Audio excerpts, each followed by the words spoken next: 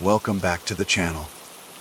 Alright, imagine this, you're walking through what was once a bustling, vibrant place, full of laughter and life. Now, it's silent, overgrown, and something about it just creeps under your skin. That's the feeling we're diving into today. Get ready to explore the chilling remnants of forgotten fun in true abandoned camping park structures. Creeping urban exploration stories. We're not just looking at old buildings. We're peeling back layers of time, uncovering the eerie echoes of what once was, and hearing the stories that make your hair stand on end. So, dim the lights, grab a blanket, and prepare for a journey into the abandoned and unsettling. This is urban exploration at its most spine-tingling. My name is Alara Vance, and my chosen avocation, or perhaps more accurately, my profound obsession, lies in the realm of urban exploration. It is a pursuit that often leads me to the forgotten corners of civilization, to places where the fabric of human endeavor has begun to fray, yielding to the relentless embrace of nature and time. My expeditions are meticulously planned, driven by a blend of historical curiosity, a photographer's eye for decay, and an undeniable pull towards the quiet majesty of abandonment. I am not reckless. My endeavors are underpinned by a deep respect for the structures I encounter and a rigorous adherence to safety protocols. Yet, there is an inherent thrill, a frisson of the unknown, that accompanies each step into these liminal spaces. It is in these forgotten places that I seek a deeper understanding of entropy, of the stories whispered by crumbling walls and rusting machinery. The forgotten botanical garden, nestled within the sprawling green lung of the city park, was a place of peculiar, almost unsettling beauty. It was a wild, untamed expanse, a stark contrast to the manicured lawns and bustling pathways that bordered it. Here, nature had not merely reclaimed, but had aggressively reasserted its dominion. Overgrown paths, choked with thorny brambles and resilient weeds, snaked through a dense canopy of trees, their branches intertwining to form a perpetual twilight beneath. Crumbling stone structures, remnants of gazebos and decorative arches, stood like ancient, moss-covered sentinels, their original purpose long obscured by the relentless march of flora. Every rustle of leaves, every distant chirp of a bird, seemed amplified in the profound stillness that permeated this forgotten realm. My focus, however, was singularly fixed upon the decaying greenhouse. It was a skeletal glasshouse, a relic of a bygone era when exotic plants were meticulously cultivated and displayed for public admiration. Now, it stood as a monument to neglect, its once gleaming panes of glass shattered or dislodged, leaving gaping wounds in its crystalline skin. The remaining glass, grimy with years of accumulated dust and algae, glittered ominously in the dappled sunlight that managed to penetrate the dense foliage, like scattered, broken jewels. Vines thick as a man's arm in some places, and delicate as spider silk in others, snaked through every conceivable opening, through shattered window frames, and along buckling support beams, their tendrils reaching, grasping, and slowly, inexorably reclaiming the structure. They were the greenhouse's new inhabitants, its silent, green custodians. As I drew nearer, the air grew heavy, thick with a complex tapestry of scents. There was the rich, earthy aroma of damp soil, the pungent tang of rotting leaves that carpeted the ground, and something else. A strange, sickly sweet floral aroma. It was unlike anything I had ever encountered, a scent that was both intoxicating and deeply unsettling. It clung to the air, a cloying presence that seemed to thicken with every step I took towards the greenhouse's entrance. It was almost narcotic in its intensity, drawing me forward even as a subtle tremor of unease began to ripple through me. The silence, too, became more profound, broken only by the crunch of my boots on fallen debris and the increasingly insistent thrum of my own heartbeat. Stepping through the gaping maw, where a grand entrance once stood, I was immediately enveloped by an oppressive humidity. It clung to my skin, seeped into my clothes, and made every breath feel heavy and viscous. The sickly sweet scent, which had been merely potent outside, was now overwhelming, a suffocating blanket that pressed in from all sides. It permeated everything, a cloying, almost tangible presence that filled my lungs and seemed to coat the back of my throat. My senses reeled, a strange dizziness taking hold as the aroma deepened, becoming almost unbearable in its intensity. The interior of the greenhouse was a chaotic profusion of plant life, a verdant nightmare. Strange, mutated plants, twisted into grotesque forms, grew in wild abandon. Their leaves were an unnatural, pale green, almost translucent in the dim light, and their stems seemed to writhe and coil, reaching out like grasping, skeletal fingers. They clawed at the remaining glass, their tendrils pressing against the grimy panes, as if desperate to escape, or perhaps to pull something in. Some had developed bulbous growths. Others sported thorns of an impossible length, and all of them seemed to possess an unsettling, almost predatory stillness. The air was thick with their silent, breathless presence, and I felt an inexplicable sense of being watched, observed by 1,000 unblinking, chlorophyll-filled eyes. As I moved deeper the heart of this botanical abomination, my flashlight beam cutting a hesitant swath through the gloom, a faint, rhythmic sound began to register. Drip, drip, drip. It was too steady, too deliberate to be a natural leak from the decaying structure. The sound emanated from the very center of the greenhouse, a precise, almost mechanical cadence that defied the organic chaos surrounding me. My breath hitched in my throat. There was no visible source of water, no broken pipe or dripping condensation from the ceiling. Yet, the sound persisted, a hypnotic, unnerving rhythm that seemed to draw me further in, compelling me to seek its origin. My hand, slick with humidity, tightened around the grip of my flashlight. I swept the beam slowly, methodically, towards the source of the sound, my heart hammering against my ribs.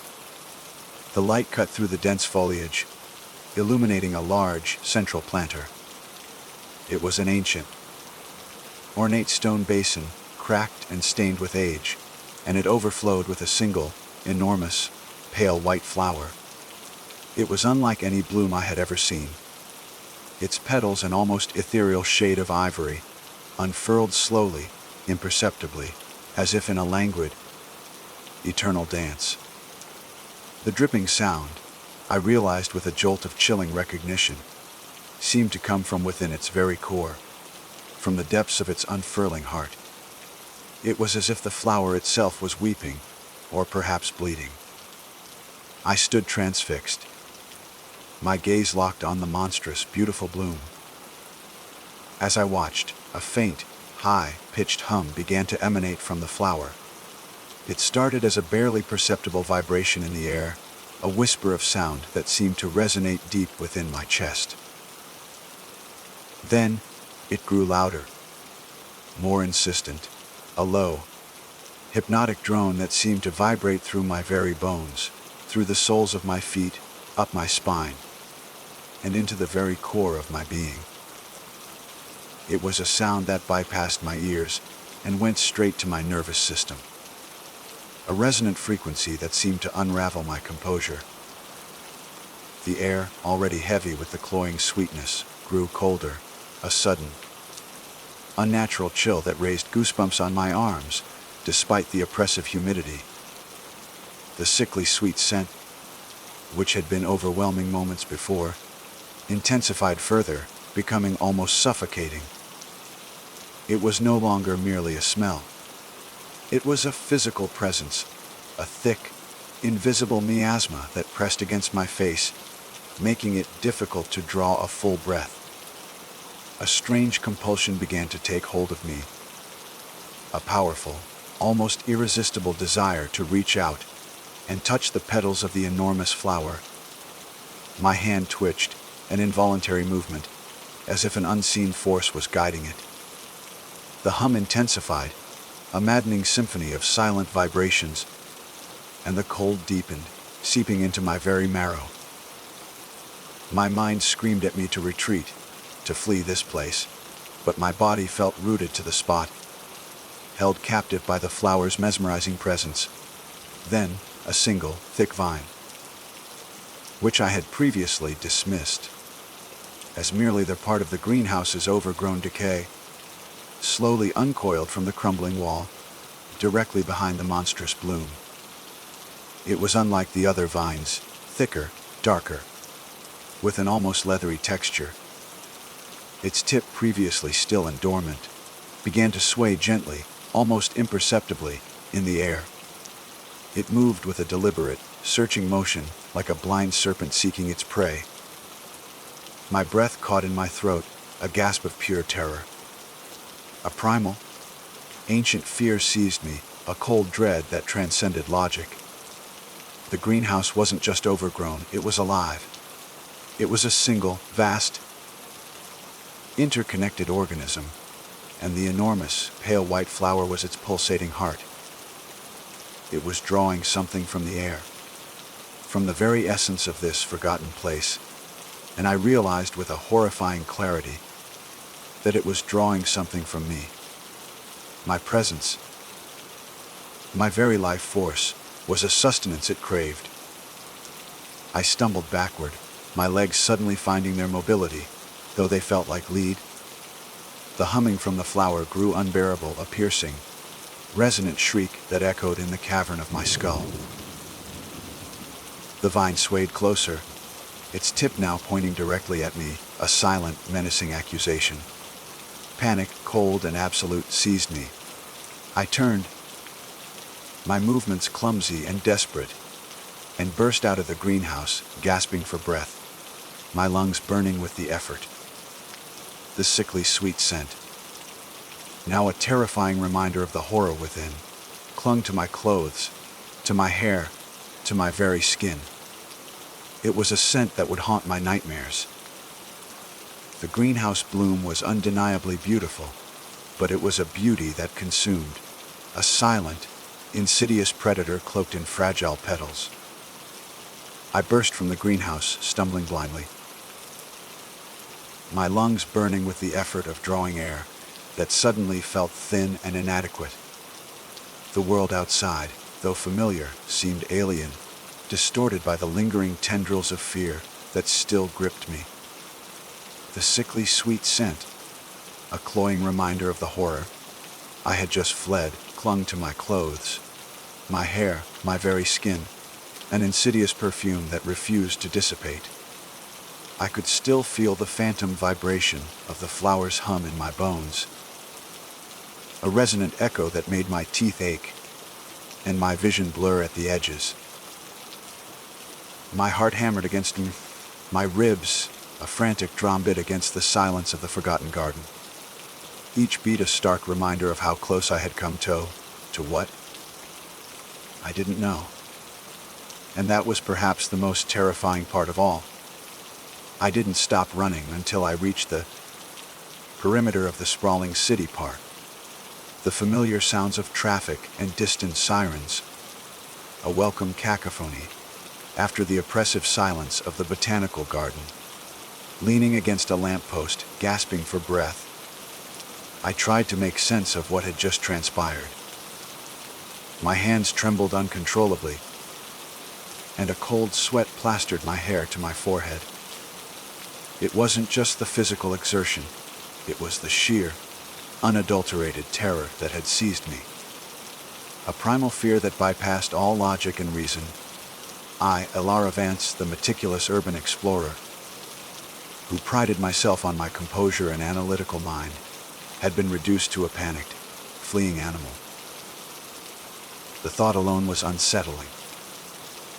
As the initial surge of adrenaline began to recede, a different sensation crept into a profound, almost dizzying emptiness. It was as if something had been siphoned from me, a subtle draining of energy that left me feeling hollowed out and strangely vulnerable. The sickly sweet scent, though still present, now carried a faint, almost imperceptible undertone of something else, something metallic and faintly acrid, like old blood.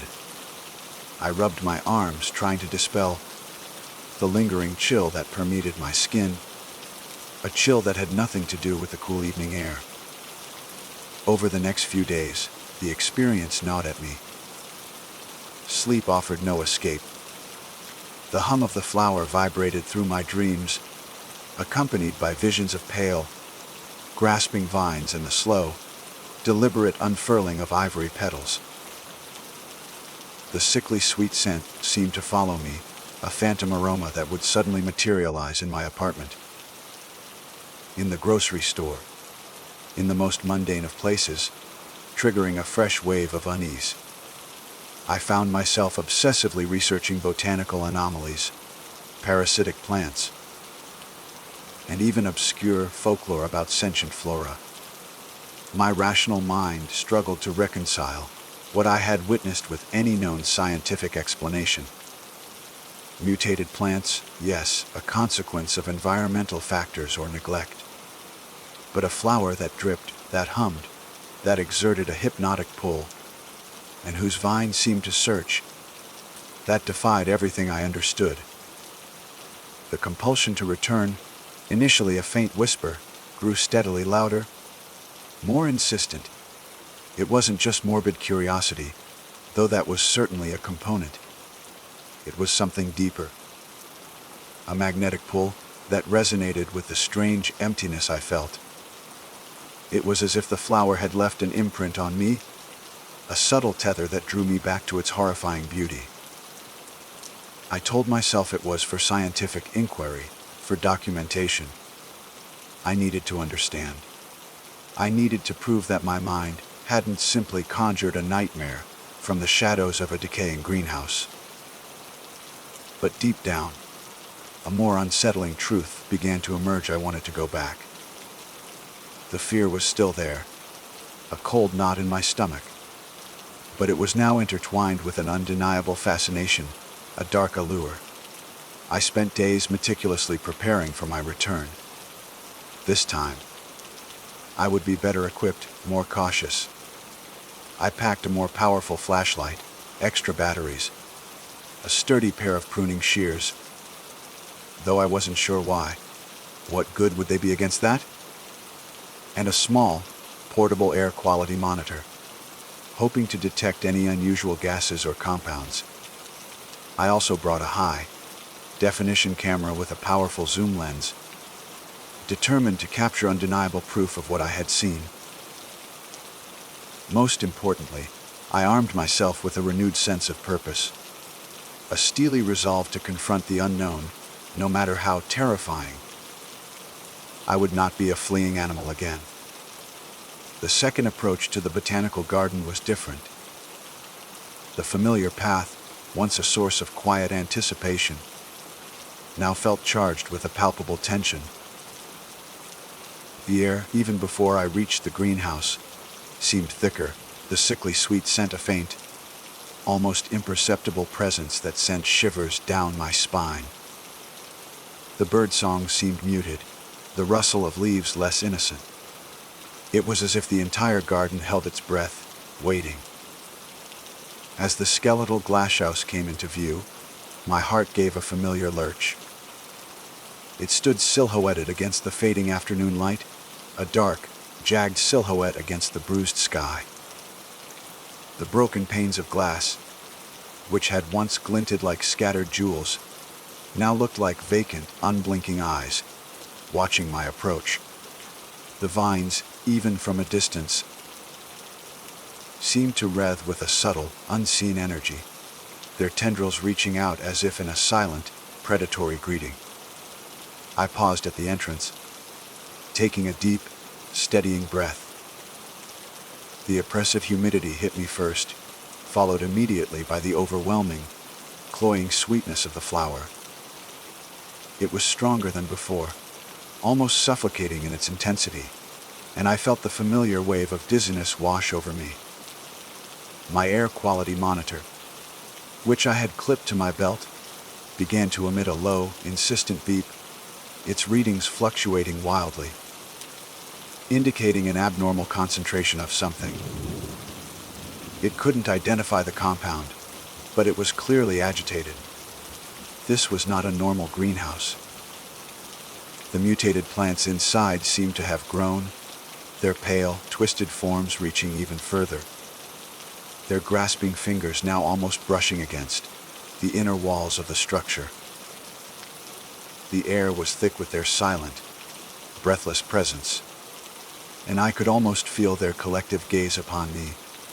1,000 unblinking, chlorophyll-filled eyes tracking my every move. The rhythmic drip, drip, from the center of the greenhouse was louder now, more pronounced. A relentless cadence that seemed to mock my attempts at rational thought.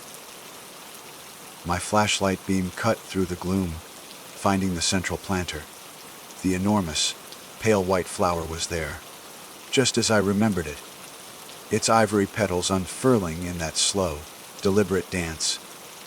But it was larger now, noticeably so, its monstrous bloom almost filling the ancient stone basin.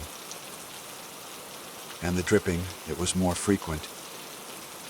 A steady, viscous flow that seemed to ooze from its very core, collecting in a dark, glistening pool at the base of the planter. The sickly sweet scent intensified further, becoming almost unbearable, a cloying, narcotic cloud that threatened to overwhelm my senses. Then, the hum began. It started as a low thrum, a vibration that resonated deep within my bones, growing steadily louder, more insistent. A hypnotic drone that seemed to vibrate through very air around me. It was a sound that bypassed my ears and went straight to my nervous system.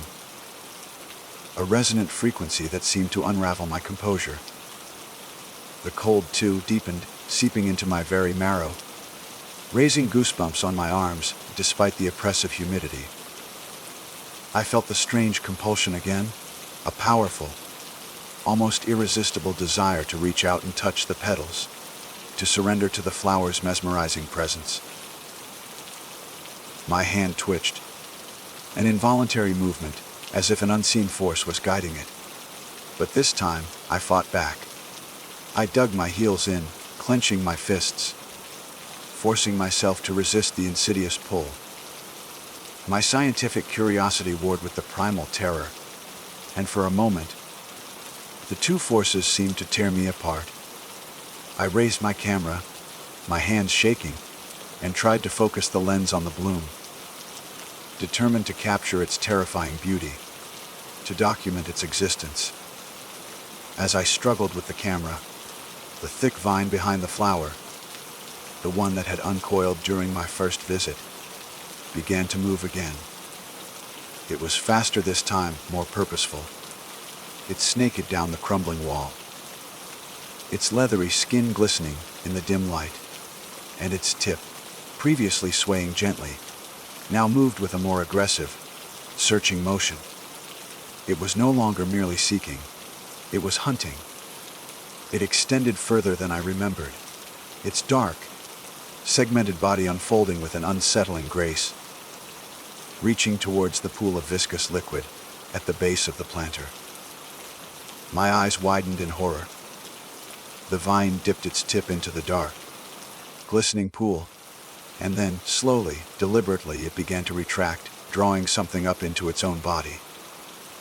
A faint, almost imperceptible pulse seemed to ripple along its length as it absorbed the liquid.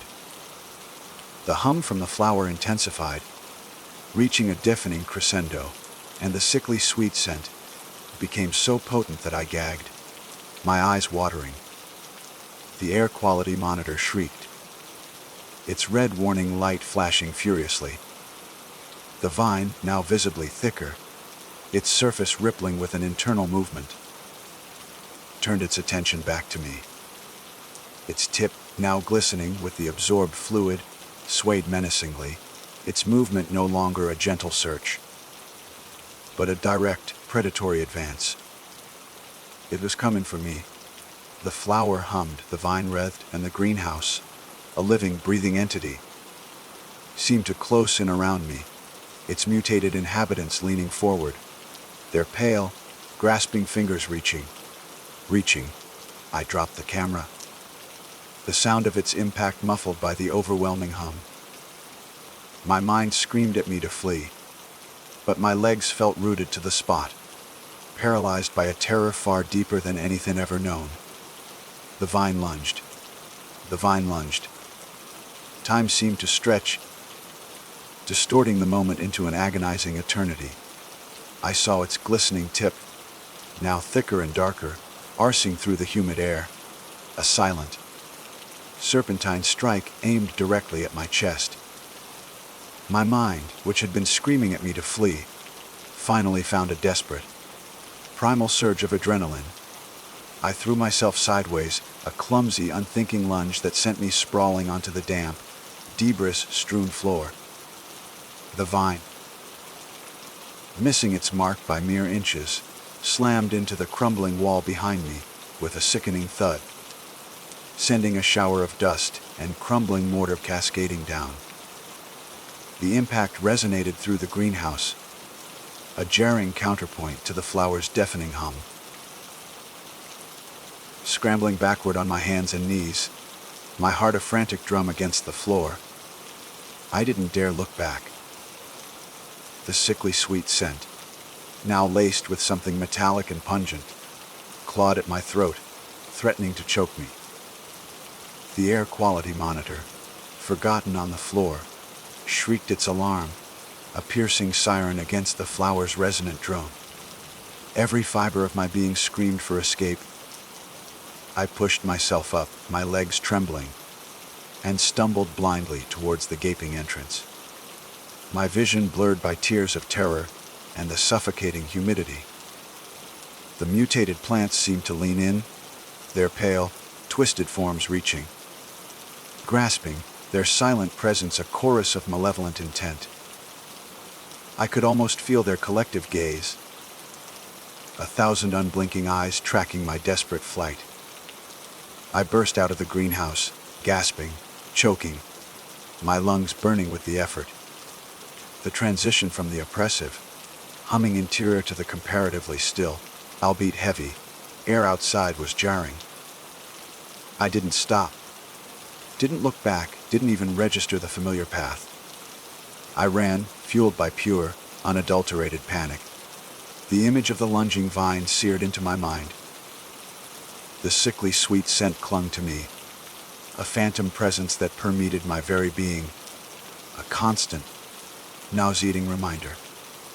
I ran until my legs gave out, collapsing onto the cool, damp earth beneath a sprawling oak tree at the very edge of the forgotten garden. Lying there, gasping for breath, the world spun around me. The sounds of the city, once a comforting reassurance, now seemed distant, muffled, as if I were underwater. My entire body ached, not just from the physical exertion, but from a profound, deep-seated exhaustion that seeped into my bones. The cold, which had begun in the greenhouse, now permeated my entire being, a chill that radiated from within. I felt empty, more so than before. It was as if a vital essence had been drawn from me, leaving behind a hollow shell. My skin felt clammy, and when I finally managed to push myself up, my reflection in the dark screen of my phone showed a face pale and drawn, my eyes wide and bloodshot, dark circles beneath them. I looked like a ghost. The following days were a blur of restless sleep and waking nightmares. The hum of the flower was a constant companion, a low, resonant thrumming that vibrated in my skull, making it difficult to concentrate, to even think clearly. The sickly sweet scent was everywhere, an inescapable miasma that clung to my apartment, to my clothes, to my very breath. I scrubbed my skin raw, washed my hair repeatedly, but the scent persisted, an insidious reminder of the greenhouse. It was no longer just a smell. It was a part of me, a terrifying souvenir of my encounter. I found myself constantly checking my reflection, scrutinizing my face for any changes. My skin, once healthy and vibrant, seemed to have taken on a subtle pallor, an almost translucent quality. My eyes, once bright and curious, now held a haunted, distant look. I felt weaker too, a persistent fatigue that no amount of rest could alleviate. Simple tasks became monumental efforts. My appetite waned, and the food I did manage to eat tasted bland, like ash in my mouth. It was as if the life force within me was slowly, inexorably being drained. The compulsion to return, which had been a powerful draw before, was now replaced by an overwhelming dread. I knew with a chilling certainty that going back would be suicide. The flower wasn't just a botanical anomaly, it was a predator, and I had been its prey. It had tasted me, and it wanted more. The emptiness I felt, the lingering chill, the phantom hum, these were not just psychological scars. They were physical manifestations of its insidious influence. A slow, agonizing siphoning of my vitality. My research became more frantic, more desperate. I delved into ancient texts, forgotten botanical lore, whispered tales of sentient plants that fed on more than just sunlight and water. I found fragmented references to soul eaters, to blood blooms, to flora that thrived on the very essence of living beings. The descriptions were vague, often metaphorical, but the underlying theme was chillingly consistent. These plants drew life, not from the earth, but from the animate. The dripping liquid, the hum, the spreading pallor, it all began to fit into a horrifying, impossible mosaic. The pool at the base of the flower, which the vine had absorbed, was not water. It was something else, something that had been drawn from the very air of the greenhouse, perhaps from the unfortunate creatures that had wandered in before me, or perhaps from the very energy of the decaying garden itself. And now, from me. One evening, as I lay in bed, the hum in my head growing louder, more insistent, I noticed something new. A faint, almost imperceptible tremor ran through my left hand. I held it up, watching as the tremor intensified, a subtle, rhythmic pulse that seemed to mirror the flower's hum. Then, with a jolt of pure horror, I saw it. A tiny, almost invisible vein on the back of my hand, usually a faint blue, now had a subtle, almost imperceptible green tinge.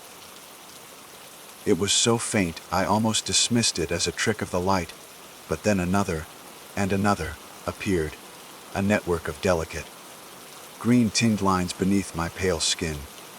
They were spreading like delicate tendrils, slowly, inexorably, across my hand, up my arm.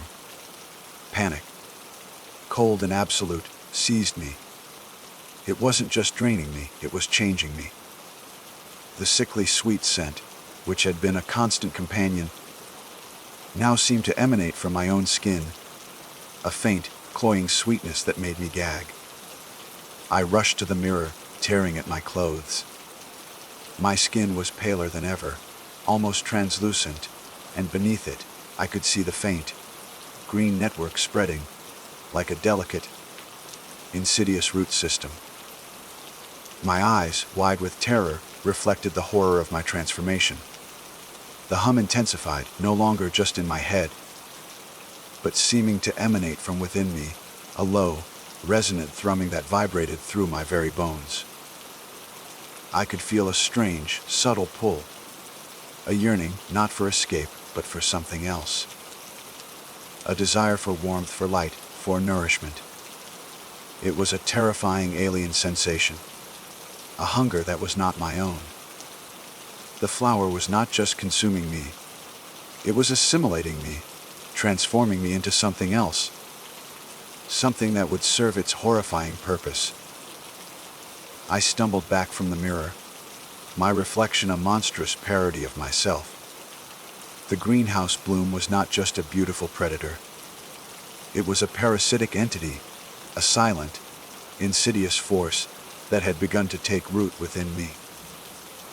The memory of the vine lunging, of the pool of viscous liquid, of the hum and the scent, all coalesced into a single, terrifying truth. I was becoming part of its garden, a new living nutrient source. The thought was a chilling, suffocating realization. I knew then that I couldn't simply run away. The greenhouse had marked me, claimed me. The battle was no longer outside its crumbling walls. It was within me. The sickly sweet scent, the hum, the green tendrils beneath my skin, they were all proof. I was trapped, bound to the monstrous bloom by an invisible, horrifying tether. The forgotten botanical garden was not just a place of eerie beauty. It was a living, breathing tomb, and I was slowly, inexorably being drawn into its verdant embrace. The greenhouse bloom was beautiful, yes, but it was a beauty that consumed, transformed, and ultimately devoured. And I was its next, unwilling, and slowly blooming victim. My name is Finian, and I am, by nature, an explorer of the forgotten, a seeker of the stories whispered by crumbling facadas, overgrown paths. My fascination lies not in the pristine beauty of untouched wilderness, but in the echoes of human presence, the places where ambition once thrived and then, for reasons often shrouded in local lore, simply ceased to be. I am drawn to the liminal spaces, the thresholds between what was and what now exists only as a haunting memory. This inclination has led me down countless abandoned roads, through derelict factories and into the hushed, decaying halls of once grand estates. Each expedition is a dialogue with silence, an attempt to piece together narratives from the remnants left behind. It's a solitary pursuit, one that demands patience, a keen eye for detail, and a healthy respect for the unknown. It was this very compulsion that led me to the remote state park, a vast expanse of ancient trees and winding trails that felt, even in the bright light of day, like a place holding its breath. I had set up my modest camp deep within its embrace, seeking the profound quiet that only true wilderness can offer. But even here, far from the clamor of cities, the whispers of civilization's retreat found me. I'd heard the local legends, fragmented tales passed between park rangers and seasoned campers, stories of a disused public pool. Not just any abandoned structure, mind you, but one steeped in a particular kind of dread, a place where the air itself was said to hum with a residual sorrow. It had been abandoned decades ago, the stories claimed, after a mysterious drowning, an incident so unsettling that the entire facility was simply walled off, left to the slow, relentless reclamation of nature. The local legends warned against its stagnant depths, speaking of a presence, a lingering despair that clung to the murky water like a shroud. The lure of the forbidden, the sheer strangeness of it, pulled me in with an almost magnetic force. It wasn't merely curiosity, it was a deeper, almost primal urge to confront the narratives of decay, to stand where life had once pulsed and then abruptly ceased.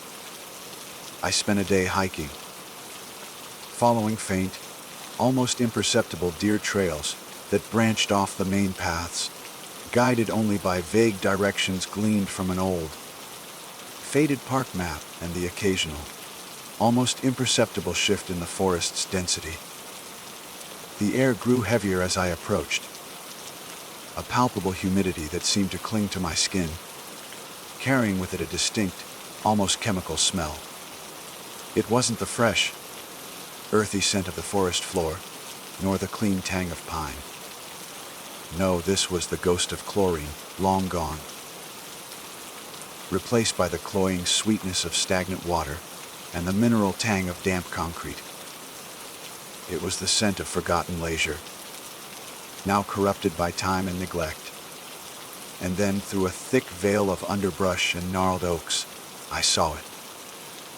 The disused public pool was a bizarre sight, a concrete rectangle of decay, stark and unnatural in the heart of the otherwise vibrant, living forest. It was an architectural anomaly, a stark testament to human ambition and its eventual surrender to the relentless march of time. The concrete was cracked and stained, a mosaic of moss and mildew, its once vibrant blue tiles now a dull, sickly green. The perimeter fence, rusted and twisted, offered little resistance, its broken strands like skeletal fingers reaching out. I pushed through a gap, the metal scraping against my jacket, and stepped onto the crumbling concrete deck. The pool itself was a murky, opaque green, a vast, unsettling eye staring up at the gray, overcast sky. It was filled to the brim with rainwater and a thick, viscous layer of algae, so dense that it seemed to absorb the light rather than reflect it.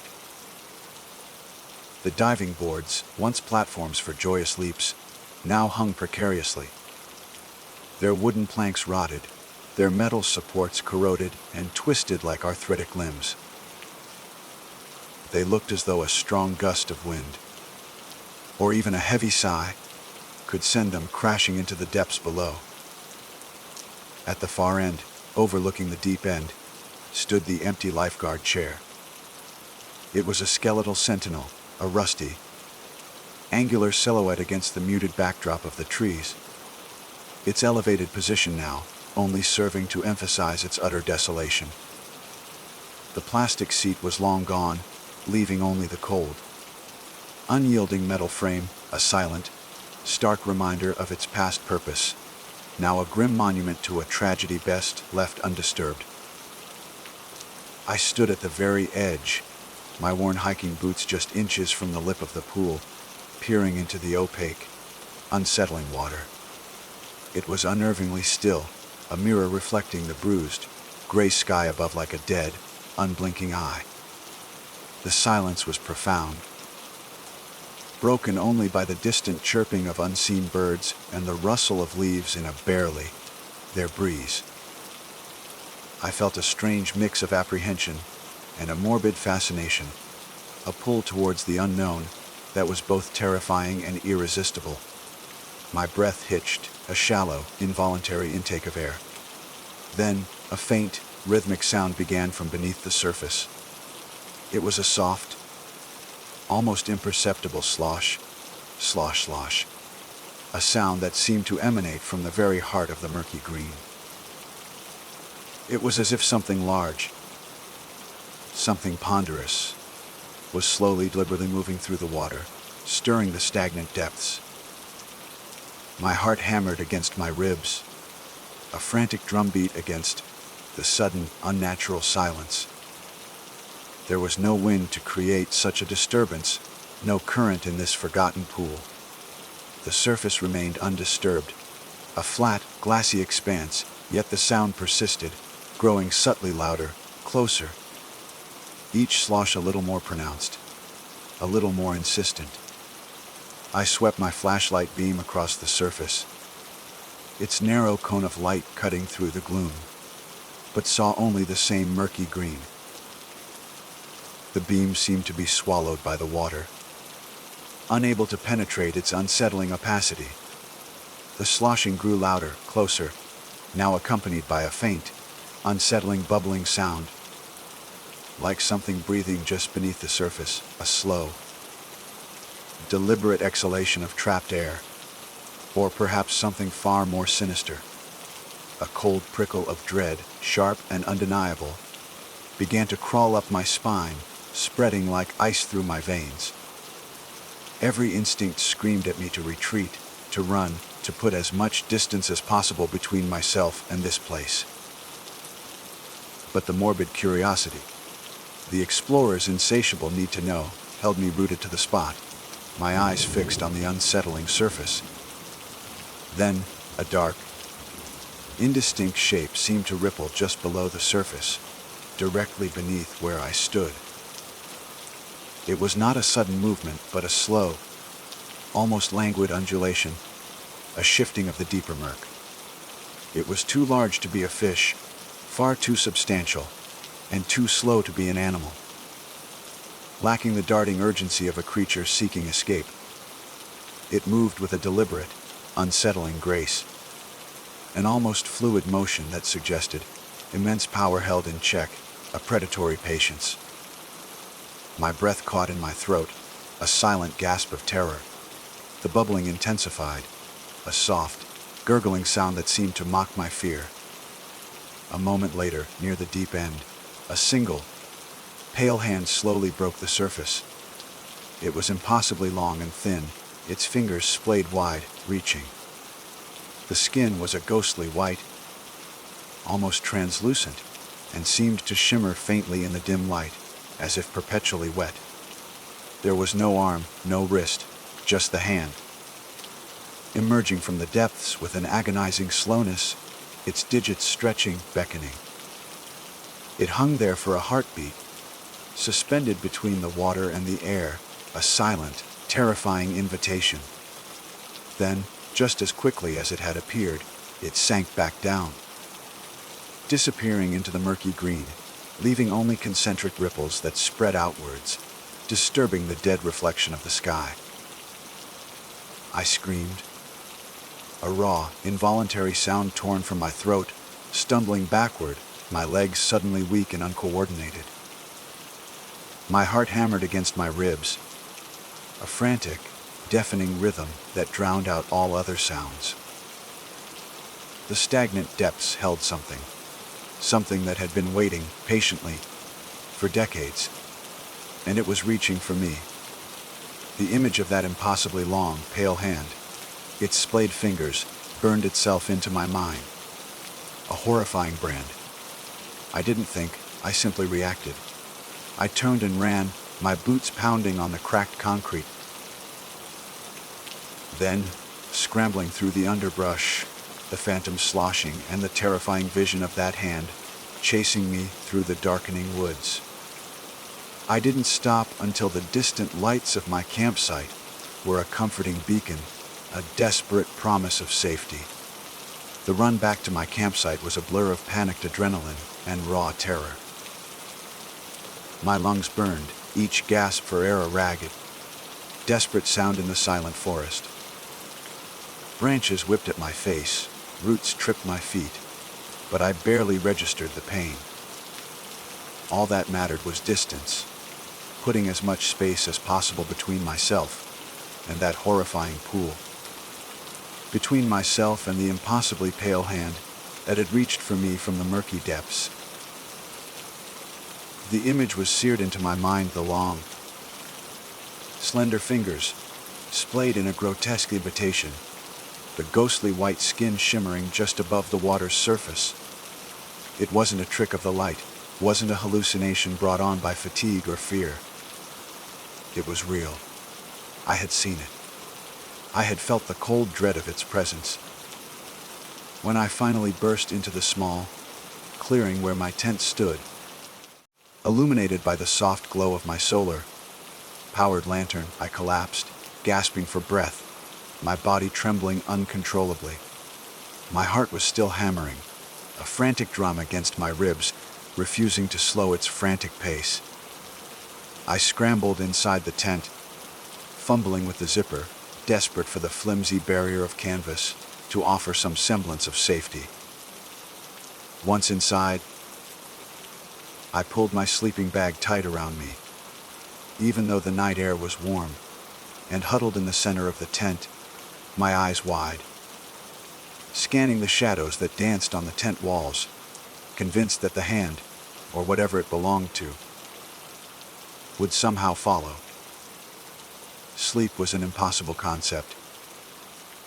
Every rustle of leaves outside, every distant hoot of an owl, every creak of the forest settling in for the night, sent a fresh jolt of fear through me.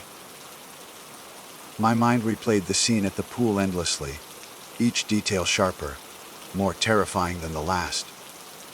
The rhythmic slosh, slosh, slosh, the faint bubbling, the dark, indistinct shape moving beneath the surface, and then that hand. It was the sheer unnaturalness of it that truly terrified me. It wasn't an animal, not a person. It was something else. Something that defied explanation. Something had been waiting in that forgotten pool for decades. As the first faint light of dawn began to flicker through the trees, painting the forest in hues of muted gray and soft green, the immediate, visceral terror began to recede, replaced by a chilling sense of disbelief. Had I truly seen what I thought I saw? My rational mind, the part of me that relied on logic and scientific explanation, struggled to reconcile the experience. Perhaps it was exhaustion, the isolation of the wilderness, the power of suggestion from the local legends. Maybe a branch had fallen, creating the sloshing sound, and my mind, primed for horror, had conjured image of a hand from the shifting algae and shadows. I tried to convince myself, to rationalize away the impossible. But the memory was too vivid, the fear too profound. My body still remembered the cold prickle of dread, the frantic beat of my heart, the primal urge to flee. Those were not products of imagination. I spent the morning in a state of agitated unease, unable to settle, unable to shake the feeling of being watched. I packed up my camp with a hurried efficiency, my movements jerky, my gaze constantly darting into the surrounding woods. My initial plan had been to spend several more days exploring the park, but the thought of remaining, of being so close to that place, was unbearable. I needed to leave, to put miles between myself and the stagnant depths. Yet, even as I folded my tent and stowed my gear, a strange, unsettling pull began to tug at me. It was a familiar sensation for an explorer, the nagging itch of an unsolved mystery, the compulsion to understand what I had witnessed. But this was different. This wasn't merely curiosity, it felt almost like an obligation, a dark, magnetic draw. I tried to ignore it. I loaded my backpack, cinched the straps, and started down the trail, heading for the park entrance. But every step felt heavy, every turn in the path seemed to lead me back towards the pool. The air, even miles away, still seemed to carry that faint, cloying scent of stagnant water. I kept glancing over my shoulder, half expecting to see that pale hand reaching from behind a tree, or to hear the rhythmic slosh echoing through the quiet woods. My mind was a battlefield, logic warring with primal fear, the desire for safety clashing with the insatiable need to know. By midday, I found myself standing at a crossroads, literally and figuratively. The main trail continued straight, leading directly out of the park. To my left, a less used path, almost entirely overgrown, branched off. I knew with a chilling certainty that it led back towards the abandoned pool. My heart pounded, not from exertion, but from the internal struggle. Every fiber of my being screamed at me to take the main trail, to escape this place and never look back. but the other part, the darker, more obsessive part of my nature, the part that had always sought out the forgotten and the forbidden, refused to let me go. It was as if the pool itself was calling to me, a silent, insidious siren song. I took the left path. The decision felt less like a choice and more like an inevitability. As I pushed through the tangled undergrowth, the air grew noticeably colder. Despite the midday sun, the forest seemed to fall silent around me, the chirping of birds replaced by a heavy, unnatural hush. The scent of stagnant water grew stronger, more potent, filling my nostrils with its sickly sweet decay. I gripped my flashlight, even though it was broad daylight, its cold metal a small comfort in my trembling hand. When I finally emerged from the dense foliage, the pool appeared even more desolate, more menacing than it had the day before. The gray sky had deepened, threatening rain, casting the concrete rectangle in a somber, oppressive light. The water, if possible, looked even murkier, a deeper, more ominous shade of green. The silence was absolute, broken only by the frantic beat of my own heart. I approached cautiously, my steps hesitant, my eyes fixed on the unsettling surface.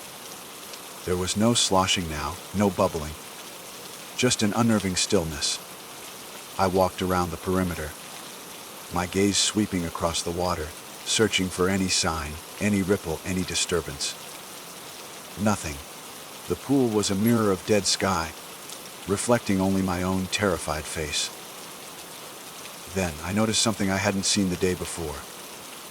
Near the shallow end, where the steps descended into the water, a small, faded wooden toy boat lay half submerged in the algae. It was old, its paint peeling, its mast broken. It looked utterly out of place, a child's forgotten plaything in this adult nightmare. My breath hitched. This wasn't just an abandoned pool, it was a grave. As I stared at the toy boat, a faint, almost imperceptible tremor ran through the water. It wasn't a ripple from the surface, but a deep internal vibration, as if the entire pool was subtly vibrating. And then, slowly, agonizingly slowly, a single bubble rose from the exact spot where the toy boat lay. It was a large bubble, sluggish and thick, and as it reached the surface, it didn't pop.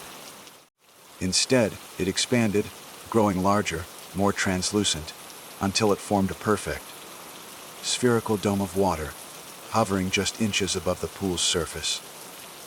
Inside the dome, suspended in the murky water, was a face.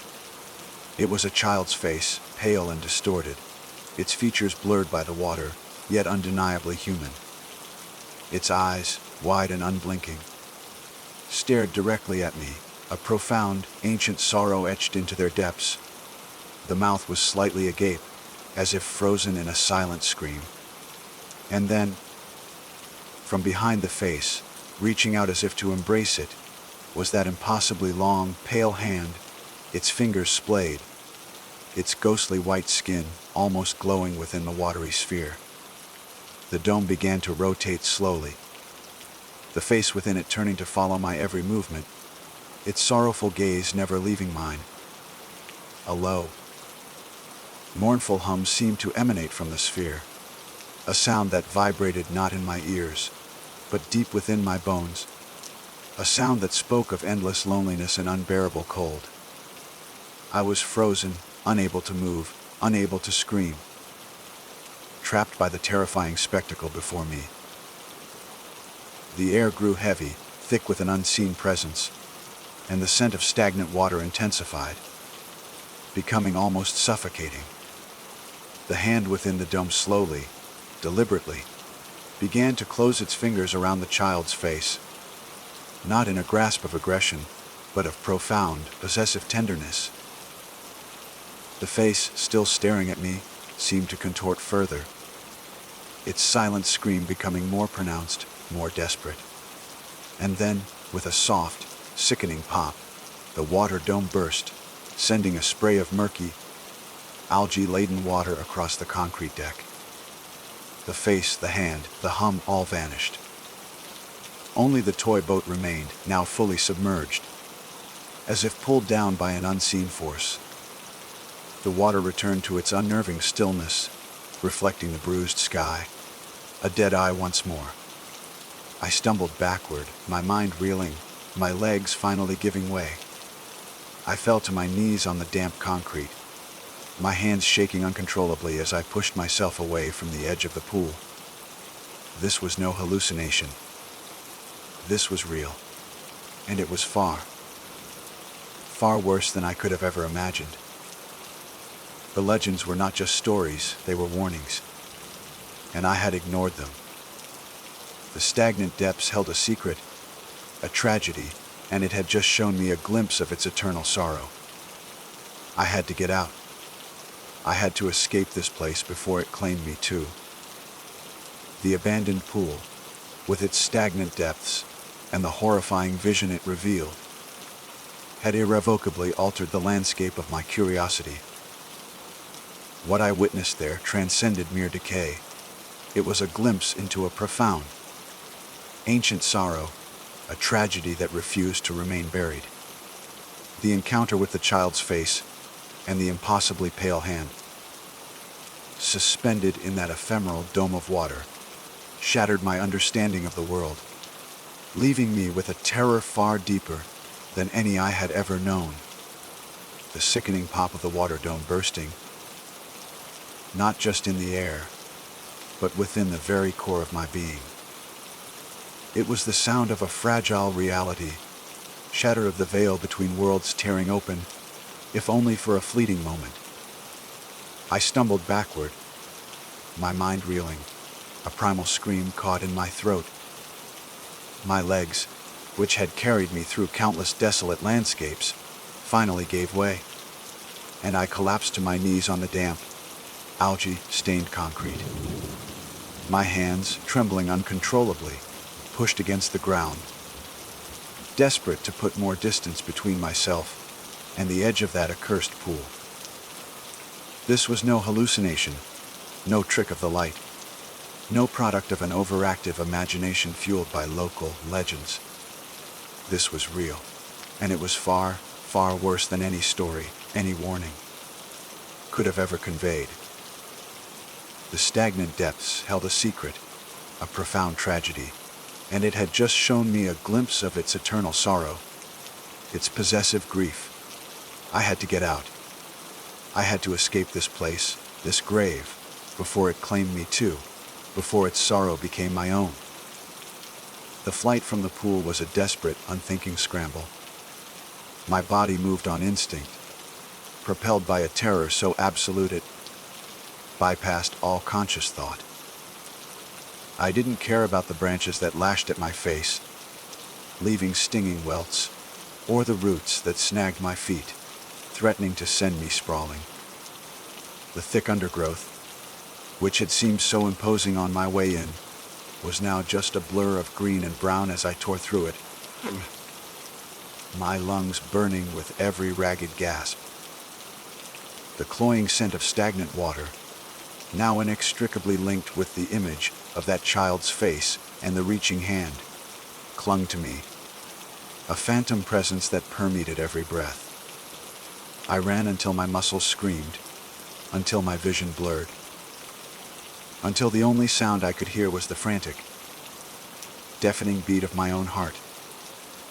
I didn't stop until I burst onto the main park road, the gravel crunching beneath my boots, the open sky above a sudden, jarring relief after the oppressive canopy of the forest. Even then, I didn't slow my pace, half expecting to see the murky green water welling up from the asphalt, or that pale hand reaching from the roadside ditch. I kept running, my eyes darting nervously from side to side, until I finally reached the park entrance, the familiar sign, a beacon of sanity in a world that had suddenly tilted off its axis. I didn't look back. I couldn't. The image of the child's face, frozen in a silent scream, and the possessive embrace of that impossibly long hand was burned into my retinas, a permanent scar on my mind. The drive home was a haze. I remember little of it, only the white, knuckled grip on the steering wheel, the constant glances in the rearview mirror, and the overwhelming urge to put as much distance as possible between myself and that state park. The silence of my car, usually a comfort, was now filled with the phantom slosh slosh, slosh slosh, and the low, mournful hum that had emanated from the water dome. Every shadow seemed to coalesce into the shape of a splayed hand. Every reflection in the glass became a distorted, sorrowful face. I drove for hours, far beyond what was necessary, until the sun dipped below the horizon and the familiar lights of my city appeared, a fragile promise of normalcy. But normalcy was a concept I could no longer fully grasp. The experience at the pool had irrevocably altered me. Sleep became a battleground of nightmares. The stagnant depths rose in my dreams, the murky green water swirling, the child's face appearing, its silent scream now, a piercing sound that echoed in the darkness of my mind. The pale hand would reach for me, its fingers brushing against my skin, leaving a cold, clammy sensation that lingered even after I woke, gasping for air, drenched in sweat. I would often wake to the phantom, scent of chlorine and damp concrete, a smell that now triggered an immediate, visceral wave of nausea and dread. My once insatiable curiosity for abandoned places, the very core of my being, had been replaced by a profound, debilitating paranoia. Every derelict building, every overgrown path, every forgotten corner of the city now seemed to hold a hidden threat, a lurking presence. I found myself avoiding places that once called me, the thrill of urban exploration replaced by a chilling certainty that something unseen, something ancient, was waiting. I started seeing things in my peripheral vision, fleeting glimpses of pale, elongated shapes, shadows that seemed to move with an unnatural fluidity. I knew rationally that these were likely the products of a traumatized mind, but the terror they evoked was undeniably real. The most unsettling change, however, was the pervasive sense of being watched. It wasn't a constant, overt feeling, but a subtle, insidious awareness, a prickle on the back of my neck that would come and go without warning. Sometimes, in the dead of night, I would hear a faint, rhythmic slosh, slosh, slosh, a sound that seemed to emanate not from outside my apartment, but from within the very walls, from the depths of my own memory. I would lie awake, rigid with fear, listening, waiting for the bubbling sound, for the appearance of that impossibly pale hand. I tried to talk about it, to confide in a friend, to rationalize the irrational. But how do you explain a water dome, a child's face, and a ghostly hand to someone who hasn't seen it? My words sounded hollow, nonsensical, even to my own ears. They would nod, offer sympathetic platitudes, and then subtly change the subject, their eyes betraying a hint of concern, perhaps even pity. I learned quickly that some experiences are too terrifying, too far beyond the realm of common understanding, to be shared. They become burdens carried alone. Months passed, then a year. The intensity of the nightmares lessened, the phantom smells faded, but the underlying dread never truly dissipated. It became a permanent fixture, a cold, heavy stone in the pit of my stomach. I still explored, but my expeditions were now confined to trafficked, brightly lit areas, far from the shadows and the silence of forgotten places. The spirit of the intrepid explorer, the seeker of hidden narratives, had been irrevocably broken. Then, one evening, As I was scrolling through an online forum dedicated to urban exploration, a new post caught my eye. The title was simple: Abandoned Pool in Hess State Park Name, the very one I had visited. My heart seized. I hesitated, my finger hovering over the link. A wave of nausea washing over me. Every instinct screamed at me to close the browser, to forget I had ever seen it. But the old compulsion, the deep-seated need to know, however twisted it had become, still held a faint, insidious power. I clicked. The post was from a young, enthusiastic explorer detailing their recent trip. They described the overgrown path, the crumbling concrete, the murky green water. My breath hitched as I read their words, a sense of foreboding tightening its grip around my chest. And then I saw the photograph. It was a close-up shot of the shallow end of the pool. And there, half submerged in the algae, its paint peeling, its mast broken, was a small, faded wooden toy boat. Beneath the photo, the explorer had written a caption, light-hearted and dismissive. Found this old toy boat.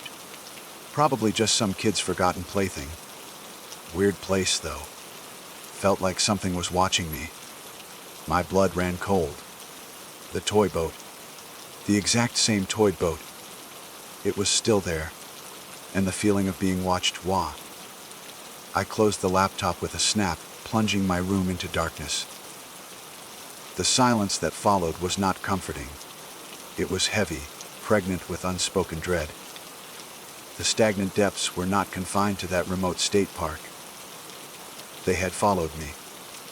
The sorrow, the tragedy, the ancient, possessive presence, it was still there, waiting, watching, forever reaching.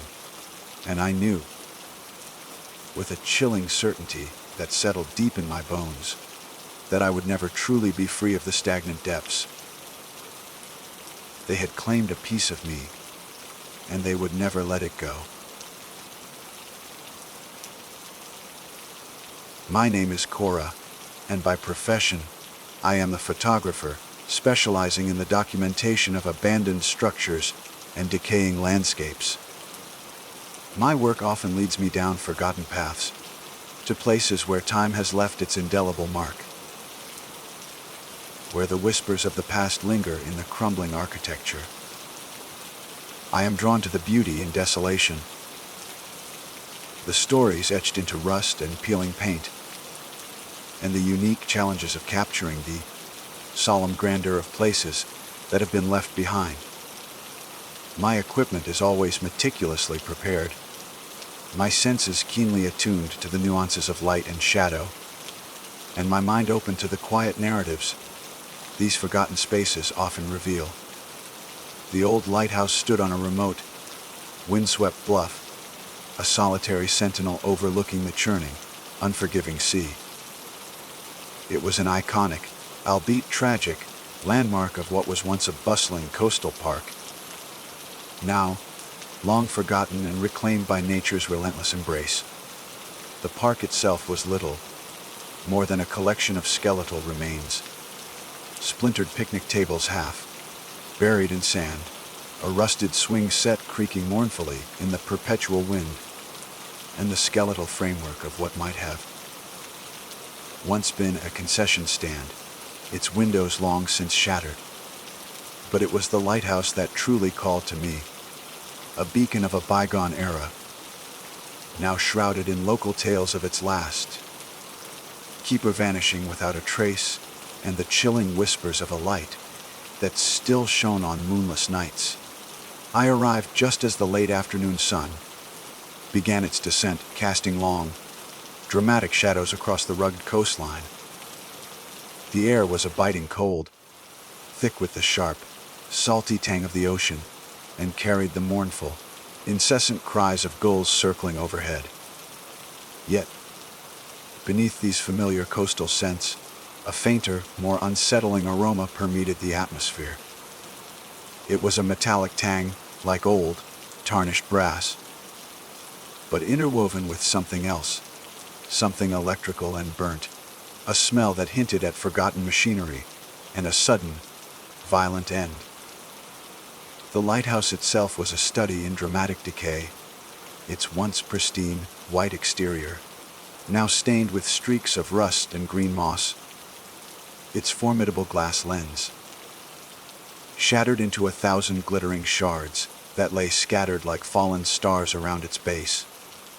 The iron spiral staircase, visible through the gaping maw of its entrance, was a twisted, rusted skeleton, a testament to years of neglect and the relentless assault of the elements. My camera, a sturdy, weather-sealed DSLR, felt reassuringly heavy in my gloved hands. I checked my lenses, adjusted my settings, and took a deep breath, the cold air stinging my nostrils.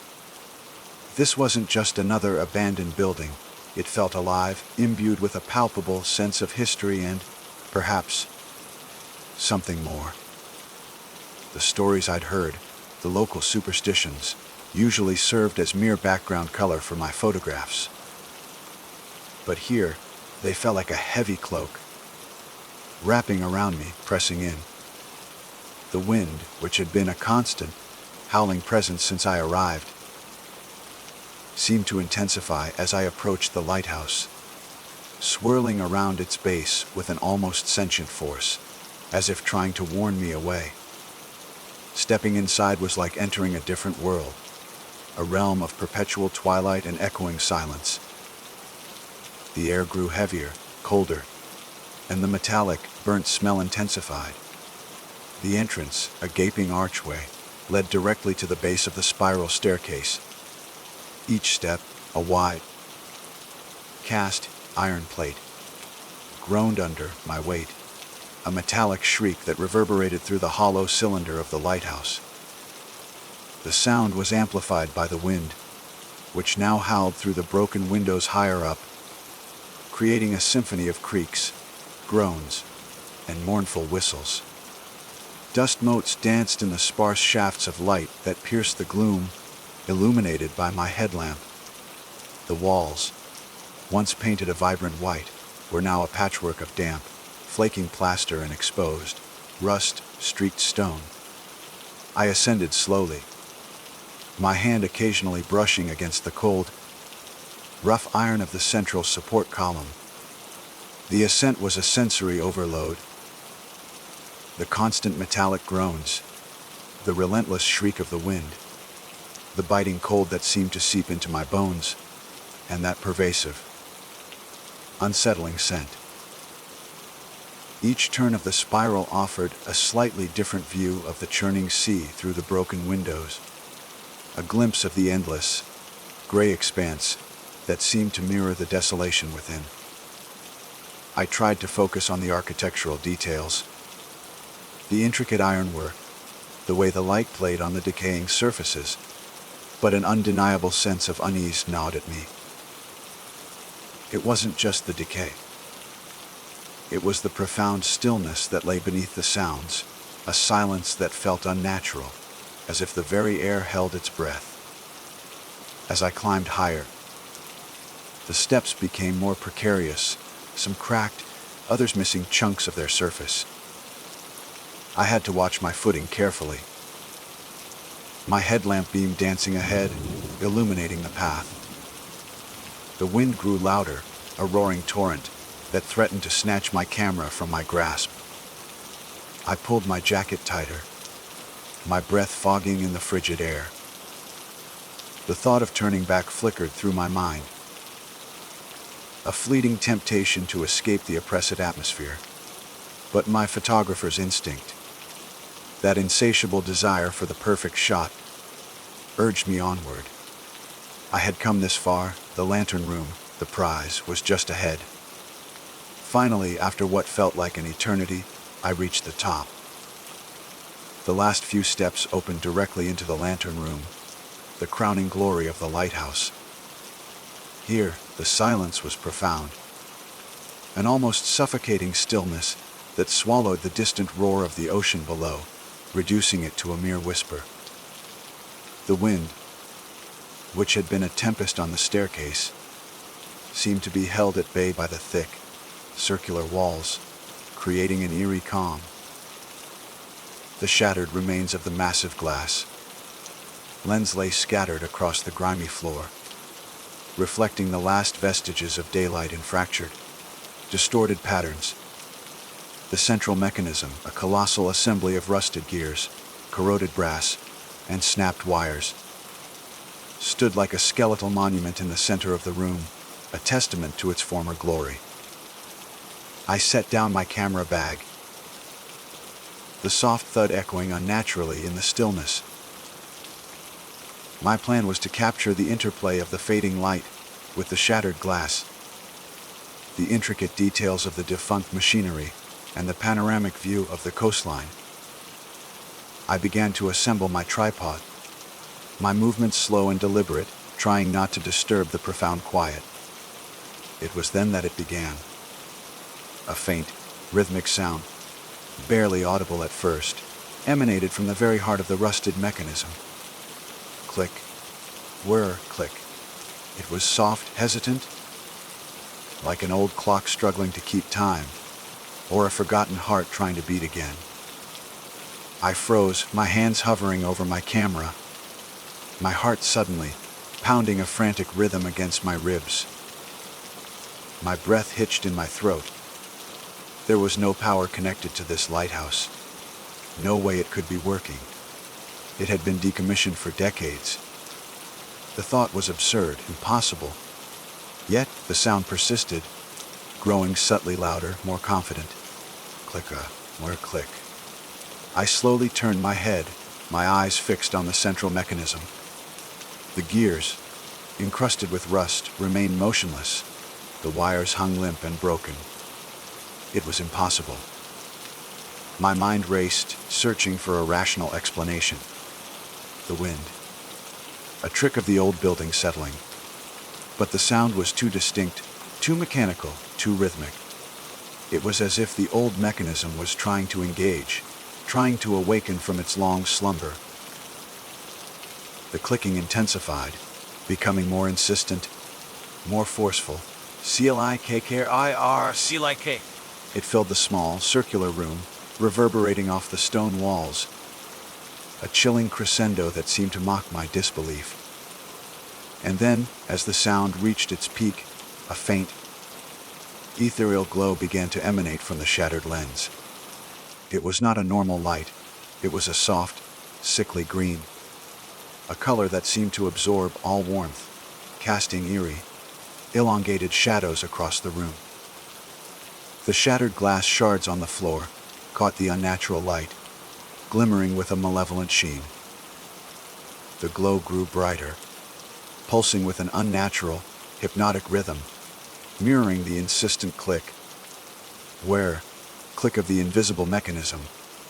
It wasn't a focused beam, but a diffuse, pervasive luminescence that seemed to emanate from the very air itself, intensifying with each pulse. The room was bathed in this eerie, phosphorescent green, transforming the familiar decay into something alien and terrifying. The shadows danced, twisting and contorting into grotesque shapes on the walls, mimicking unseen figures. As the green light intensified, a strange, irresistible pull began to assert itself. It was a subtle sensation at first, a gentle tugging at my core, but it rapidly grew stronger, more insistent. It was drawing me towards the edge of the lantern room, towards the precipice overlooking the crashing waves far below. My muscles tensed, my feet rooted to the spot, but the pull was immense, an unseen force compelling me to step out into the void, to join the churning darkness below. I fought against it, my muscles screaming in protest, every fiber of my being resisting the horrifying urge. My hands instinctively clenched into fists, nails digging into my palms, trying to anchor myself. But the pull was relentless, an invisible current dragging me forward, closer and closer to the shattered edge. The green light pulsed, blinding me, filling my vision with its sickening hue, distorting reality. Then, A cold, unseen hand seemed to press against my back, a distinct, icy pressure that pushed hard. It wasn't a gentle nudge, it was a forceful shove, designed to send me tumbling over the edge. A primal scream tore from my throat, raw and desperate, echoing in the green, lit chamber. I scrambled away from the precipice, my feet slipping on the grimy floor, my balance lost. I fell, landing hard on my side, the camera bag clattering beside me. The green light pulsed one last, agonizing time, a final, malevolent flash that seemed to sear itself into my retinas, then vanished, leaving me in absolute, suffocating darkness. The sudden silence was deafening, broken only by the frantic pounding of my own heart and the distant, relentless roar of the ocean. I lay there, gasping for breath, trembling uncontrollably, the cold sweat on my forehead chilling me to the bone. The lighthouse still held its gaze, even in the darkness, and I knew, with a chilling certainty that settled deep in my soul, that it had wanted me to join its last keeper in the depths below. The darkness that enveloped me was absolute, a suffocating blanket that pressed in on all sides, far deeper and more chilling than any natural night. My scream, still raw in my throat, seemed to have been swallowed by the sudden void. I lay there, sprawled on the grimy, shattered floor of the lantern room, gasping for breath, my body trembling uncontrollably. The cold sweat that had broken out on my forehead now chilled me to the bone, a stark contrast to the burning terror that still raged within. Every muscle in my body screamed in protest, not just from the fall, but from the sheer, overwhelming effort of fighting that unseen pull. My heart hammered against my ribs, a frantic, desperate drumbeat in the oppressive silence. The distant roar of the ocean, which had been a constant companion, now seemed muted, a faint, mocking whisper from the depths below. Slowly, painfully, I pushed myself up, my hands searching blindly for purchase on the rough, cold stone. My headlamp, which had been knocked askew during my fall, lay a few feet away, its beam pointing uselessly at the ceiling. I fumbled for it, my fingers clumsy with shock, and finally managed to retrieve it. The moment its beam cut through the darkness, illuminating the familiar, yet now terrifying, space, a fresh wave of dread washed over me. The room, though empty of the green light, still felt charged, heavy with an unseen presence. The shattered lens, the rusted mechanism, they seemed to watch me, imbued with a malevolent sentience. The air was still thick with that metallic, burnt tang, now sharper, more acrid, as if something truly immense had just occurred. I scrambled backward, away from the edge, until my back pressed against the cold, damp wall. My mind, usually so analytical and logical, was reeling. What had just happened? It defied all reason, all scientific explanation. A light from a decommissioned lighthouse. An unseen force pulling me. A cold hand pushing me. My rational brain tried to construct explanations. A hallucination brought on by exhaustion and the eerie atmosphere. A trick of the light. A sudden gust of wind. But the vividness of the experience, the sheer, undeniable terror that told a different story. This was real. Something in this lighthouse, something ancient and malevolent, had tried to claim me. My first instinct was to flee, to turn and run down those groaning stairs, out of this cursed place, and never look back. But then the photographer in me, the part that thrives on documentation, on understanding, on pushing boundaries, began to stir. What if this was the light that still shone on moonless nights the locals spoke of? What if the vanished keeper hadn't just vanished, but had been taken by this very force? A morbid curiosity, a perverse fascination, began to override the raw fear. I had witnessed something extraordinary, something truly supernatural. And as a photographer, as someone who sought to capture the unseen, I felt an almost irresistible urge to understand it, to document it, even if it meant risking my own sanity or worse. I forced myself to breathe deeply, trying to calm my racing heart. My hands, though still trembling, moved to my camera. I had to get proof. I had to capture something. I adjusted the settings, increasing the ISO, widening the aperture, preparing for low light conditions. My eyes scanned the room, searching for any lingering signs, any residual energy. The air still felt heavy, as if the green light had left an imprint, a residue of its unnatural energy.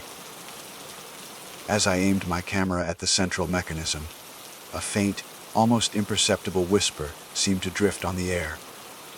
It was too soft to discern words, more like a sigh or a breath, but it was undeniably there, emanating from the rusted gears.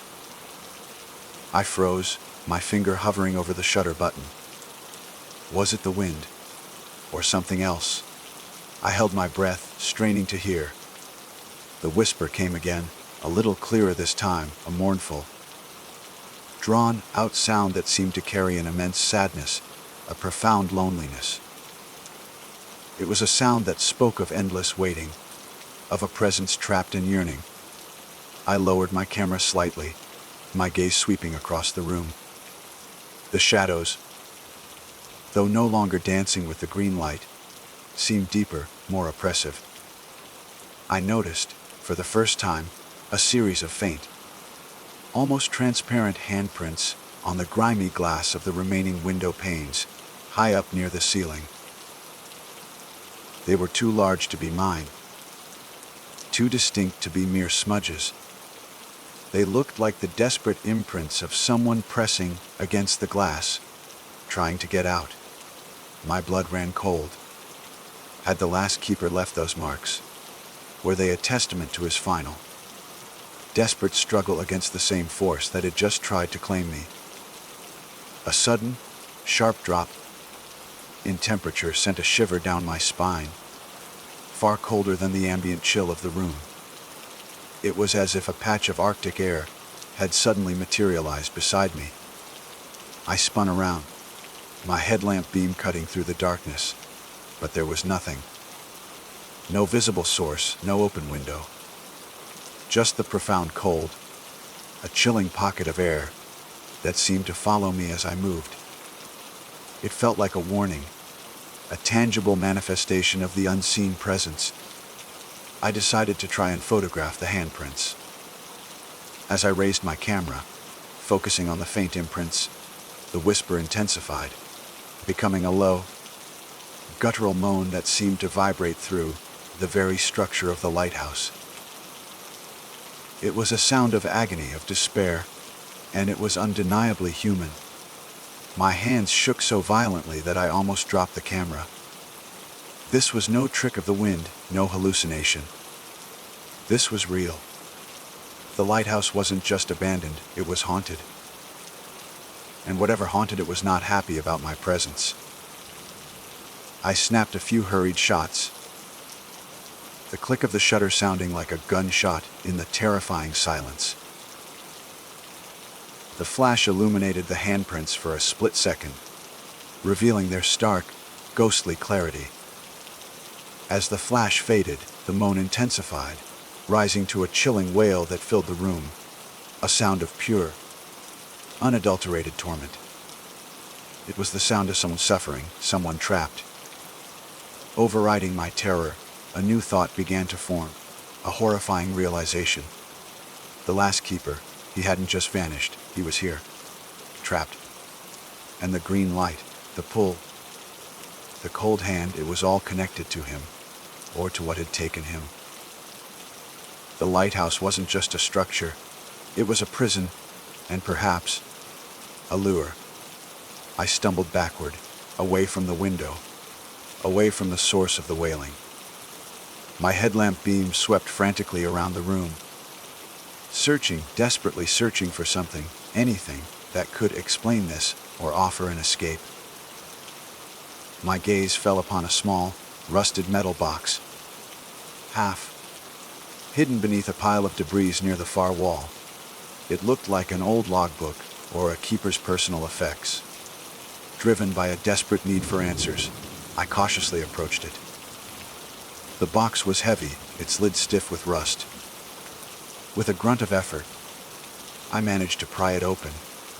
Inside, nestled amongst layers of dust and dried salt spray, was a leather-bound journal. Its pages were brittle and yellowed, but the ink, though faded, was still legible. This had to be the last keeper's journal. My hands trembled as I carefully lifted it out, the leather creaking softly.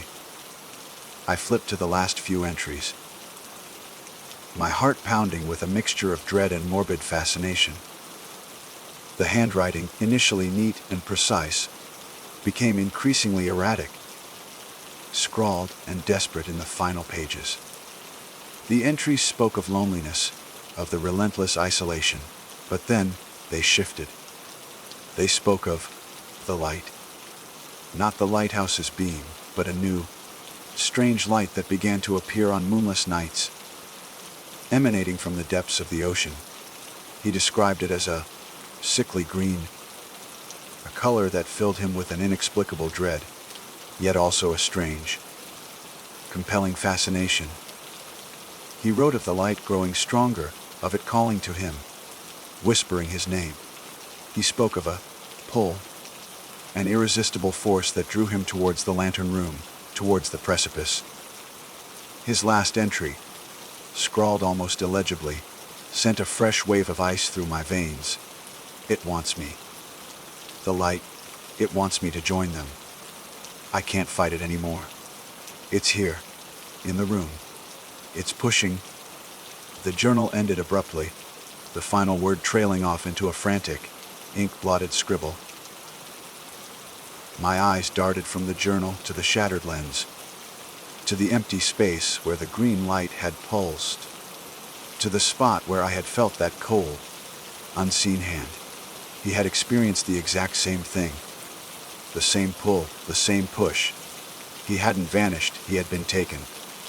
And the lighthouse. The light was still trying to take others. A new, chilling thought solidified in my mind. The mournful wail I had heard. The profound sadness in the air, it wasn't just a lingering presence. It was him. The last keeper. His spirit trapped within the lighthouse. Forever bound to the place of his demise. Perhaps trying to warn me, or perhaps, in his torment, inadvertently contributing to the very force that had claimed him. The lighthouse was not just a structure. It was a living, breathing entity, feeding on the despair of those it lured, forever gazing out into the void, waiting for its next victim. I closed the journal, my hands shaking so violently, I almost dropped it. The cold spot in the room seemed to intensify, wrapping around me like an icy shroud. I had found my answers, but they were far more terrifying than any local legend. The lighthouse was not merely abandoned. It was a hungry, sentient entity, and I had just narrowly escaped its grasp. The question now was, how do I truly escape its gaze, and what would happen if I didn't? The journal clattered to the grimy floor, my hands unable to hold it any longer. The words, still searing in my mind, echoed the very terror I had just experienced. It wants me. It's here. In the room, it's pushing. The last keeper's desperate plea. His final moments were now my chilling reality. The cold spot in the room intensified, wrapping around me like an icy shroud. A tangible manifestation of the malevolent presence that still lingered. I could almost feel its breath on my neck, a frigid whisper that promised an eternity of torment. My morbid curiosity, which had briefly overridden my fear, now evaporated completely, replaced by a primal, overwhelming urge to survive. I had found my answers, but they were far more terrifying than any local legend. The lighthouse was not merely abandoned. It was a hungry, sentient entity, a trap, and I had just narrowly escaped its initial grasp. The question now was, how do I truly escape its gaze, and what would happen if I didn't? Scrambling to my feet, I didn't bother to retrieve my camera or the journal. They were mere objects, insignificant in the face of the pure, unadulterated terror that propelled me.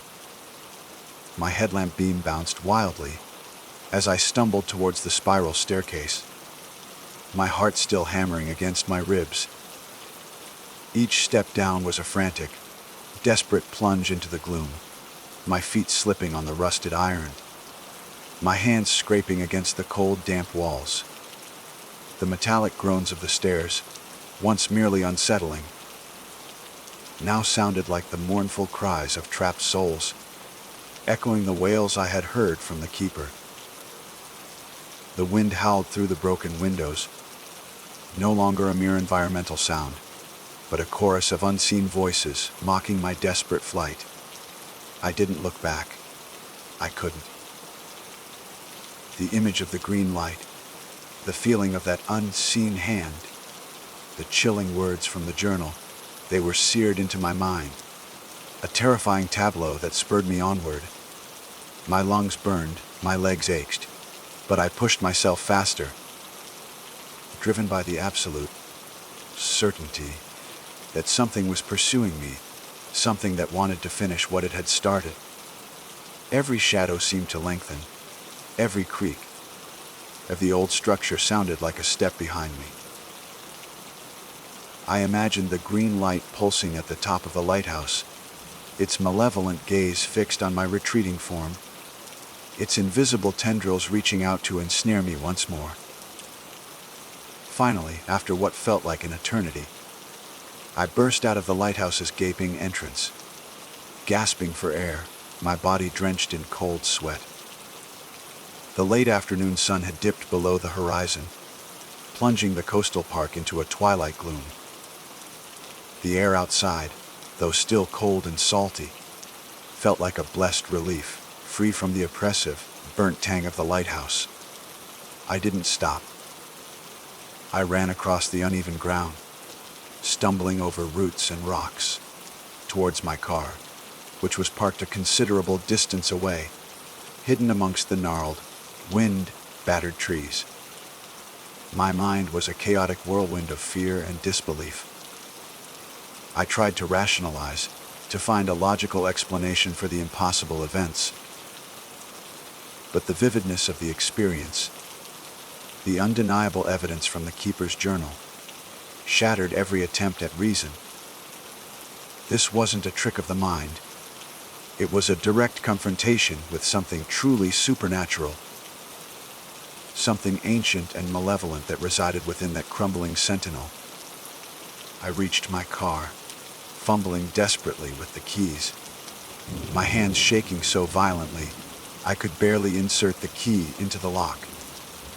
Finally, the door creaked open, and I practically threw myself inside.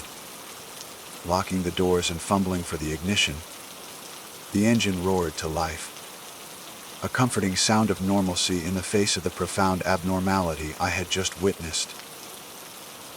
I slammed the car into reverse, tires spitting gravel, and sped away from the lighthouse, not daring to look in my rearview mirror. As I drove, the last vestiges of twilight faded, and the moon, a sliver of silver in the inky sky, began to cast its faint light. I kept glancing at the rearview mirror, half expecting to see the green light pulsing from the distant lighthouse, its gaze still fixed on me. But there was nothing, just the dark, undulating coastline, swallowed by the encroaching night. Yet the feeling of being watched, of being pursued, persisted. It was a chilling sensation, a phantom touch on my back, a whisper in my ear that wasn't the wind. I drove for hours, putting as much distance as possible between myself and that cursed place. I didn't stop until I reached a small, anonymous motel far inland, miles away from the coast. The fluorescent lights of the motel room felt sterile and safe, a stark contrast to the oppressive darkness of the lighthouse. I collapsed onto the bed, exhausted, but sleep was a distant luxury. Every time I closed my eyes, the green light pulsed in my vision, the keeper's wail echoed in my ears, and I felt that cold, unseen hand pushing me towards the void. The next few days were a blur of restless nights and anxious days. I couldn't shake the feeling that the lighthouse's gaze was still upon me, even from miles away. Every shadow seemed to hold a hint of that sickly green. Every sudden drop in temperature sent a shiver down my spine. I found myself constantly checking over my shoulder, jumping at every unexpected sound. My professional life, once so vibrant and adventurous, now felt tainted. The thrill of urban exploration had been replaced by a deep-seated dread. I tried to process what had happened, to make sense of the impossible. I researched the lighthouse's history, delving into old newspaper archives and local folklore. The stories of the vanished keeper were consistent, but no official explanation had ever been found. Some spoke of a rogue wave, others of a sudden illness, but the common thread was the inexplicable disappearance, the lack of a body. The journal, if I had retrieved it, would have been irrefutable proof. But I had left it behind in my desperate flight. Perhaps it was for the best. Who would believe me anyway? A week passed, then two, but the chilling memories refused to fade. I found myself drawn to the ocean, despite my fear. Not to the lighthouse, never again to the lighthouse, but to the vast, churning expanse of the sea itself. It was as if the green light had forged an unseen connection, a subtle tether that pulled at my subconscious. I would sit for hours on deserted beaches, watching the waves crash against the shore, listening to their relentless roar, searching for something, anything, that might explain the horror I had witnessed. One moonless night, as I sat by the ocean, the air heavy with an unnatural stillness, I saw it. A faint, sickly green glow, far out on the horizon, pulsating with a familiar, hypnotic rhythm. It was too far to be the lighthouse, too diffuse to be a ship. It was the same light, the same terrifying luminescence that had emanated from the shattered lens. My blood ran cold. It wasn't confined to the lighthouse. It was in the ocean. And it was still out there, waiting. The realization hit me with the force of a physical blow. The lighthouse was merely a conduit, a focal point. The true entity, the source of the green light and the unseen pull, resided in the depths of the sea. It had used the lighthouse as a lure, a trap for unsuspecting souls, drawing them in with its deceptive glow, feeding on their despair. The keeper hadn't just been taken by the lighthouse. He had been claimed by something far older, far more powerful, something that lurked beneath the waves. The mournful wail of the keeper, the handprints on the glass, the journal entries, they all made sense now. He had been a victim trapped, his spirit bound to the entity that had claimed him, perhaps trying to warn others, or perhaps in his eternal torment, inadvertently serving its purpose. The lighthouse was its eye, its gaze fixed on the land, forever seeking new victims to drag into the watery abyss. I knew then that my encounter was not an isolated incident, but a brush with an ancient evil, a cosmic horror that had chosen the abandoned lighthouse as its terrestrial anchor. My escape had been a mere reprieve, not a permanent freedom. The green light, the lighthouse's gaze, was not just a memory. It was a living, breathing threat, and it had marked me. The chilling truth settled deep within my bones. I could run, I could hide, but the connection had been made. The lighthouse's gaze, the entity in the depths, knew me. It had touched me, and it would not forget. My life as a photographer of abandoned places was over. How could I ever again seek out forgotten structures, knowing that a similar, unseen horror might lurk within? The beauty and decay had been replaced by a profound, existential dread.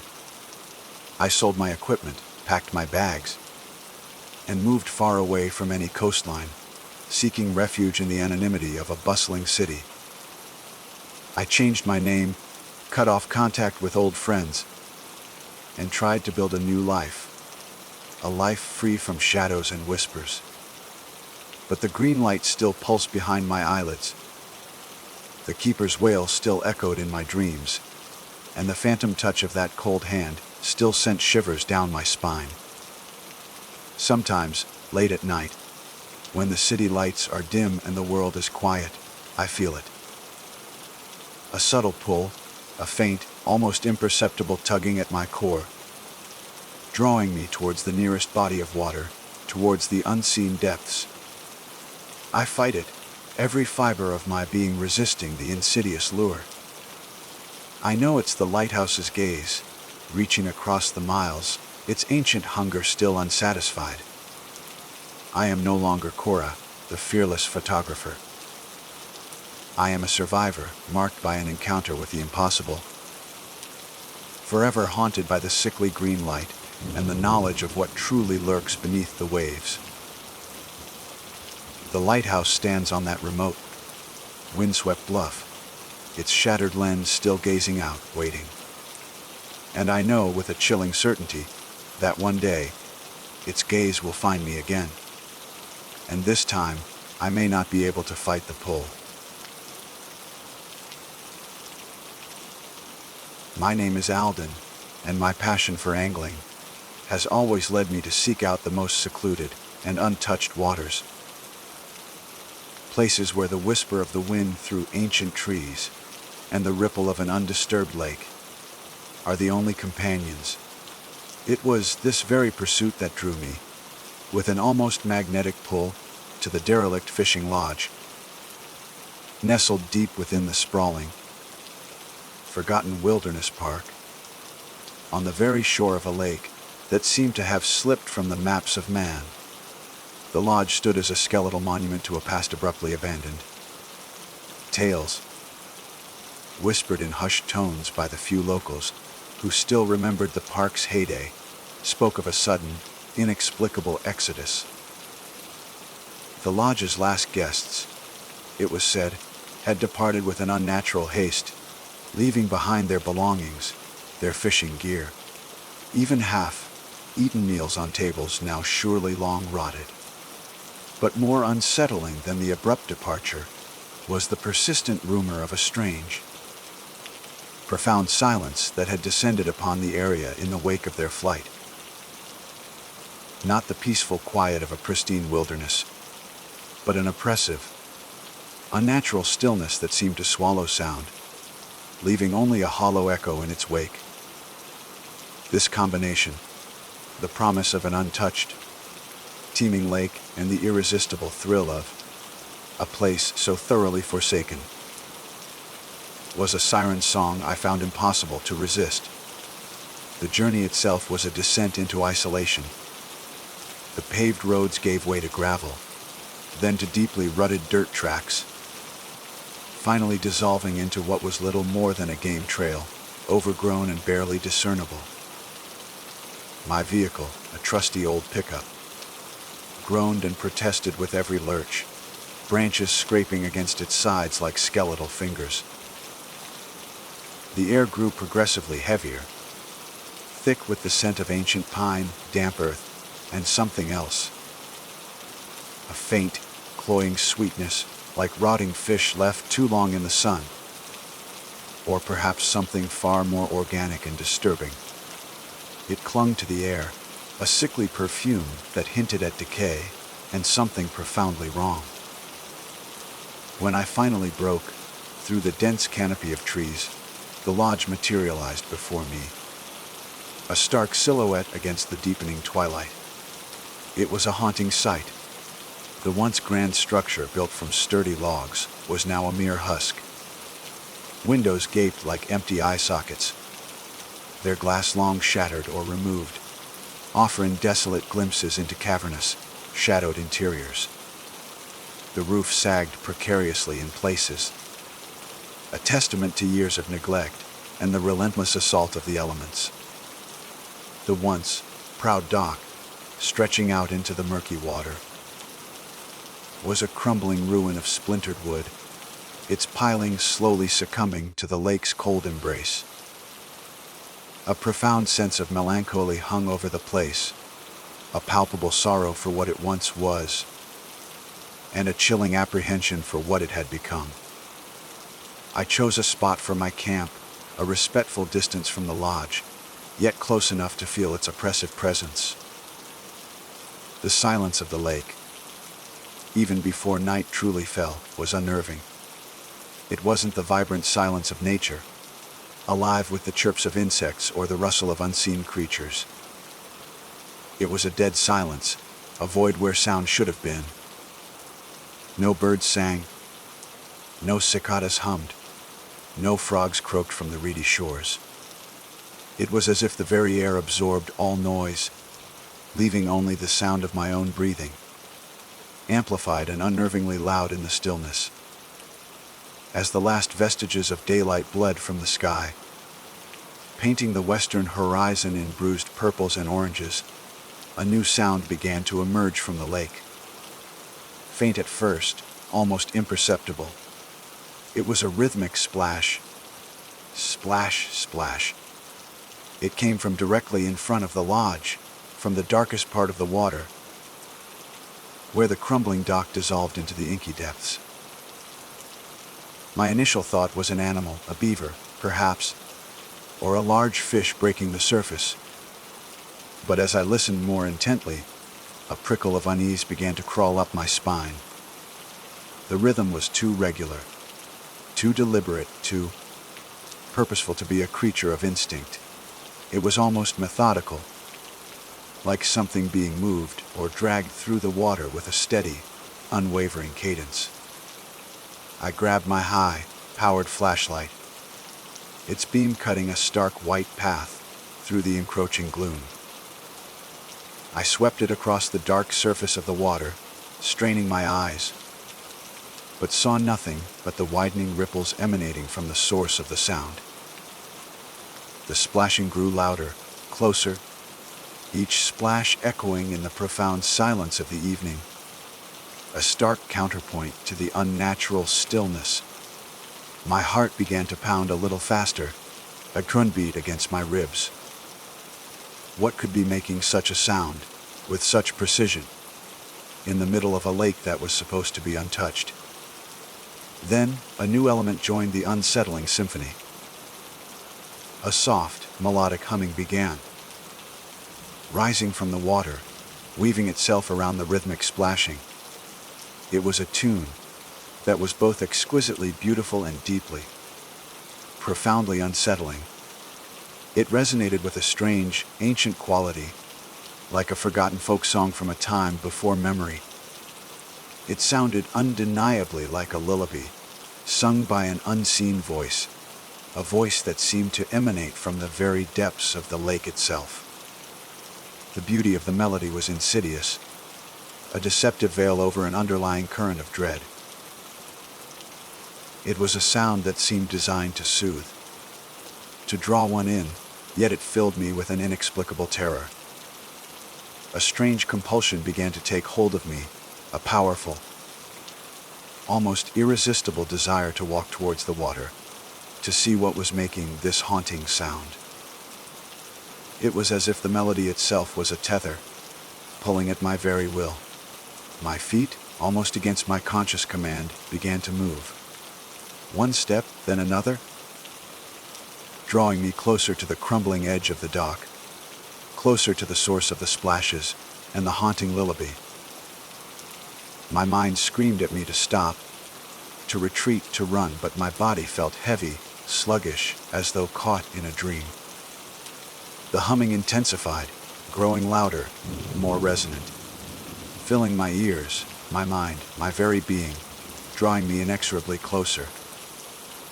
The cloying sweetness in the air seemed to thicken, becoming almost suffocating. As I reached the very edge of the crumbling dock, the wood groaning softly under my weight, a pale, shimmering light appeared just beneath the surface of the water. It pulsed with the exact rhythm of the humming, a soft, inviting glow that seemed to beckon me further. It was ethereal, otherworldly, completely unlike any natural light I had ever witnessed. It was a light that promised comfort, warmth, a release from the growing terror. Yet I knew, with a primal certainty, that to step into that light would be to step into something unspeakable. And then, from the shimmering depths, a single, pale hand slowly rose from the water. It was impossibly long and slender, its fingers elongated, almost translucent in the faint, pulsing glow. It moved with a slow, deliberate grace, its fingers beckoning, curling and uncurling in a gesture of chilling invitation. It wasn't a human hand. Not truly. It was something else, something ancient and cold, something that had dwelled in the darkness for far too long. The sight of it, combined with the relentless, hypnotic pull of the lullaby, snapped something within me.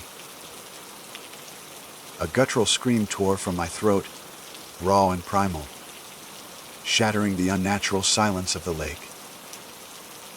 The sound, my own sound, was a shock, a sudden jolt of reality that broke the strange compulsion.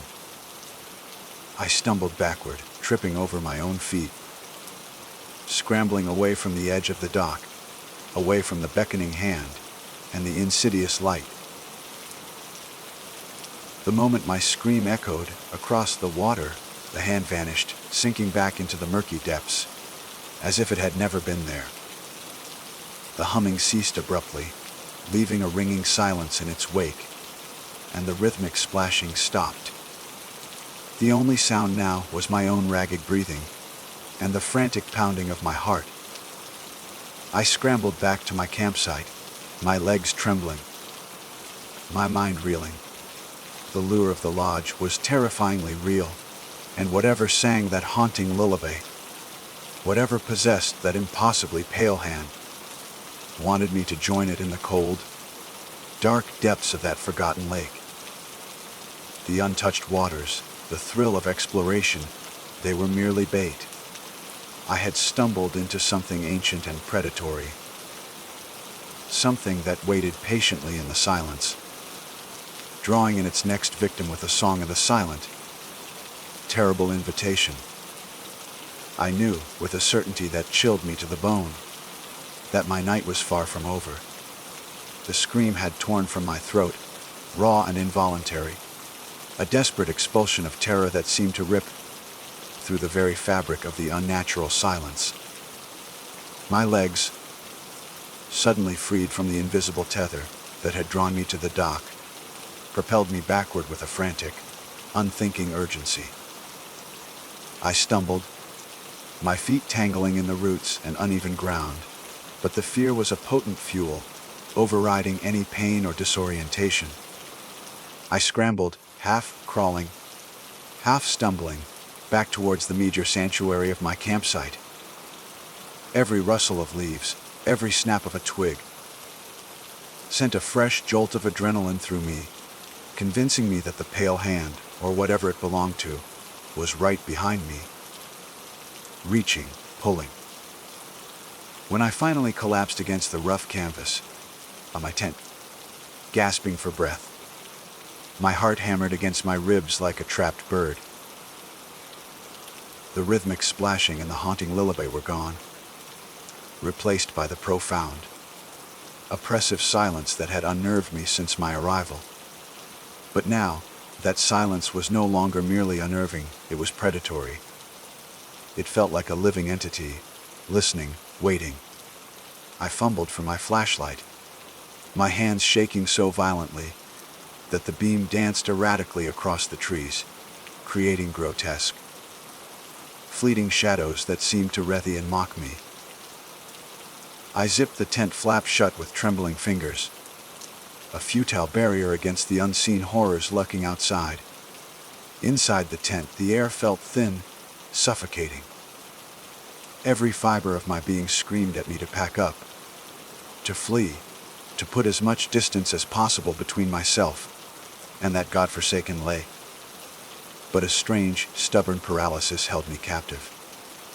It wasn't just fear, it was a profound exhaustion, a mental and physical drain that left me incapable of coherent thought, let alone action. My mind replayed the image of that hand, impossibly long and slender, its fingers beckoning from the shimmering depths. It was a vision burned into my retina, a nightmare made real. I tried to rationalize it. Sleep deprivation, the isolation playing tricks on my mind, the cloying scent of decay, perhaps a hallucinogen. But the memory was too vivid, too visceral. The cold, wet sensation of the air as the hand emerged, the hypnotic pull of the humming, the ethereal glow beneath the water, these were not figments of an overactive imagination. This was real, and it wanted me. Hours crawled by, each minute an eternity. I sat hunched, knees drawn to my chest, clutching the flashlight like a lifeline, its beam a meager circle of defiance against the overwhelming darkness. My eyes darted around the inside of the tent, convinced that the thin fabric would offer no protection.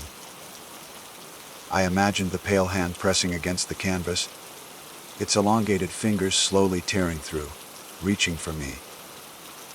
The faint, sweet, rotting smell seemed to permeate the tent, a constant reminder of the lake's sinister presence.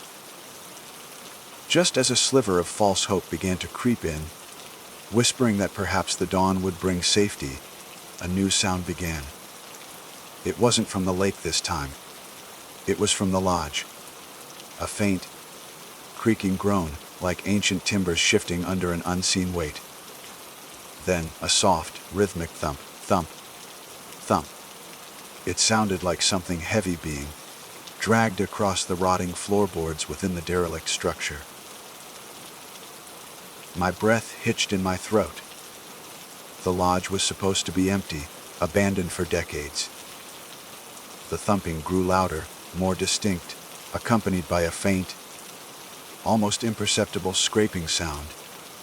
It was moving slowly but surely towards the front of the lodge, towards the gaping emptiness where the windows once were.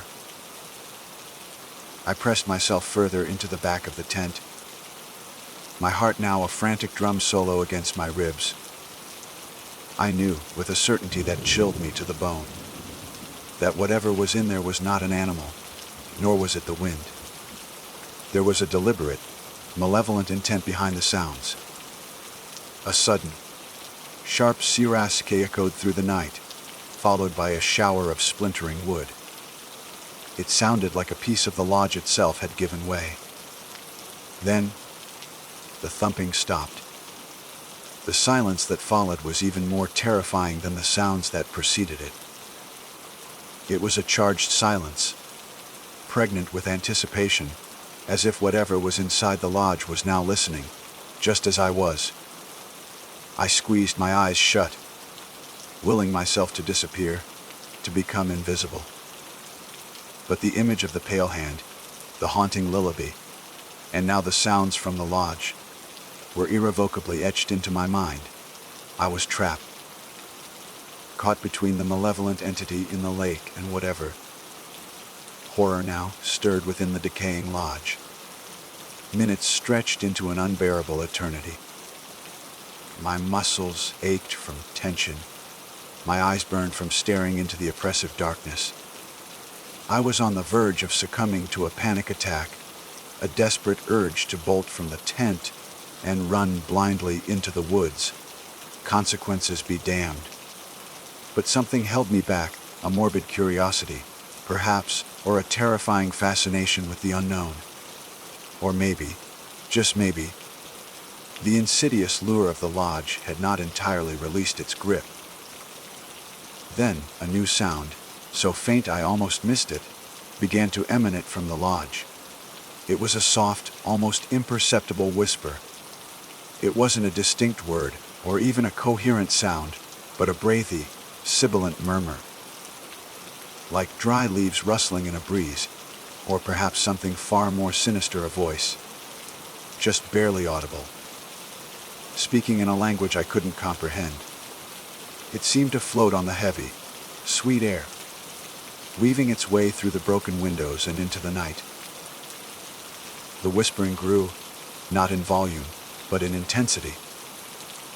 It seemed to swirl around the lodge, then drift towards my camp, a phantom presence carried on the currents of the night. It felt like it was speaking to me, directly into my mind, bypassing my ears entirely. A cold dread seeped into my bones, colder than the night air. This was beyond anything I had ever encountered, beyond any rational explanation. Suddenly, the whispering coalesced into something more distinct. Not words, but a series of low, mournful moans, like someone in profound agony, or perhaps a lament for something long lost. The sound was deeply sorrowful, yet laced with an undeniable undercurrent of malice. It was the sound of suffering, but also the sound of something that caused suffering. I clamped my hands over my ears, desperate to block out the horrifying sounds, but it was futile. The moans seemed to penetrate my very skull, echoing in the hollow chambers of my mind. They were joined by faint, almost imperceptible scratching sounds, like nails dragging across wood, or something far more grotesque, like bone against bone. The combination was unbearable, a symphony of despair and malevolence. I squeezed my eyes shut again, tears of terror pricking at the corners.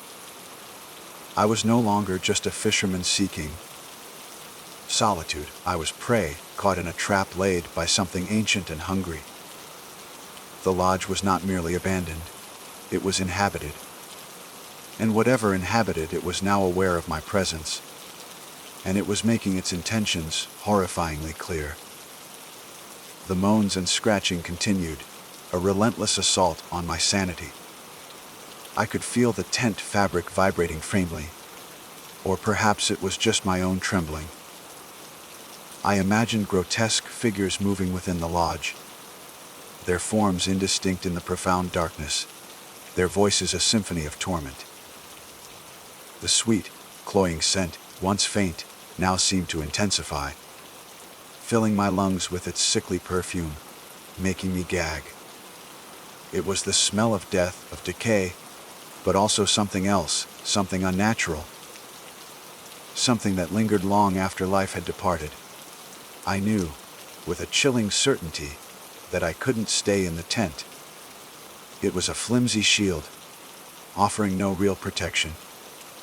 Whatever was outside, whatever was in the lodge, was closing in. The sounds were growing louder, more insistent, no longer just whispers and moans, but guttural growls and wet, slithering noises that made my stomach churn. It was time to move, to try and escape this nightmare. But where to go? The lake was a trap, and the woods, in this impenetrable darkness, felt equally hostile. I was truly alone, at the mercy of the unseen. My mind raced, trying to formulate a plan, any plan. The moon, if it were out, would offer some light, but the sky was a blanket of oppressive clouds, thick and heavy, pressing down on the wilderness. The only source of illumination was my dwindling flashlight, a pathetic beacon against the encroaching darkness. I knew I had to be silent, stealthy. Whatever was out there, it was listening. It was waiting. and it was hungry. My night was indeed far from over. It had only just begun. The growls and wet, slithering noises emanating from the lodge were no longer distant echoes. They were a palpable presence, pressing in on the fragile canvas of my tent. A sweet, cloying scent, once a faint hint of decay, now choked the air, thick and nauseating. A sickly perfume of death, and something profoundly unnatural. My mind, previously caught in a strange paralysis, was now jolted into a desperate, primal need for escape. Staying here was not an option. The tent was a paper, thin shield against an encroaching nightmare. With trembling hands, I fumbled for the zipper of the tent flap. Every rustle of the fabric seemed amplified, a thunderclap in the suffocating silence that punctuated the horrors from the lodge. I had to be silent, stealthy. Whatever was out there, whatever was in the lodge, was listening. It was waiting, and it was hungry. My heart hammered against my ribs, a frantic drumbeat urging me forward, even as every instinct screamed at me to freeze, to hide. I slipped out of the tent, moving with an agonizing slowness, each movement a calculated risk. The night was a black, suffocating shroud. The oppressive clouds, thick and heavy, blotted out any hint of moonlight or starlight, leaving the wilderness in an absolute, impenetrable darkness. My flashlight, clutched tight in my sweaty palm, was a pathetic beacon, its beam swallowed almost immediately by the inky void beyond its narrow cone of light. It was a terrifying thought, but the woods, as hostile as they felt, were my only option. The lake was a known trap, and the lodge was a tomb. I began to creep away from the campsite, my bare feet sinking into the damp earth, each step agonizingly deliberate. I tried to recall the path I had taken to reach the lodge, but in the overwhelming darkness, every tree looked the same, every shadow a potential lurking horror. The sounds from the lodge intensified, the growls deepening, the wet slithering growing more distinct, as if whatever was inside was now fully aware of my departure, and was beginning to give chase. I could hear the thump, thump, thump again, faster this time, accompanied by the splintering of wood, closer, closer. Panic threatened to overwhelm me. My breath hitched in my throat, threatening to turn into a desperate sob. I forced myself to focus, to push through the terror. I needed to find the faint trail, the barely discernible path that led back to my truck. It was my only hope. I moved through the dense undergrowth, branches whipping at my face, thorns tearing at my clothes and exposed skin. I ignored the pain, driven by a singular, overwhelming urge to survive. Suddenly, a new sound, chillingly close, erupted from the lodge. It was a guttural, wet gurgle, followed by a series of ragged, desperate gasps. It sounded like something was choking, struggling, perhaps even being consumed. The sounds were sickening primal, and they were accompanied by a fresh wave of that cloying, sweet scent, now even more potent, almost tangible in the air. It was the smell of fresh blood, mingled with decay, and something else, something metallic and acrid. My stomach lurched. Whatever was happening in the lodge, it was horrific, and it was happening now. The sound spurred me on, injecting a fresh surge of adrenaline into my trembling limbs. I ran, no longer caring about stealth, crashing through the undergrowth, my heart pounding a frantic rhythm against my ribs. I had to get out to escape this living nightmare. As I burst through a thicket of thorny bushes, I saw it a faint, almost imperceptible break in the dense tree line. It was the beginning of the old game trail, the path that led back to my truck. Hope, a fragile, desperate thing, flickered within me. I pushed myself harder, my lungs burning, my legs aching, but the thought of escape, of survival, propelled me forward. But just as I reached the edge of the trail, a piercing, unearthly shriek tore through the night. It came from the lodge, a sound of pure, distilled agony and rage, a sound that seemed to rip the very air apart. It was not human, not animal. It was something ancient, something monstrous, something that had been awakened. The shriek was followed by a cacophony of crashing, splintering wood, as if the entire lodge was tearing itself apart from within. I didn't look back. I couldn't. The shriek was still echoing in my ears, a chilling reminder of the horrors I was leaving behind. I ran down the trail, blindly, desperately, my feet pounding against the uneven ground. The darkness was absolute, but the faint outline of the path, a slightly less dense shadow, was just enough to guide me. I could hear the sounds of destruction from the lodge, fading behind me, replaced by the sound of my own ragged breathing and the frantic pounding of my heart. The trail seemed endless. Every shadow seemed to coalesce into a lurking figure, every rustle of leaves a pursuing monster. My mind conjured images of the pale hand, now perhaps attached to a grotesque, unseen body, scuttling through the darkness, gaining on me. The sweet, rotting smell seemed to cling to my clothes, a phantom presence that refused to dissipate. After what felt like an eternity, I saw it, a faint glimmer of metallic reflection through the trees. My truck, a wave of profound relief, so potent it almost buckled my knees, washed over me. I pushed myself for one last desperate surge, crashing through the last few feet of undergrowth, stumbling towards the familiar shape of my vehicle. My hands fumbled for the keys, shaking so violently that I almost dropped them. I jammed the key into the ignition, turning it with a desperate prayer. The engine coughed, sputtered, and then, with a glorious roar, sprang to life. The headlights cut through the oppressive darkness, illuminating the narrow trail ahead. I threw the truck into reverse, spinning the tires on the damp earth, desperate to put distance between myself and that cursed place. As I backed away, the headlights briefly swept across the lodge in the distance.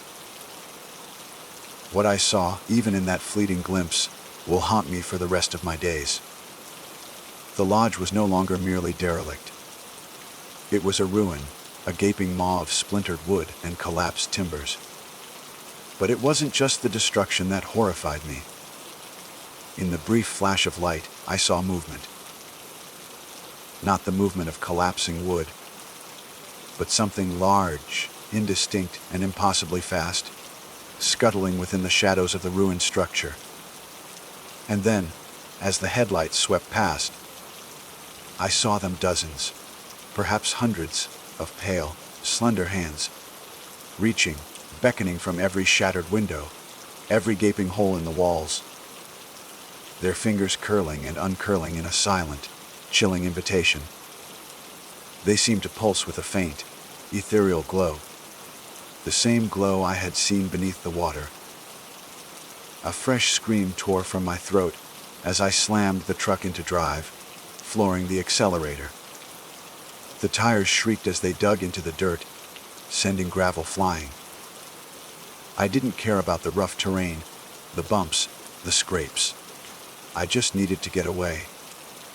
The image of those hands, so many of them, reaching, beckoning, was seared into my mind.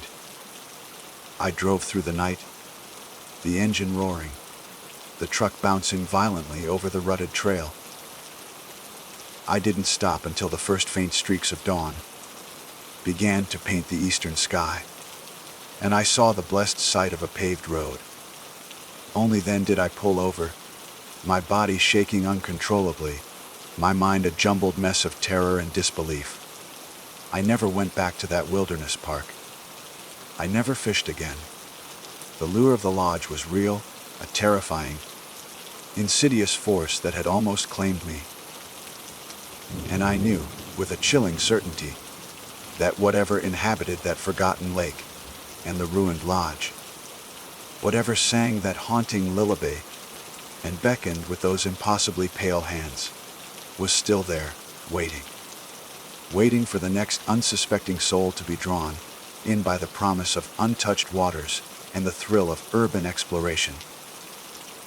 And sometimes, in the dead of night, when the world is silent, I still hear it, a faint, rhythmic splash, splash, splash, followed by a soft, melodic humming, a lullaby sung by an unseen voice, beckoning me back to the depths. My name is Ren, and for the better part of a decade, I have dedicated my life to the peculiar art of urban exploration. It's more than just a hobby.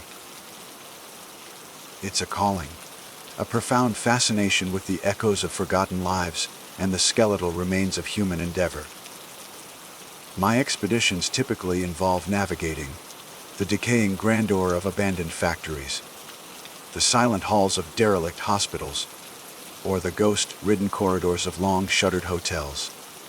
Each location tells a story, a silent testament to time's relentless march.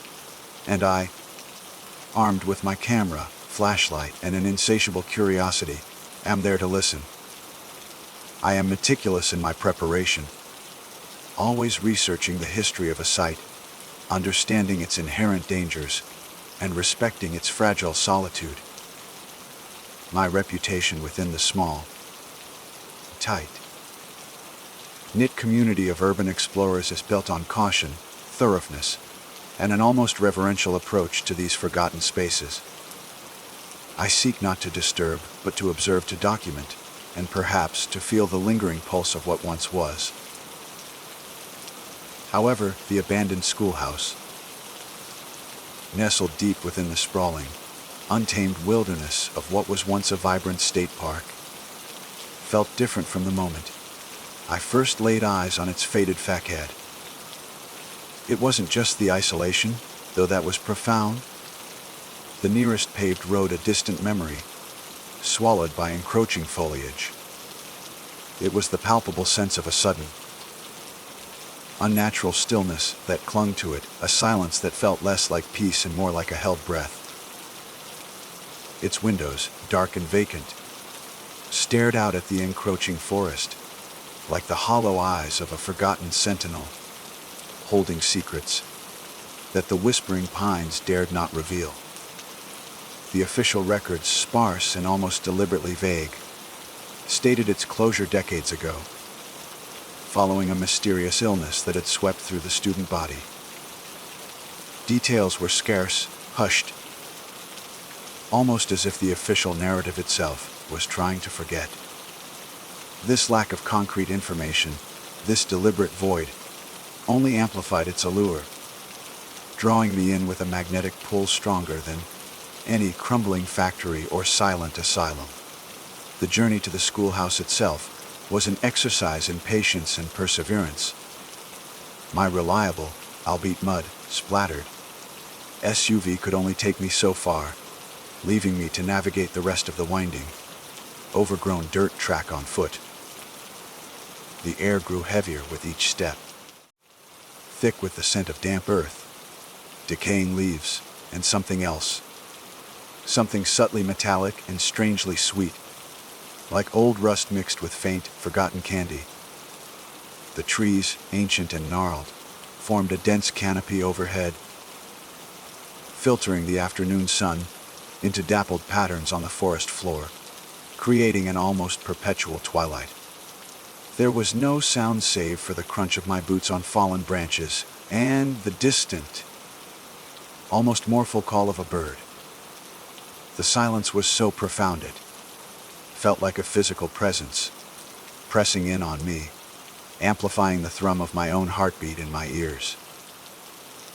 As the schoolhouse finally emerged from the dense foliage, a spectral silhouette against the darkening sky, A shiver traced its way down my spine, a familiar precursor to the thrill of discovery, yet tinged with an unfamiliar apprehension. The entrance was a gaping maw, the main door having long since rotted away, leaving a dark void that beckoned me inward. I stepped over the threshold, my flashlight beam cutting through the oppressive gloom, illuminating motes of dust dancing in the stale air. The interior was a symphony of decay. Peeling paint curled like ancient parchment from the walls, plaster dust coated every surface in a fine, ghostly layer, and the floorboards groaned under my weight, protesting my intrusion. The air inside was even thicker, a stagnant blend of old paper, mildew, and a faint, sweet smell that was both familiar and utterly unsettling. It was reminiscent of stale chalk, yes, but interwoven with something else. Something sickly and cloying, like wilting flowers left too long in a closed room. Or perhaps something more sinister and organic. It was the scent of forgotten childhoods. Yes, but tinged with an undeniable hint of something sickly and wrong. I moved slowly, methodically, my flashlight sweeping across the empty classrooms. Each room was a tableau of arrested time. Desks lay overturned, their wooden surfaces scarred with generations of carved initials and forgotten doodles. Blackboards, once vibrant with the chalked wisdom of teachers, now bore only faint, ghostly lessons, smudged and faded into illegibility. A single, broken globe lay on its side in one corner, its continents faded and peeling, a miniature, forgotten world. Textbooks, their pages brittle and yellowed, lay scattered on the floor, their covers depicting smiling children and idyllic scenes that starkly contrasted with the desolate reality of their surroundings. The silence was absolute, broken only by the occasional creak of the old building settling, or the distant whisper of the wind through the broken panes of glass in the upper stories. I felt like an intruder in a sacred, sorrowful space, a silent witness to a tragedy I could only guess at, in what must have been a first-grade classroom. Judging by the miniature chairs and the faded alphabet frieze still clinging precariously to the wall, I found it. A small, haphazard pile of children's drawings, tucked away in a corner, partially shielded by a collapsed bookshelf. They were remarkably preserved by the dry, stagnant air, their colors still vibrant, defying the decades that had passed. Stick figures with disproportionately large heads and wide, innocent smiles adorned the pages, alongside brightly colored houses, with smoke curling from their chimneys, and crude, joyous suns. There were drawings of families holding hands, of pets, of simple games.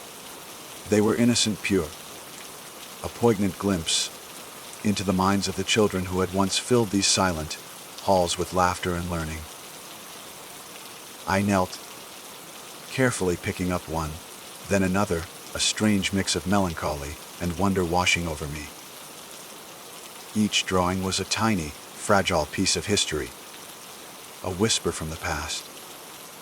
As my gaze lingered on a particularly vibrant drawing of a red balloon floating against a blue sky, a faint, rhythmic tap began. It emanated from the blackboard directly opposite me, a soft, insistent sound, like a fingernail gently tapping on the dusty slate. I froze, my breath catching in my throat, the drawing clutched in my hand. My mind, trained to seek logical explanations, immediately raced through possibilities. A loose piece of debris, a branch scraping against the roof, the settling of the old building, but the rhythm was too precise, too deliberate. Tap, tap, tap. My heart began to pound, a frantic drum against my ribs.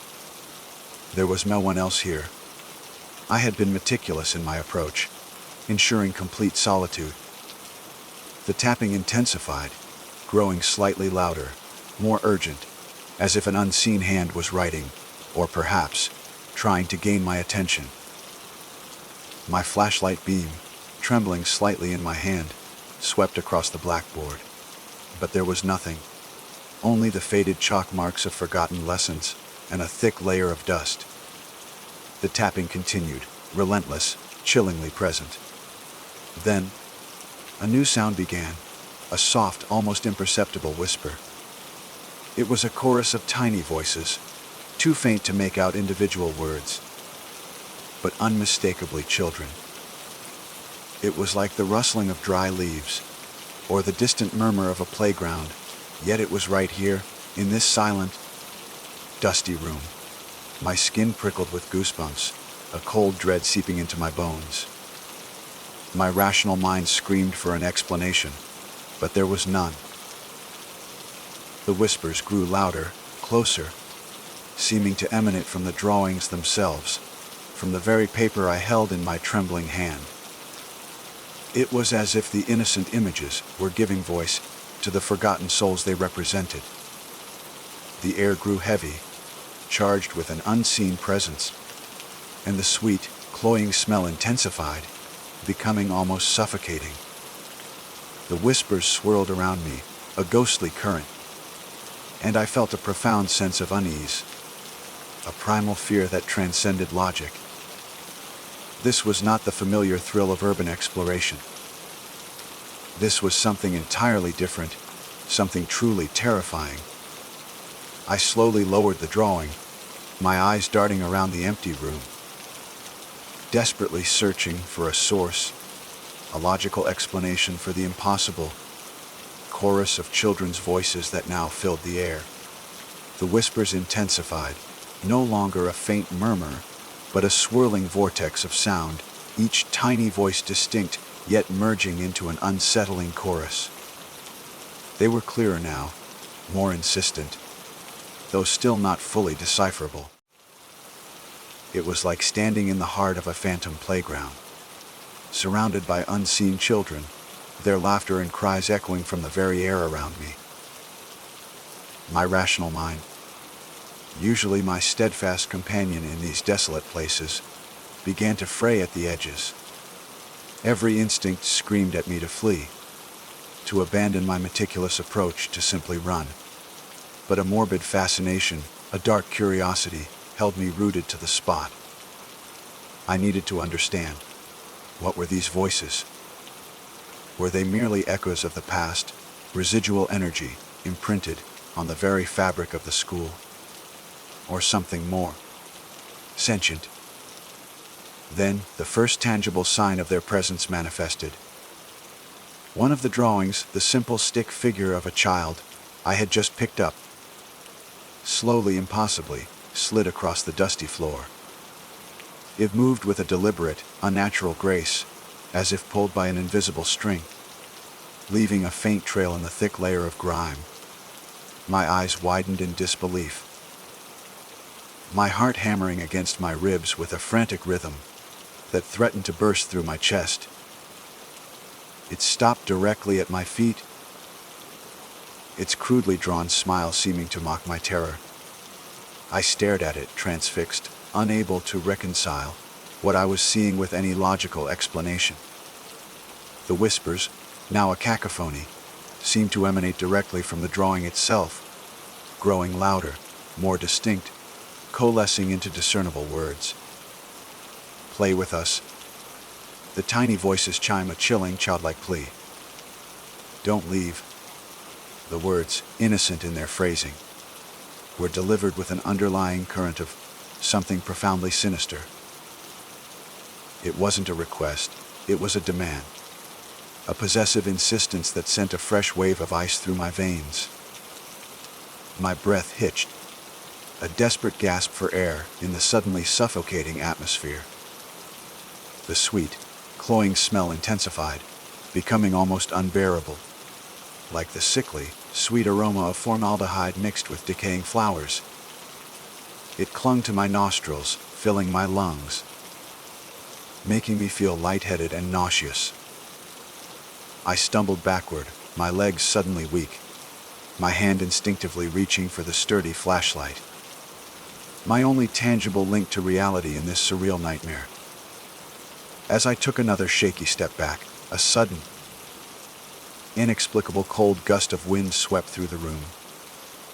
It wasn't just a draft, it was a bone-chilling blast, carrying with it the scent of damp earth and something else, something metallic and cold, like fresh grave dirt.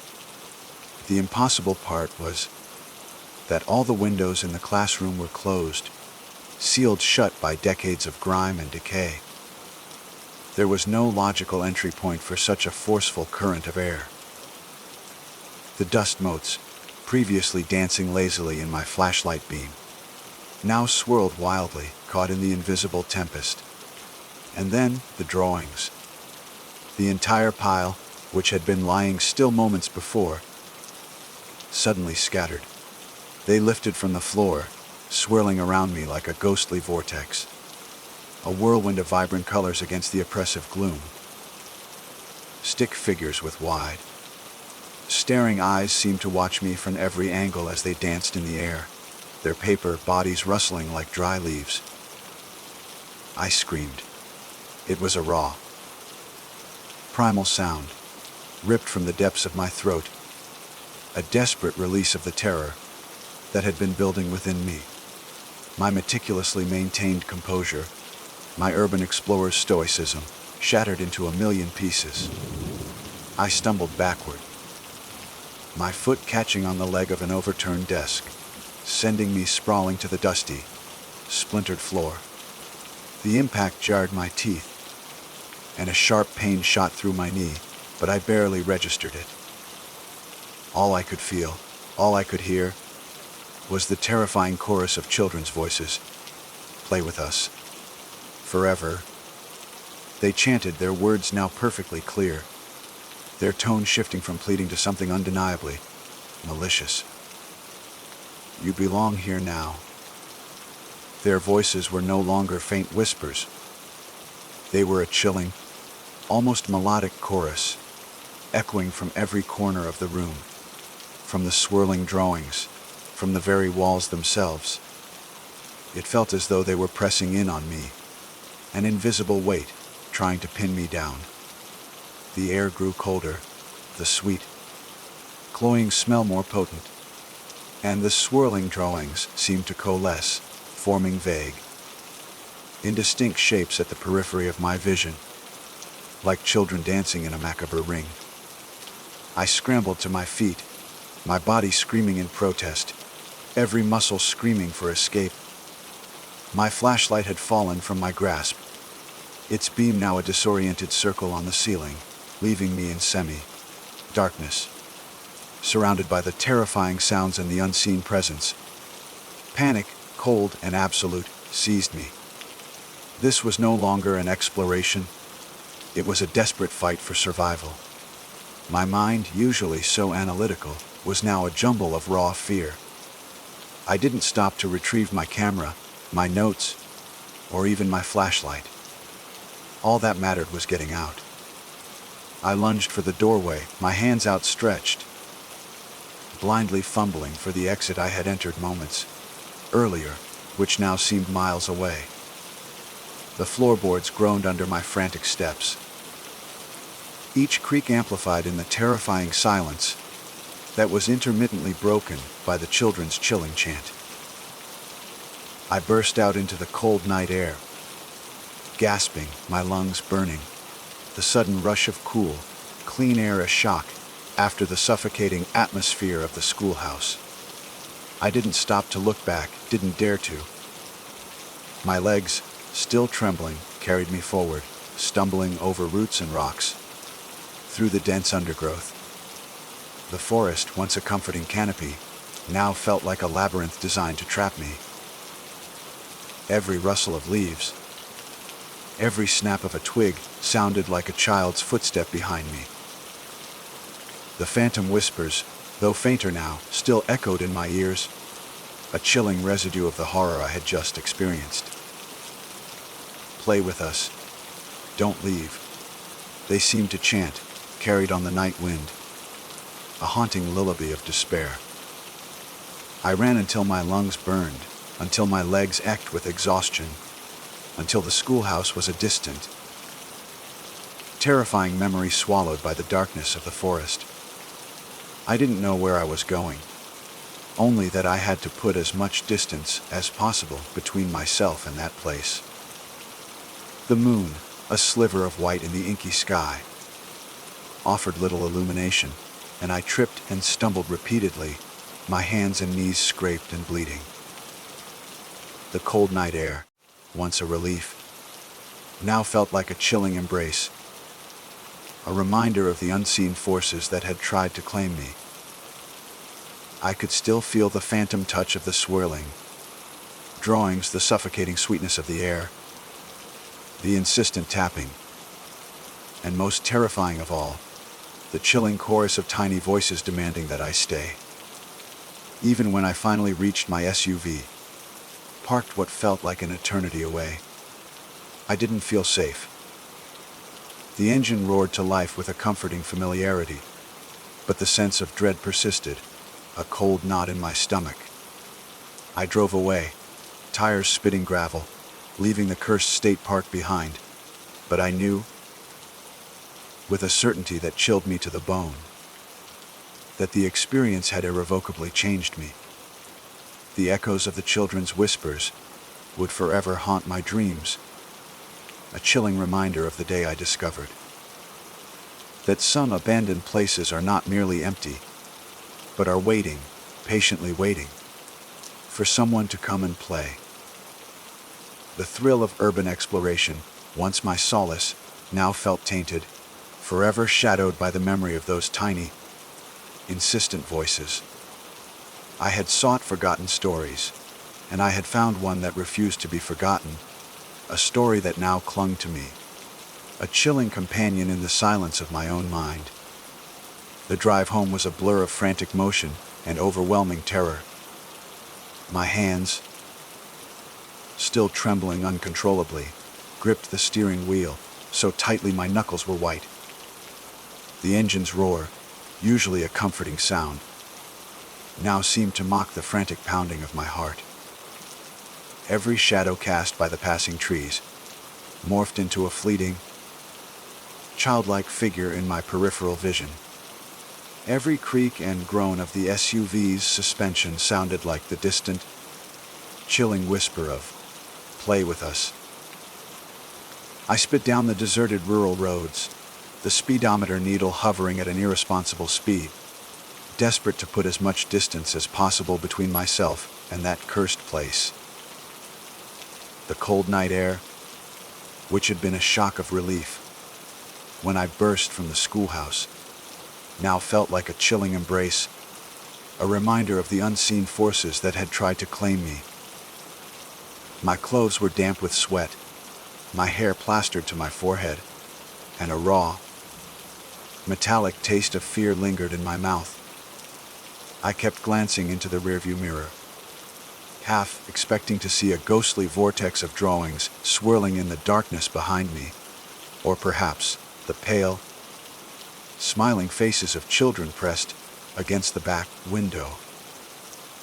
The sheer, unadulterated panic that had seized me in the schoolhouse hadn't dissipated. It had merely transformed into a cold, persistent dread that gnawed at my insides. When I finally pulled into my driveway, the first faint hint of dawn painting the eastern sky in muted grays and purples, I didn't feel relief. The familiar silhouette of my quiet suburban home, usually a sanctuary, now felt strangely alien, as if the horrors I had witnessed had somehow tainted everything. I stumbled out of the SUV, my legs still weak and unsteady, and practically fell through my front door. The silence of my house, usually a welcome respite, was now deafening, amplifying the phantom whispers that still echoed in my mind. I didn't bother turning on the lights, preferring the comforting gloom, as if darkness could somehow hide me from the lingering specters of my experience. I collapsed onto my couch, fully clothed, My body aching, my mind racing. Sleep was an impossible concept. Every time I closed my eyes, I saw the swirling drawings, heard the rhythmic tapping, and felt the suffocating sweetness of that cloying smell. The children's voices, clear and insistent, repeated their chilling invitation. Play with us. Forever, you belong here now. The days that followed were a waking nightmare. I tried to dismiss it, to rationalize it away as a trick of the mind. A hallucination brought on by exhaustion and the inherent creepiness of the location. I was an urban explorer. I had seen strange things, felt eerie presences, but never anything so overtly supernatural, so undeniably real. I attempted to immerse myself in my usual routines, to find solace in the mundane. I cleaned my camera gear, organized my notes from previous expeditions, even tried to edit some photos. But my focus was shattered. The whispers were always there, a low hum beneath the surface of my thoughts, occasionally rising to a crescendo when I was alone or when the house was particularly quiet. I found myself jumping at shadows, flinching at unexpected sounds, and constantly checking over my shoulder. The sweet, cloying smell would sometimes waft into my senses, even when I was miles away from the park, making me gag and sending shivers down my spine. My appetite vanished, replaced by a constant knot of anxiety in my stomach. I was perpetually exhausted, yet terrified to sleep, knowing the children would be waiting in my dreams. My passion for urban exploration, once the driving force in my life, had been irrevocably tainted. The thrill was gone, replaced by a profound sense of dread. Every abandoned building, every derelict structure, now seemed to hold the potential for something far more sinister than decaying architecture or hidden dangers. The romanticized notion of forgotten stories and lingering echoes had been shattered, replaced by the terrifying reality of sentient, malevolent presences. I tried to plan a new expedition, to shake off the lingering fear, to prove to myself that it was just an isolated incident, a fluke. I pulled up maps, researched new locations, but my heart wasn't in it. The joy, the eager anticipation, had been replaced by a cold, leaden weight in my chest. I couldn't shake the feeling that if I ventured into another forgotten space, they would be there, waiting, or worse, that they had somehow followed me, clinging to my aura like a parasitic shadow. The thought of stepping into another dark, silent building, of hearing another phantom whisper, was enough to send me into a cold sweat. My tools, once extensions of my adventurous spirit, now felt like cursed relics, reminders of the horror I had endured. The psychological haunting was subtle, insidious, and relentless. It wasn't just the whispers, it was the pervasive sense of being watched, of never truly being alone. I would be reading, and a book would inexplicably slide a fraction of an inch across the table. I would be walking down a hallway, and a faint, rhythmic tapping would echo from an empty room. I started leaving lights on at night, even in rooms I wasn't using. A desperate attempt to banish the shadows where they might lurk. I avoided children's playgrounds, the innocent laughter of real children, now sending a shiver of unease through me, reminding me of the chilling chorus that had demanded I play forever. I found myself scrutinizing old photographs of children, searching for something, anything, that might connect them to the faces I had never seen, but whose voices I would never forget. The experience had peeled back a layer of reality for me, revealing a terrifying truth. Some places are not merely abandoned, they are cursed, imbued with a malevolent energy that refuses to dissipate, patiently waiting for new victims. I eventually sought help, cautiously, vaguely describing my experiences to a therapist, framing them as extreme stress and vivid hallucinations.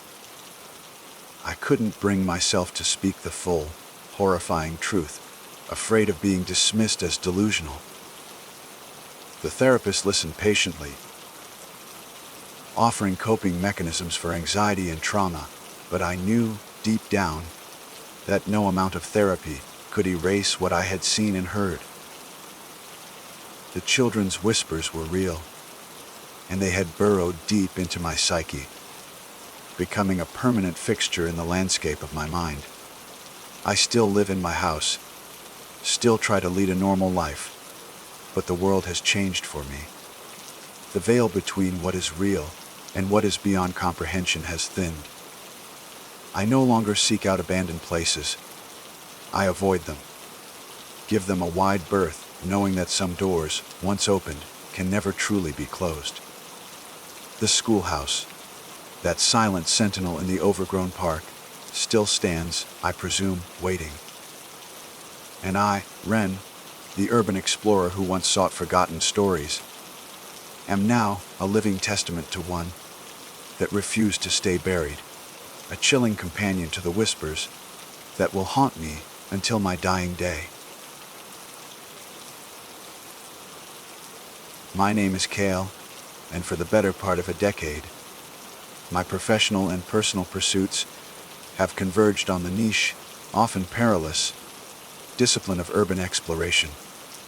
My fascination lies not merely in accessing forgotten spaces, but in understanding the narratives etched into their decay, the stories whispered by crumbling walls, the echoes held within abandoned structures. It is a pursuit that demands meticulous planning, a profound respect for history, and an unwavering sense of caution. My equipment is always top-tier high-lumen flashlights, robust first aid kits, a reliable multi-tool, and a camera capable of capturing the nuanced beauty of dereliction. I document these journeys not for notoriety, but for the preservation of these fleeting moments of forgotten grandeur, before they are entirely swallowed by time or demolition. My latest venture led me deep into the sprawling expanse of the Blackwood Nature Preserve, a vast tract of land, once bustling with recreational activity, now largely forgotten and left to the relentless embrace of nature. My target was a specific anomaly marked on an old, faded park map I had acquired, a forgotten outdoor amphitheater. It was a grand, decaying structure, not merely built upon but seemingly carved into the gentle slope of a hillside. Its existence within such a wild, untamed environment felt anachronistic, a monument to human ambition, slowly being dismantled by the very wilderness it once sought to entertain. As I approached, the air grew noticeably still, the usual symphony of rustling leaves and distant bird calls giving way to a profound, almost reverent silence. It was a silence that felt less like an absence of sound and more like a presence. A heavy blanket draped over the entire area. The scent that permeated the air was a complex tapestry of decay, the rich, earthy aroma of damp stone, the sweet, cloying smell of decaying wood, and an unsettling, faint metallic tang. This last scent was the most perplexing, a sharp, almost acrid note, reminiscent of old stage lights burning out, perhaps, but also something else, something electrical and burnt, yet strangely organic, like ozone after a lightning strike, but lingering stale. It clung to the back of my throat, a subtle, disquieting taste. The amphitheater itself was a masterwork of forgotten craftsmanship. Tiered rows of stone benches, once meticulously arranged for optimal viewing, now lay fractured and uneven, their surfaces choked by thick, emerald green moss. Creeping vines, tenacious and unyielding, snake their way across every available surface, their tendrils weaving intricate, verdant tapestries over the crumbling masonry. They seemed to be actively reclaiming the structure, pulling it back into the earth from which its materials had been hewn. The stage, a raised platform of what looked like heavy, weather-beaten timber, sagged ominously in the center, its planks warped and splintered like ancient bones. Despite its ruin, there was an undeniable majesty to it, a ghost of its former glory. I could almost hear the echoes of past performances, the phantom applause, the soaring melodies, the dramatic declarations that had once filled this space. I stepped onto the crumbling stage, my boots crunching softly on loose gravel and desiccated leaves. The vast, empty seating area stretched out before me, a silent, expectant void. It was an arena designed for an audience, and in its emptiness, it felt profoundly lonely.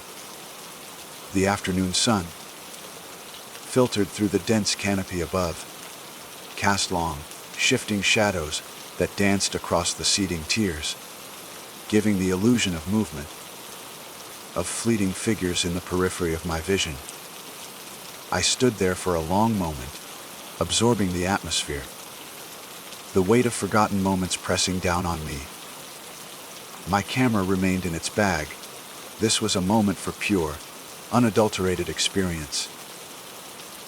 It was then that it began. Faintly at first, so subtle I almost dismissed it as the rustling of leaves or the settling of the old structure. A rhythmic clap, clap, clap. It originated from the very back rows, a slow, deliberate cadence, almost hesitant. My breath hitched, a cold knot forming in my stomach. I froze, every nerve ending screaming for an explanation. There was no one else here. I had meticulously scouted the area, confirmed my solitude. Yet the sound persisted, growing infinitesimally louder, closer, each clap a distinct, resonant sound against the oppressive silence.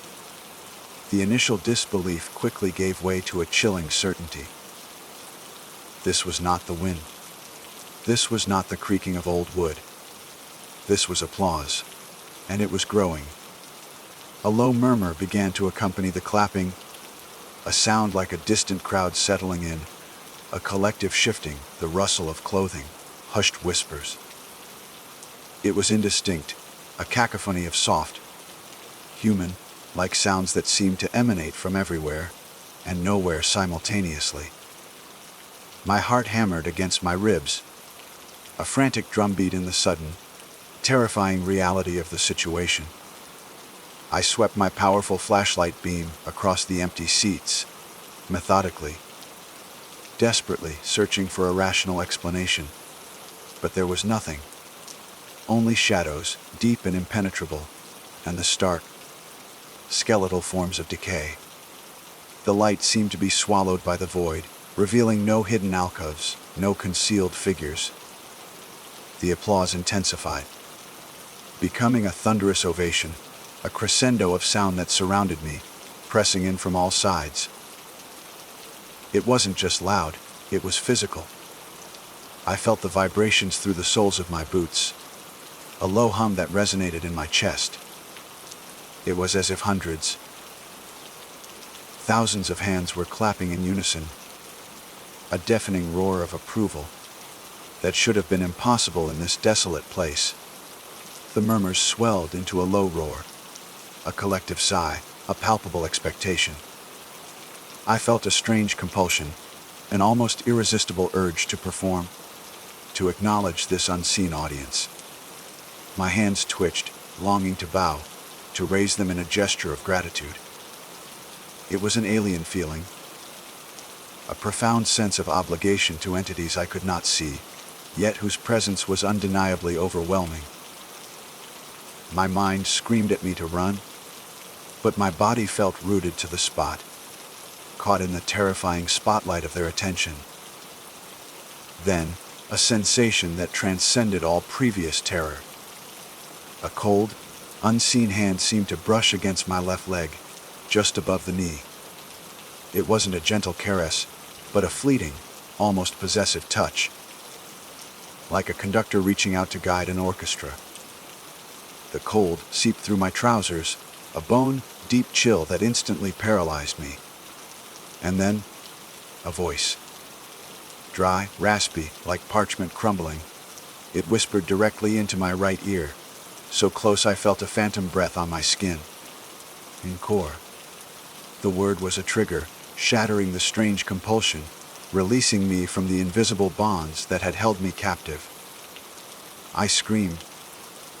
A raw, guttural sound torn from my throat, stumbling backward in sheer, unadulterated panic. My foot caught on a loose plank, and I lost my balance, tumbling awkwardly off the edge of the stage, landing hard on the uneven ground below. The impact jarred my teeth, sending a jolt of pain through my ankle, but I barely registered it. The applause stopped abruptly. The sudden cessation was more terrifying than the phantom sounds themselves. The silence that followed was absolute, profound, a suffocating void that seemed to swallow all light and sound. It was the silence of an audience holding its breath, waiting. I scrambled to my feet, my injured ankle protesting with a sharp throb, but adrenaline coursed through my veins, overriding the pain. I didn't look back. I didn't dare. My only instinct was to escape, to put as much distance as possible between myself and that unseen presence. I burst out into the cold night air, the dense forest canopy having plunged the preserve into an early twilight. The ghostly encore echoed in my mind, a chilled mitra that fueled my frantic flight. I ran until my lungs burned, until my legs ached, until the distant lights of the main road became a beacon of sanity. The unseen audience was still waiting for its next performance, and I had almost become the star. The thought sent a fresh wave of nausea through me. I knew, with a certainty that chilled me to the bone, that this was not the end. The amphitheater had shown me only a glimpse, a chilling prelude to the deeper, darker secrets hidden within the forgotten structures of Blackwood Nature Preserve. My escape from the amphitheater was a blur of panicked adrenaline. I didn't stop running until the faint glow of distant streetlights pierced through the dense tree line, a comforting beacon of civilization. My lungs burned, my legs ached, and the throbbing in my ankle, a souvenir from my clumsy fall, had escalated from a dull ache to a sharp, insistent pain. But the physical discomfort was a distant second to the icy tendrils of fear that still gripped my heart. The ghostly encore echoed in my mind, a chilling whisper that seemed to have permanently etched itself into my very being. I knew, with a certainty that transcended logic, that I had stumbled upon something profoundly unnatural, something that defied the rational explanations I typically sought in my urban explorations. The following days were a haze of restless sleep and obsessive research. I scoured local historical archives, old newspaper clippings, and obscure online forums, desperate for any mention of the Blackwood Nature Preserve's amphitheater, anything that might shed light on the chilling encounter. My initial findings were sparse. The amphitheater, built in the early 1970s, had indeed hosted numerous cultural events, concerts, theatrical performances, even community gatherings. It had been a popular local attraction for a time, a vibrant hub of artistic expression. But then, abruptly, in the late 1980s, all records ceased. No official closure, no clear reason for its abandonment. It simply vanished from public consciousness, left to decay. This sudden, unexplained cessation of activity only deepened the mystery, fueling my growing unease. One evening, buried deep in a digitized archive of local newspapers. I stumbled upon a series of articles from the late 1980s that sent a fresh wave of dread through me. They detailed a string of disappearances, all linked to the Blackwood Nature Preserve. Not just hikers or casual visitors, but specifically a number of local performers, musicians, actors, even a renowned storyteller who had been scheduled to perform at the amphitheater. Their disappearances were initially attributed to accidents or individuals simply leaving town. But the sheer number and the commonality of their last known location painted a far more sinister picture.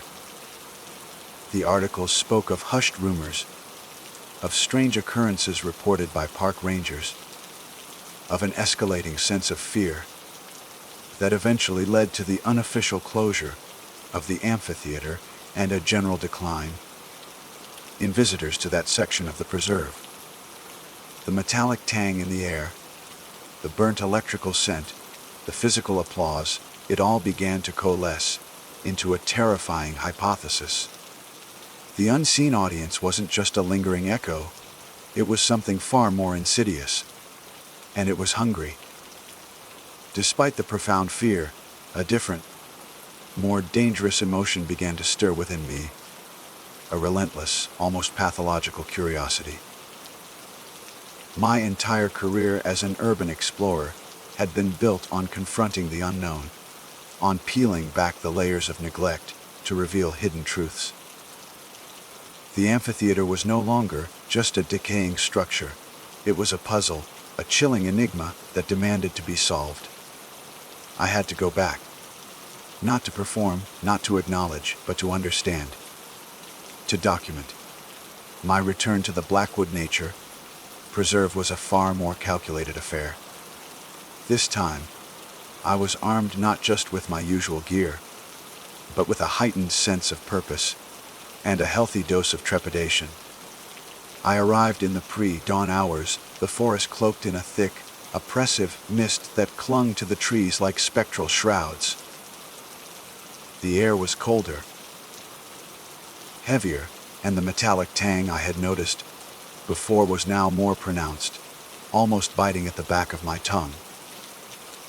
It felt as though the very atmosphere of the preserve had become saturated with whatever malevolent energy resided within the amphitheater.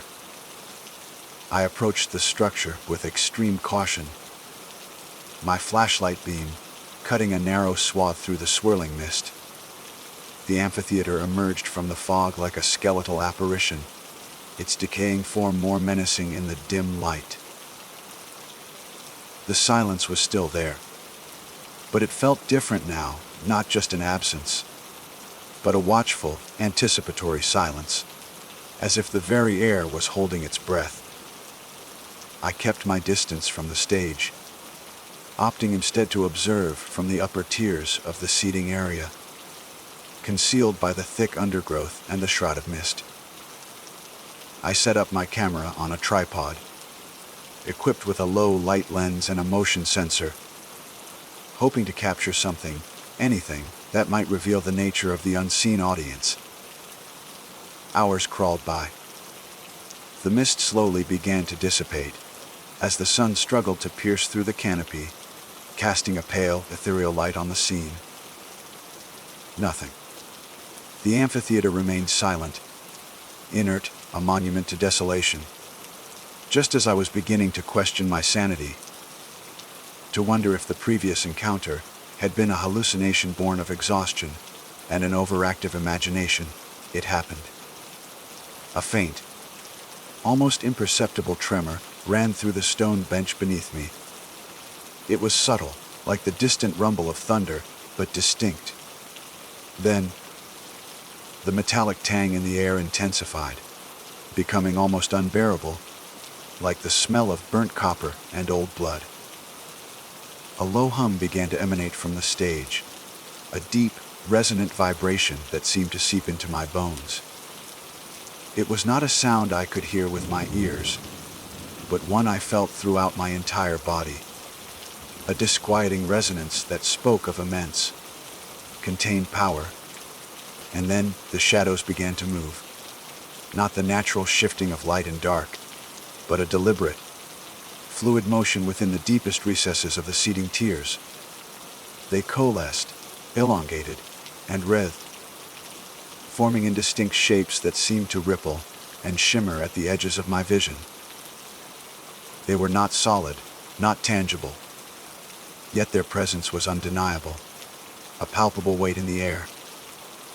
The low murmur I had heard before began again, but this time it was clearer, more distinct.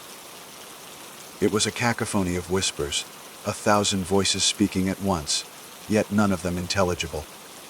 It was like listening to a crowd, through a thick pane of glass, the individual words lost, but the collective intent clear anticipation. My camera's motion sensor light flickered, indicating it had detected movement. I held my breath, my finger hovering over the record button, a desperate hope that this time I would capture something concrete. The applause began again, slowly at first, a single, deliberate clap, clap, clap, from the deepest shadows, then spreading, multiplying, intensifying until it was a deafening roar that vibrated through the very ground. This time, however, it was accompanied by something new, something far more terrifying, a faint, mournful groan. The groan was not human. It was a deep, resonant sound, like the creaking ancient timbers under immense pressure, or the lament of a dying beast. It seemed to emanate from the stage itself, a sound of profound suffering that cut through the thunderous applause. As the groaning intensified, the indistinct shadows in the seating area seemed to lean forward, their collective presence pressing down on the stage, a hungry, expectant weight.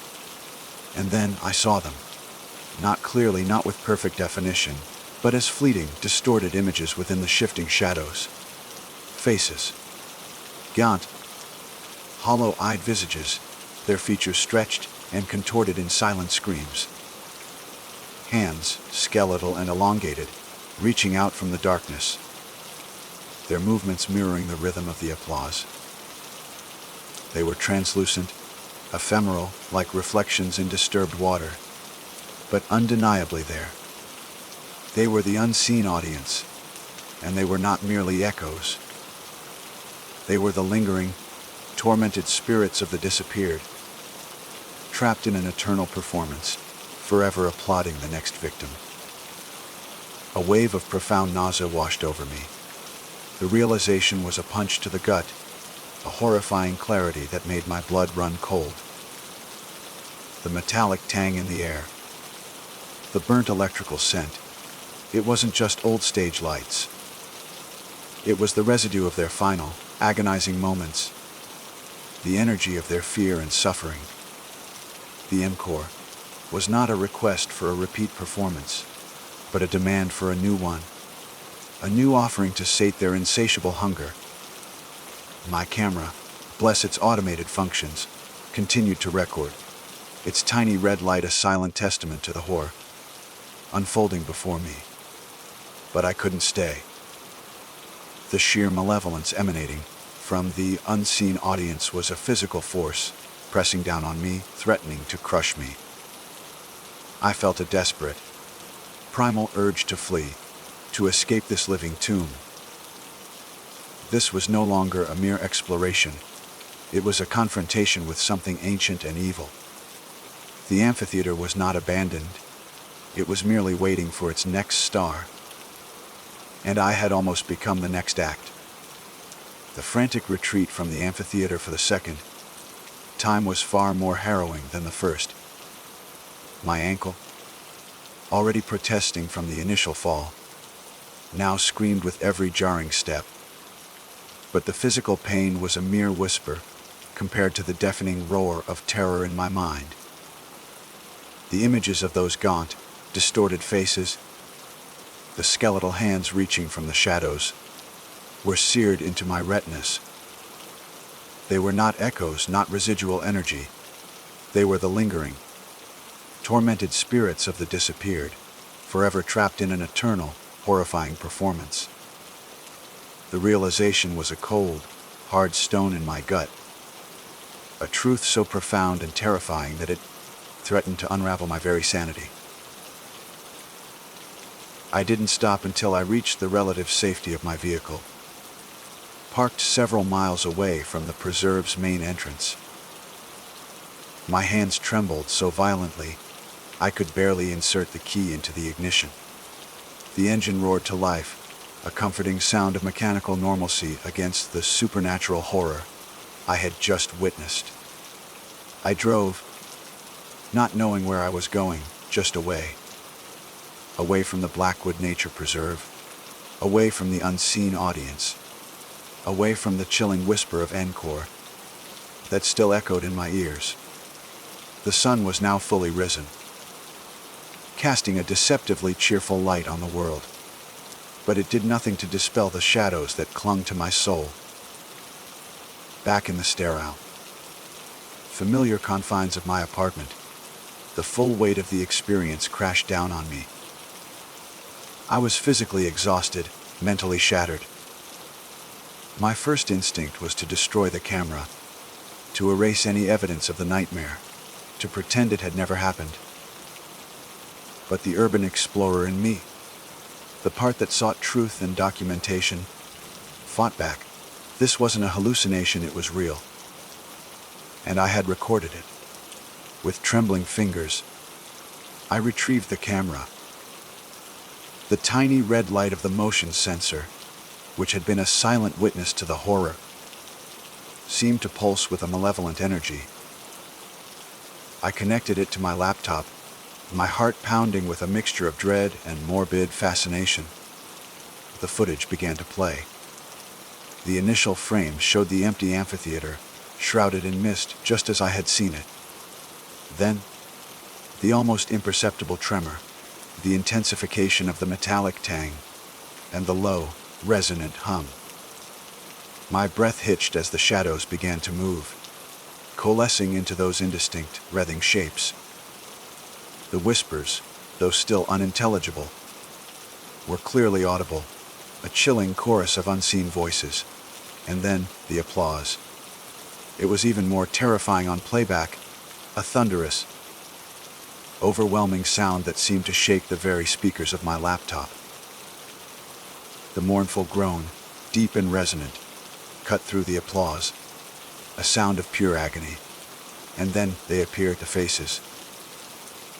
Gaunt, hollow-eyed, their features stretched in silent screams. Skeletal hands reaching out from the darkness. They were translucent, ephemeral, just as I remembered, but undeniably there. Captured on digital film. They moved with a horrifying fluidity, their movements mirroring the rhythm of the applause.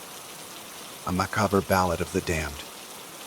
The camera, fixed on its tripod, had provided a steady, unwavering gaze into the heart of the horror.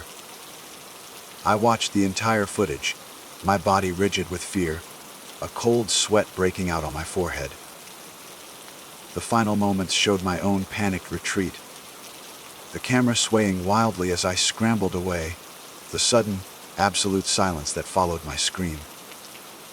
The footage ended, leaving me in the oppressive quiet of my apartment, the images still dancing before my eyes. The evidence was undeniable. But what was I to do with it? Who would believe me? I, Kale, the rational urban explorer, the man who sought logical explanations for every anomaly, had encountered something that defied all logic, all reason. I considered going to the authorities, but the thought was immediately dismissed. They would dismiss it as a hoax, a delusion, or worse, commit me to a psychiatric ward.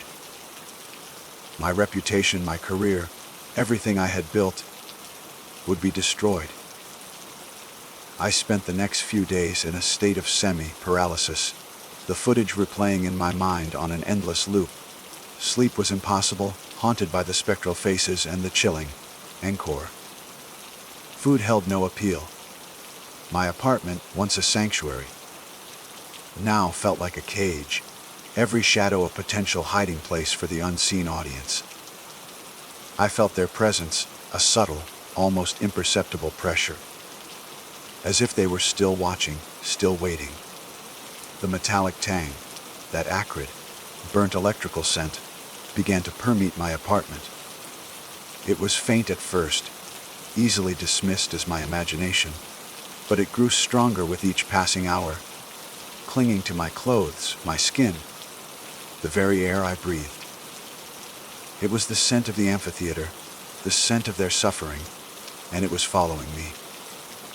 One night, I woke with a jolt, a cold hand seemingly brushing against my leg, just as it had in the amphitheater. My heart leaped into my throat.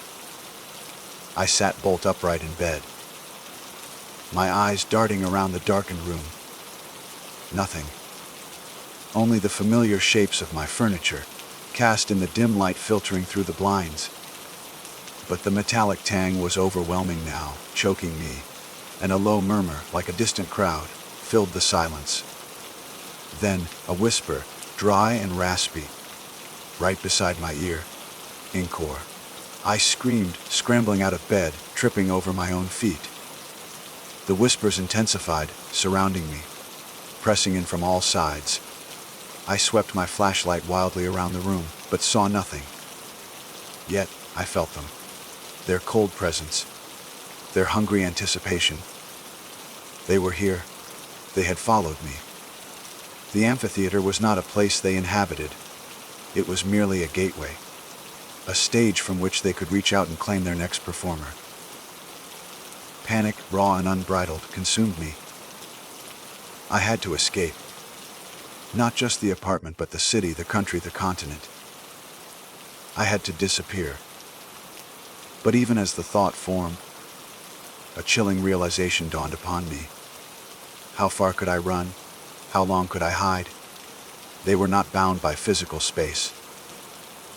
They were a collective consciousness, a hungry void, and I had drawn their attention. I had become their new obsession, their next act. I packed a small bag, stuffing in essentials, my camera still clutched in my hand. I had to warn someone, anyone. But who? And how? The footage was proof, but it was also a curse. To show it was to invite disbelief, ridicule, or worse, to draw others into their web. As I reached the door, my hand on the cold metal knob, the whispers intensified into a cacophony of voices, a deafening roar of applause that filled the entire apartment. The metallic tang was so strong it burned my nostrils, and the air grew heavy, thick with a palpable malevolence. Encore. 1,000 raspy voices caroused, their collective demand echoing through my very bones. I burst out of my apartment, slamming the door shut behind me, the sound of the unseen audience still roaring in my ears. I ran down the stairs, out into the deserted street, not caring about my injured ankle, not caring about anything, but putting distance between myself and them. I am writing this now, from a remote cabin deep in the wilderness, far from any amphitheater, any abandoned structure. My camera is beside me, the footage still intact. I haven't shown it to anyone. I can't. The metallic tang still lingers in the air, a faint, persistent reminder. The whispers are softer now, almost imperceptible, but they are there, just at the edge of my hearing. And sometimes, in the dead of night, when the wind howls through the trees, I hear it. A faint, rhythmic clap, clap, followed by a low murmur, and then a single, chilling whisper, dry and raspy, right beside my ear. Encore. The unseen audience is patient. They are always waiting. And I, Kale, the urban explorer who sought forgotten truths, have become their unwilling, eternal star. The performance, it seems, has only just begun. My name is Serafina Vance, and by profession, I am an architectural historian. Yet my true calling, the one that truly stirs my soul, lies in the realm of urban exploration. I am not merely a thrill seeker. My motivation is far deeper. I am driven by an insatiable desire to document forgotten spaces, to uncover the untold stories etched into crumbling walls, and to experience the raw, unadulterated history preserved in decay. Each abandoned structure is a time capsule, a silent testament to lives lived and secrets kept, and I approach them with a blend of academic curiosity and a profound, almost reverent, respect for the past. My reputation among the small, tight-knit community of explorers is built on meticulous planning, a cautious approach, and an unwavering commitment to leaving no trace. Save for the photographs and observations I meticulously record. It was this very drive that led me to Blackwood Manor. It was more than just a local legend. It was a sprawling, Gothic ruin, a skeletal silhouette against the bruised sky, nestled deep within a forgotten section of Oak Haven State Park. The park itself was vast, its trails often overgrown and less frequented in this particular quadrant, contributing to the manor's isolation. Whispers about Blackwood Manor had circulated for decades, tales of its eccentric owner, Alistair Blackwood, a renowned but reclusive antiquarian who had vanished without a trace some 50 years prior. The stories spoke of hidden passages, an obsession with the occult, and a dark, perhaps even cursed, family history. For me, it was an irresistible enigma. The journey to the manor was a descent into increasing solitude. The paved path gave way to a dirt track, then to a barely discernible deer trail, the trees closing in around me like a silent, watchful audience. The air grew still, heavy with the scent of damp earth and decaying leaves, a palpable quiet that seemed to absorb all sound. Then, through a thick veil of skeletal branches, it appeared Blackwood Manor. It loomed, immense and foreboding.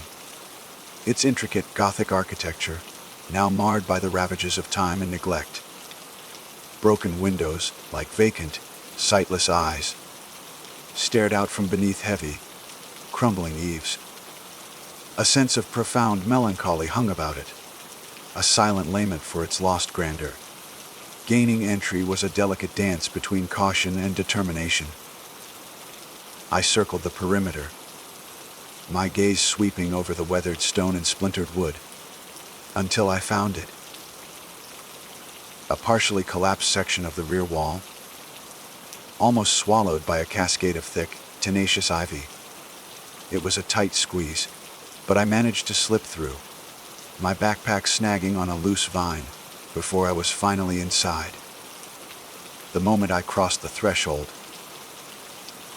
it was as if I had stepped not just into a different building, but into a different era, a world suspended in time.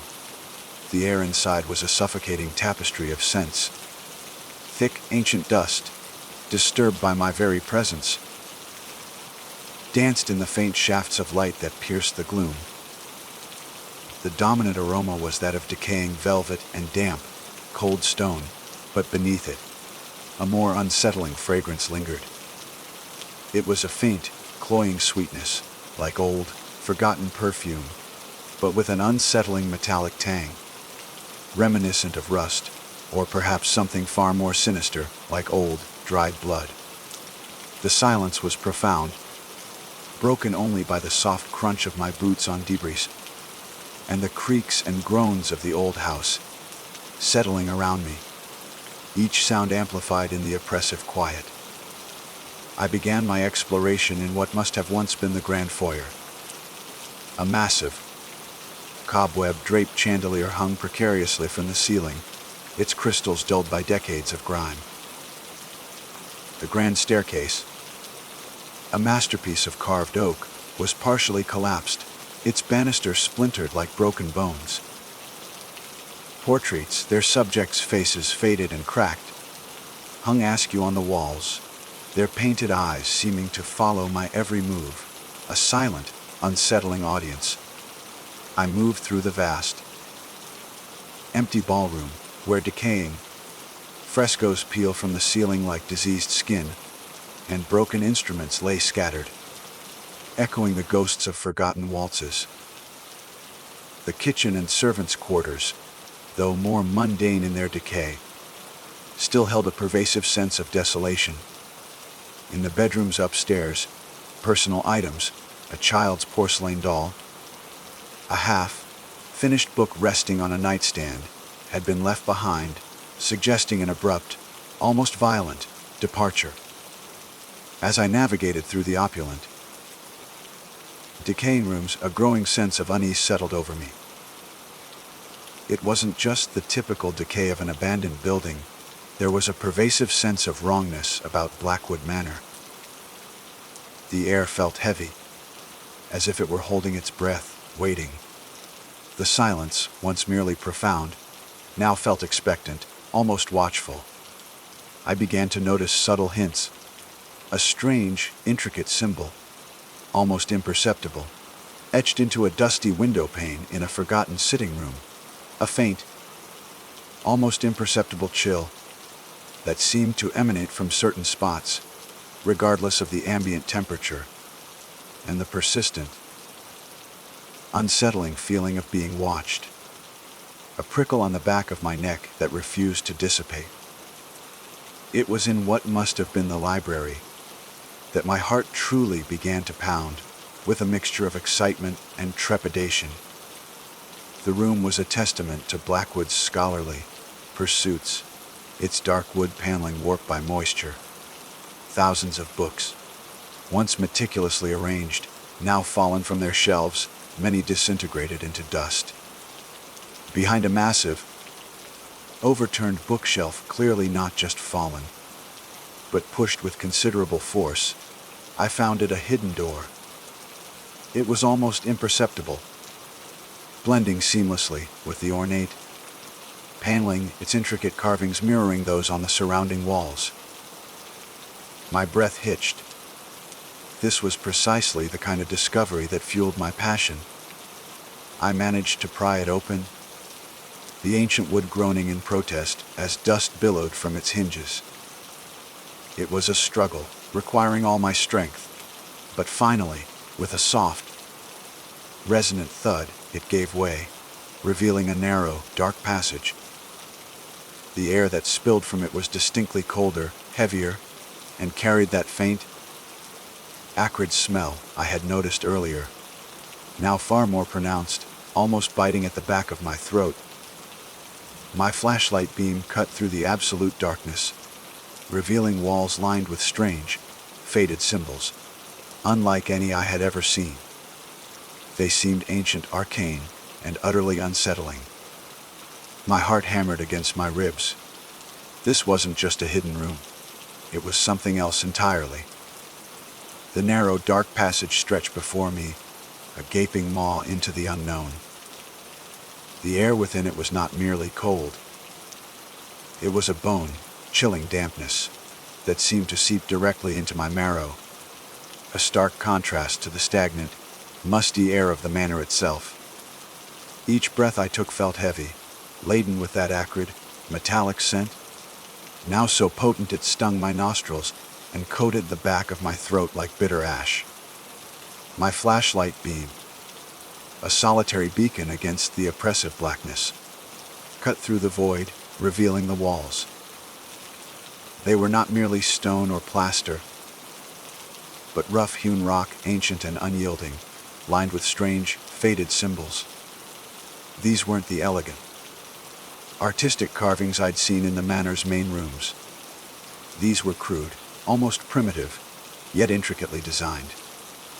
They spiraled and intertwined, depicting abstract shapes, unsettling figures that seemed half human, half beast, and geometric patterns that defied any conventional understanding. They pulsed faintly in the periphery of my vision.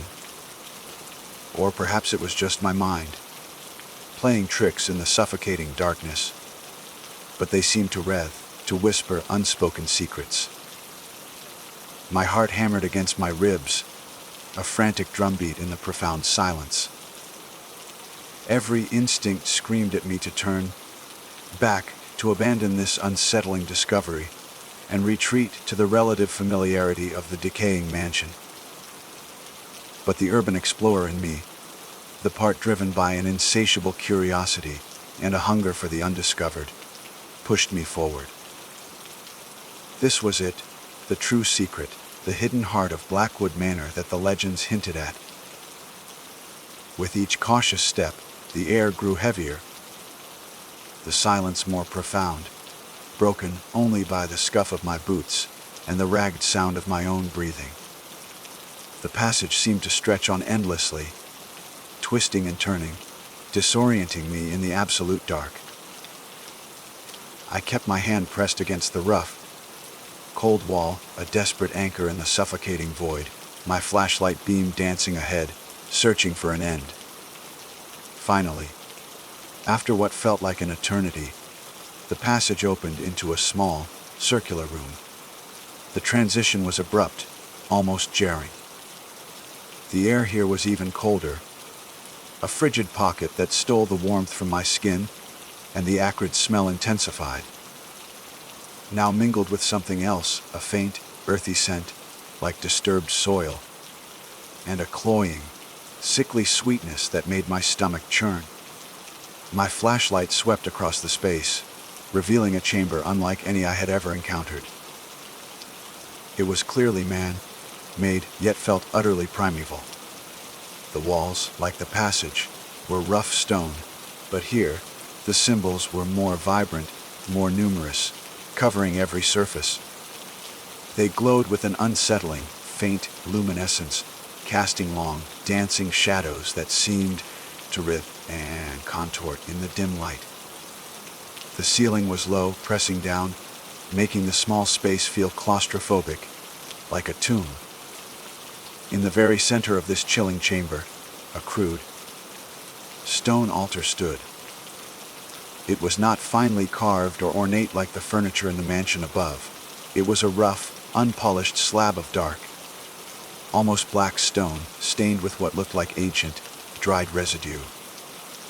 My breath hitched in my throat. On its surface, glinting dully in my flashlight beam, lay a single rusted, ceremonial dagger.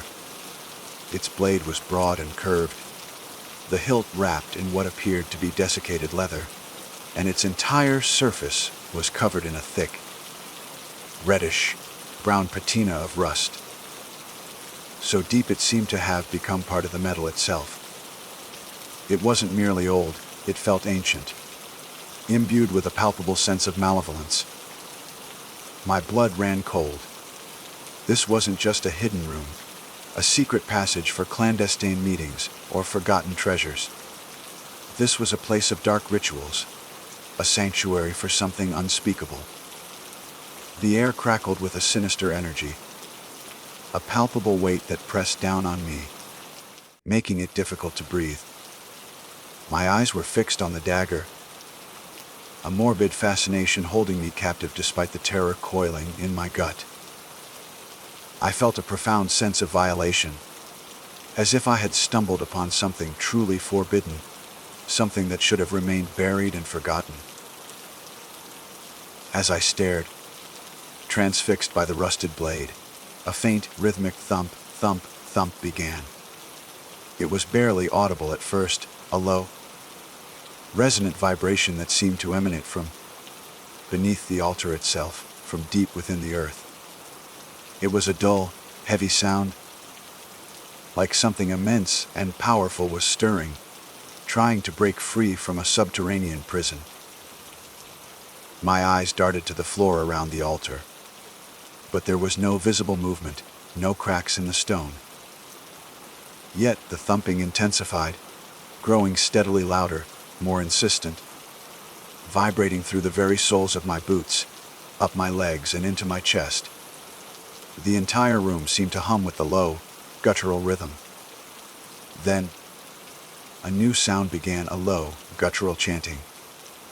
It was barely audible, a deep, resonant hum that seemed to emanate from the very walls, from the stone itself.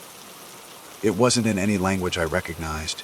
It was a series of drawn-out, distorted syllables, a primal, unsettling drone that seemed to vibrate directly into my bones.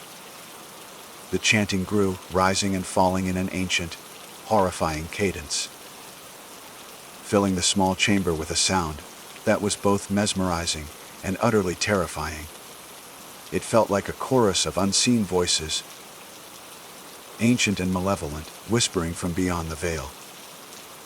The air grew colder, dropping several degrees in an instant, and I could see my breath fogging in the frigid space. A chill, far deeper than mere temperature, permeated my body. A cold that spoke of supernatural presence. And then, the symbols on the walls, the faded, arcane markings, seemed to pulse with a faint, sickly light. It was a pale, phosphorescent glow, an unnatural green, tinged hue that illuminated the grotesque figures and intricate patterns, making them seem to writhe and dance with a horrifying life of their own. The shadows they cast elongated and distorted, twisting into monstrous forms that flickered in my peripheral vision, threatening to consume me. I felt a primal terror, a fear so profound it bypassed my rational mind and struck directly at the core of my being. It was the sensation of something ancient and malevolent stirring beneath me, something vast and powerful that had been dormant for centuries, now awakening, roused by my intrusion. The thumping grew louder, more violent, shaking the very ground beneath my feet. The chanting swelled, a cacophony of guttural sounds that echoed off the stone walls, pressing in on me from all sides. My mind screamed at me to run, but my feet felt rooted to the spot, paralyzed by a combination of fear and morbid fascination. Then, the dagger on the altar slowly, impossibly, began to vibrate. It wasn't a subtle tremor, it was a violent, almost frantic oscillation, the rusted blade humming with an unseen energy. The sound was a low, metallic whine rising in pitch, like a trapped insect buzzing furiously. The rust, which had seemed so permanent, now appeared to shimmer, almost as if it were shedding itself, revealing a darker, more sinister gleam beneath.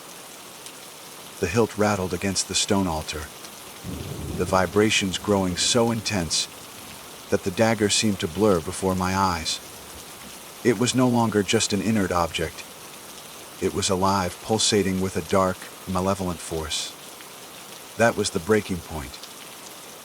The sight of the vibrating dagger, the thumping from below, the guttural chanting, and the pulsing symbols all converged into an overwhelming wave of pure, unadulterated terror. A raw, guttural scream tore from my throat, a sound I barely recognized as my own.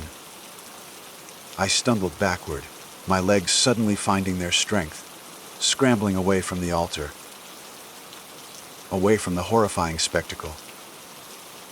My hands fumbled desperately for the secret door, my fingers scrabbling against the ornate paneling.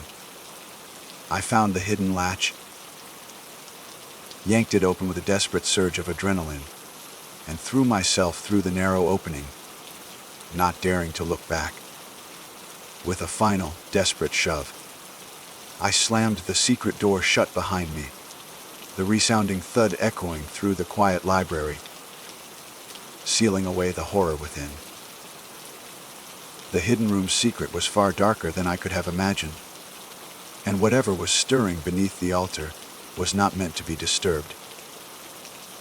I was out, but the chilling echoes of that chamber, and the terrifying knowledge of what lay within, would forever be etched into my soul. The library, once a place of quiet decay, now felt like a sanctuary, albeit a fragile one. The resounding thud of the secret door, slamming shut behind me, echoed in the vast, silent room. A desperate, final act to sever my connection with the horror I had just witnessed. My heart was still a frantic drum against my ribs, a chaotic rhythm that drowned out all other sounds. My breath came in ragged, shallow gasps, each inhale burning in my lungs, each exhale a desperate attempt to expel the terror that clung to me like a shroud. I pressed my back against the ornate paneling, my eyes wide and unseeing, fixed on the spot where the hidden door had vanished, as if expecting it to burst open and unleash the malevolence from within. My body trembled uncontrollably, a deep, visceral shaking that started in my core and spread outwards to my fingertips and toes. It wasn't just the cold from the hidden chamber. It was the chill of pure, unadulterated fear. The images flashed behind my eyelids, the crude altar, the rusted, vibrating dagger, the pulsing, sickly symbols on the walls, and the low, guttural chanting that still seemed to echo in the very air around me.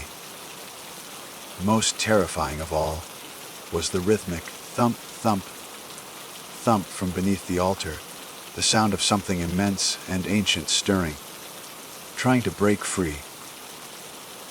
It was a sound that would forever be seared into my memory, a chilling reminder of the forbidden secret I had stumbled upon.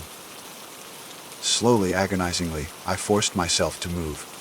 My legs felt like lead, heavy and unresponsive, but the primal urge to escape, to put as much distance as possible between myself and that hidden room, propelled me forward. I stumbled through the library, my flashlight beam wildly erratic, casting grotesque, dancing shadows that seemed to mock my fear. Every creak of the old house, every rustle of decaying fabric, sent a fresh jolt of adrenaline through me. I imagined unseen eyes watching me from the gloom, the malevolent presence I had disturbed, now free to roam the manor, seeking me out. I didn't stop to gather my composure, didn't pause to analyze or document. All my academic curiosity, all my urban exploration protocols, had been obliterated by the sheer, overwhelming terror. My only objective was to get out. I navigated the familiar path, through the mansion with a frantic urgency, my mind a blur of panic. The grand foyer, once a testament to lost grandeur, now felt like a vast, echoing tomb. The portraits on the walls, their faded eyes seemed to glare with accusation, as if I had disturbed a sacred, terrible slumber. The metallic tang in the air, which I had initially dismissed as mere decay, now seemed to intensify, a chilling reminder of the blood-stained altar. Reaching the partially collapsed section of the rear wall, the same opening through which I had entered, felt like an insurmountable task. My hands were shaking so violently that I struggled to push aside the tenacious ivy. My backpack snagged again, but this time, I ripped it free with a desperate strength I didn't know I possessed, not caring about the damage.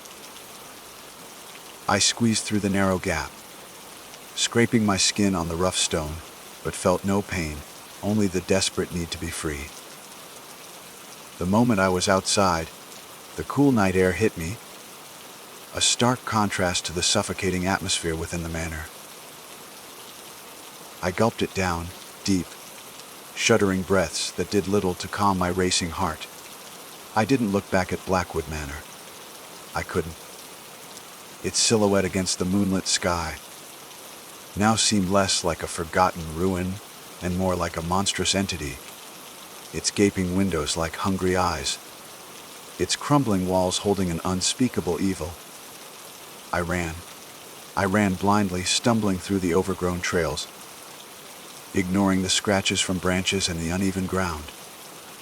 My flashlight beam bounced wildly, illuminating fleeting glimpses of the dense forest around me, a dark, oppressive tunnel that seemed to stretch on forever. I ran until my lungs burned, until my legs ached with exhaustion, until I could no longer feel the ground beneath my feet. Only when I reached the familiar dirt track, and then the paved path, did I allow myself to slow down, collapsing onto the cold asphalt, gasping for air. The sounds of the forest, once so quiet, now seemed filled with the echoes of the chanting, the thumping, the metallic whine of the dagger. My mind replayed the scene in the hidden chamber over and over, a horrifying loop that refused to break. It took me hours to reach my car, parked miles away at the edge of the state park. The drive home was a blur. I kept glancing in my rearview mirror, half expecting to see the manor looming behind me, or a shadowy figure pursuing me through the darkness.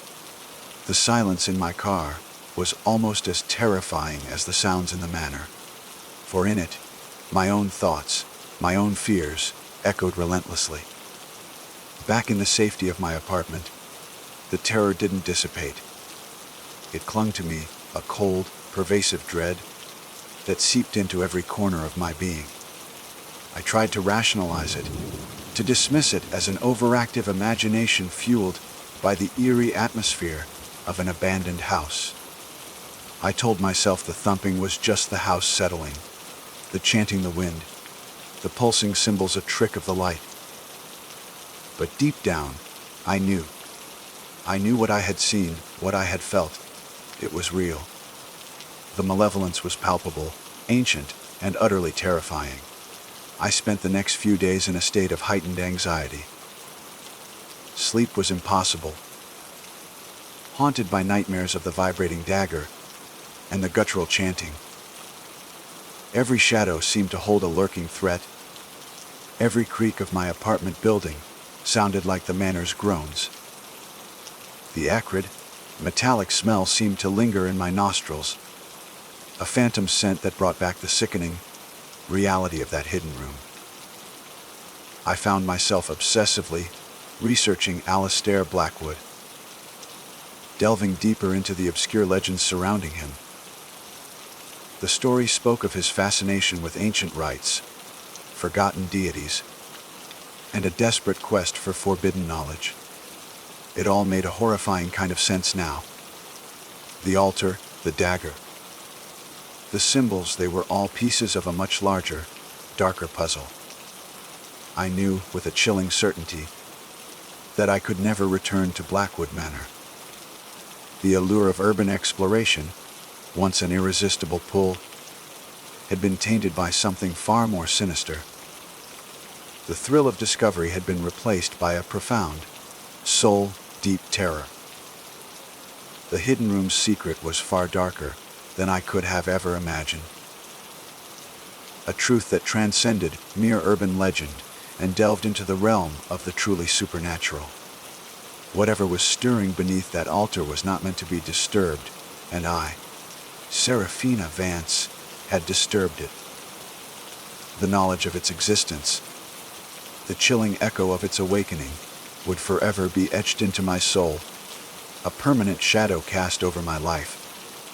I was out, but a part of me, a part of my sanity, had been left behind in that cold, dark chamber, forever bound to the hidden secret of Blackwood Manor. My name is Milo, and by profession, I am a freelance historical researcher with a particular penchant for urban exploration. My work often leads me to forgotten corners of the urban landscape, places where time has left its indelible mark, and the echoes of the past still resonate. My fascination lies in uncovering the layers of history, the untold stories, and the silent narratives held within abandoned structures and neglected grounds. This pursuit, while intellectually stimulating, has also, on occasion, led me into encounters that defy rational explanation. Moments where the veil between the known, unknown thins to an unnerving transparency. The following account details one such encounter. A chilling episode that began in the most unlikely of places, an old forgotten cemetery. nestled within the sprawling embrace of a city park. The cemetery, a somber and profoundly neglected patch of land, was not merely overgrown. It was actively being reclaimed by the relentless march of nature. Headstones, once proud markers of lives lived, now leaned precariously, their marble and granite surfaces swallowed by thick, grasping ivy and wild, untamed grass that grew in defiant tangles. It had been officially closed down decades prior, its gates rusted shut, its perimeter fence a skeletal outline against the sky. The last burials here, I'd read in dusty municipal archives, were shrouded in local whispers, hushed tales of strange occurrences, of unexplained phenomena that had driven the city to finally cease its use. These very whispers, rather than deterring me, served as an irresistible siren call to my historian's curiosity.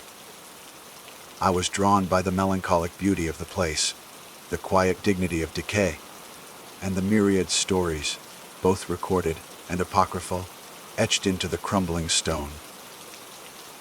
The air within the cemetery's confines was a heavy, palpable presence, thick with the dampness that clung to ancient earth and the pervasive scent of decaying flowers, long since withered and returned to the soil. But beneath these familiar odors, there was something else, a faint, musky scent that was unsettlingly distinct. It was the smell of disturbed soil, yes, but mixed with something else entirely, something sickly sweet, cloying, and faintly metallic. A scent that prickled at the back of my throat and sent an immediate, almost instinctive shiver down my spine. It was a smell that spoke of something deeply wrong, something that did not belong. Armed with my trusty, high-lumen flashlight and a small, well-worn notebook, I navigated the uneven terrain, my boots crunching softly on fallen leaves and brittle twigs.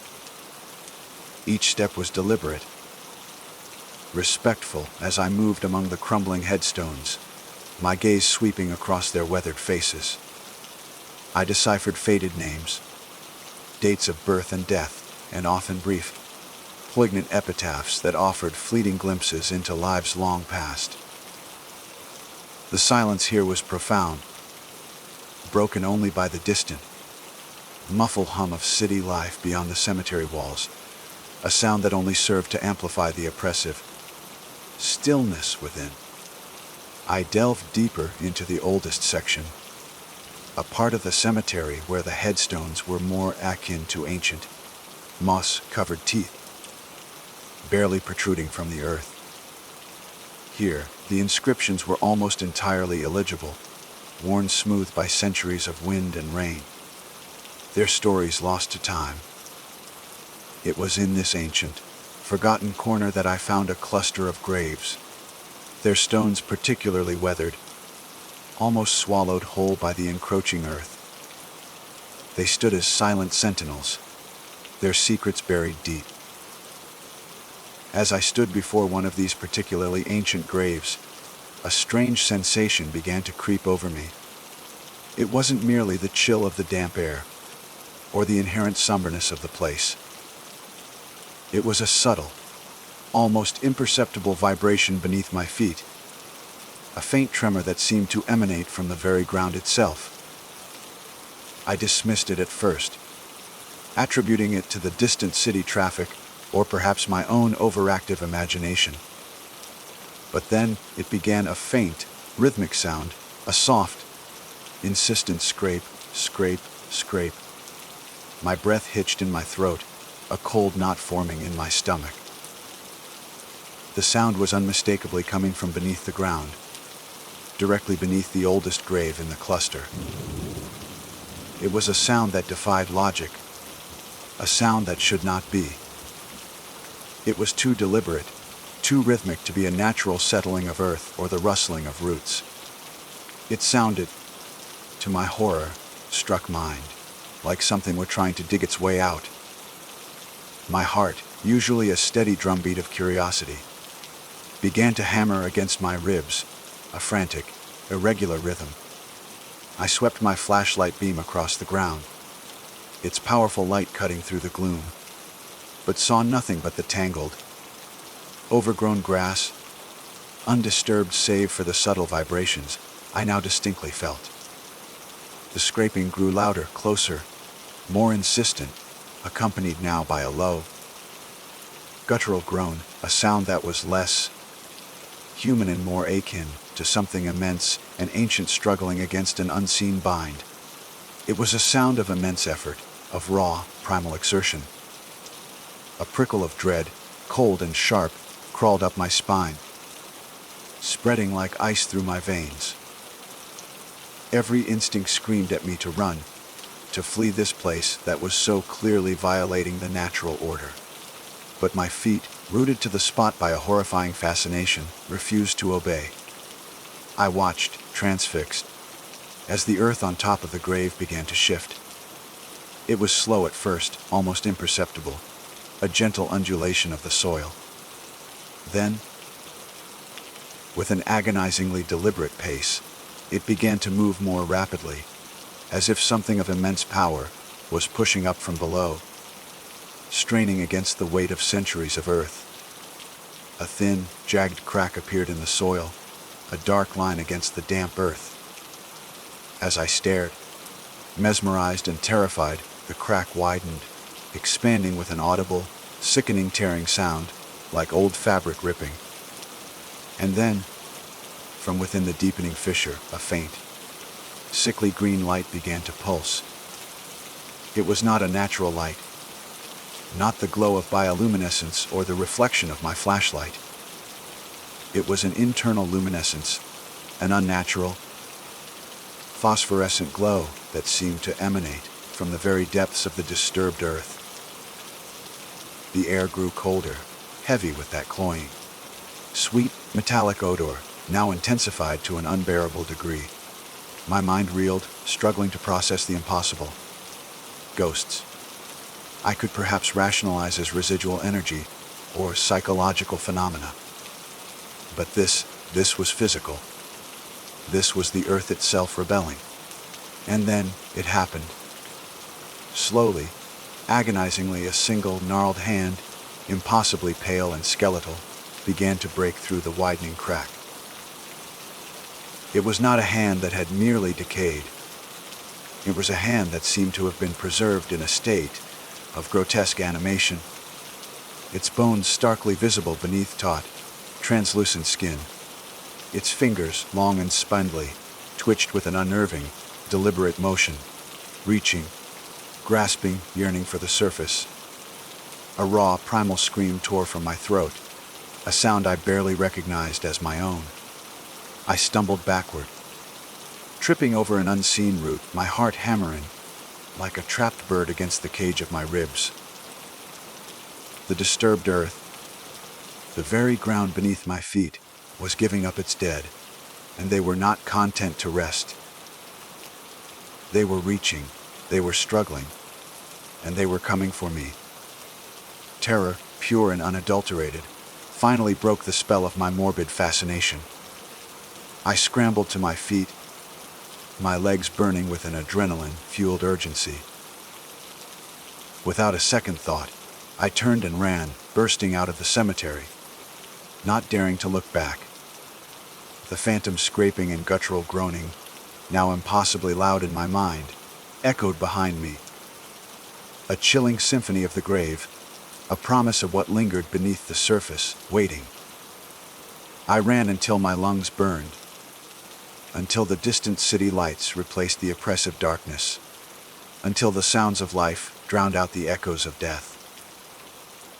But even then, the sickly, sweet scent of disturbed earth clung to me, a terrifying reminder of the hand that had reached from the grave. My flight from the cemetery was a blur of panicked adrenaline. The world outside the crumbling walls seemed alien, too bright, too loud, too normal. I ran without direction, my lungs burning, the phantom scrape, and guttural groans echoing in my ears.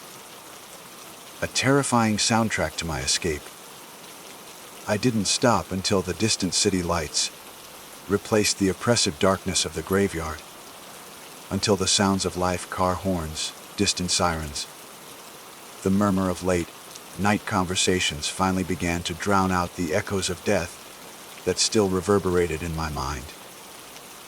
Even then, the sickly sweet scent of disturbed earth clung to me, an insidious, pervasive aroma that I imagined was embedded in my clothes, my hair, my very skin.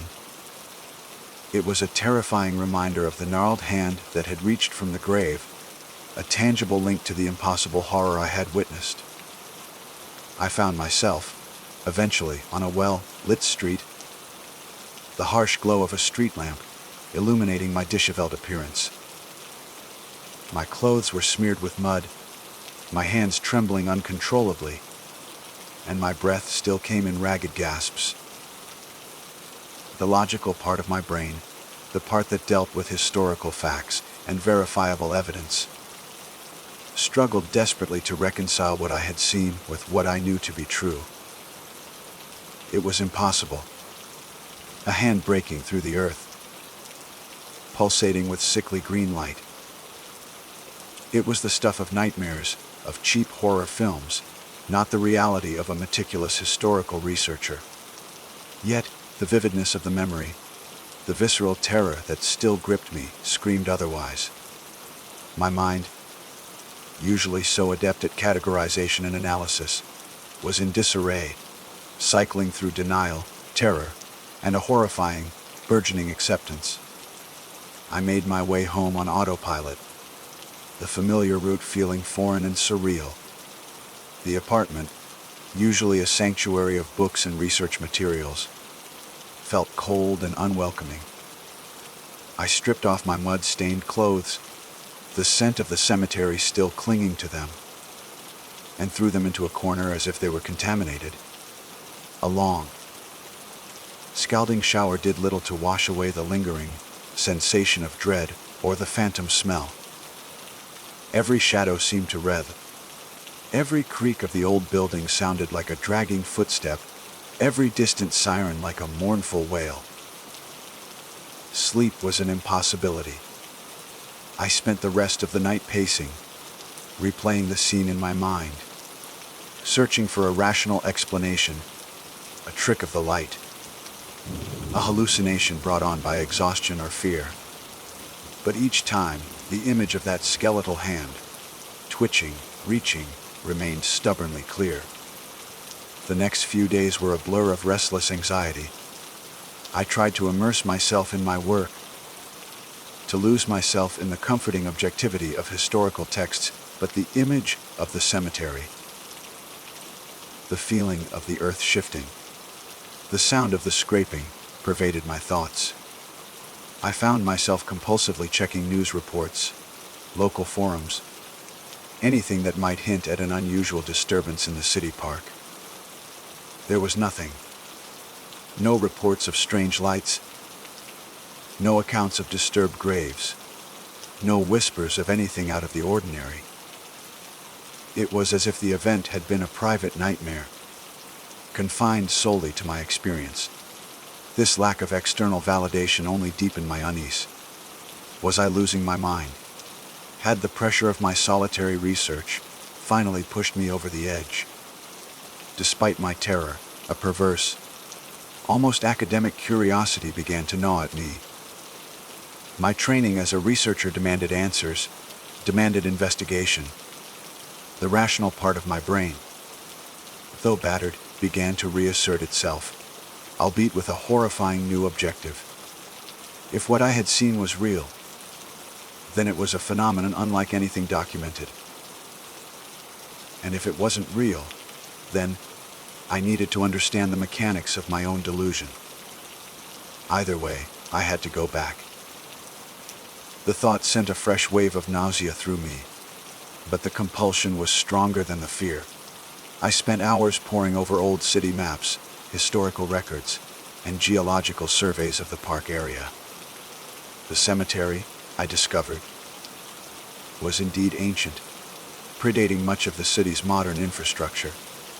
There were vague mentions in some of the older texts of the land being unsuitable for permanent settlement, or having unstable ground, but nothing concrete, nothing that explained a skeletal hand.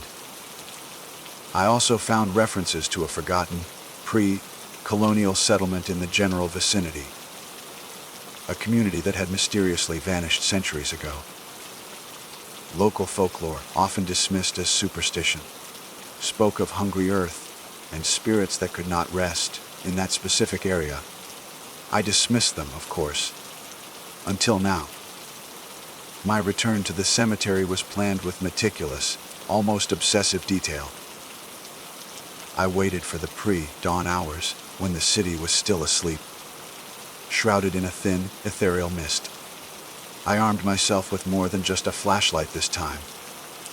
I carried a sturdy shovel, a small, portable geological survey kit, and a large industrial-grade tarp.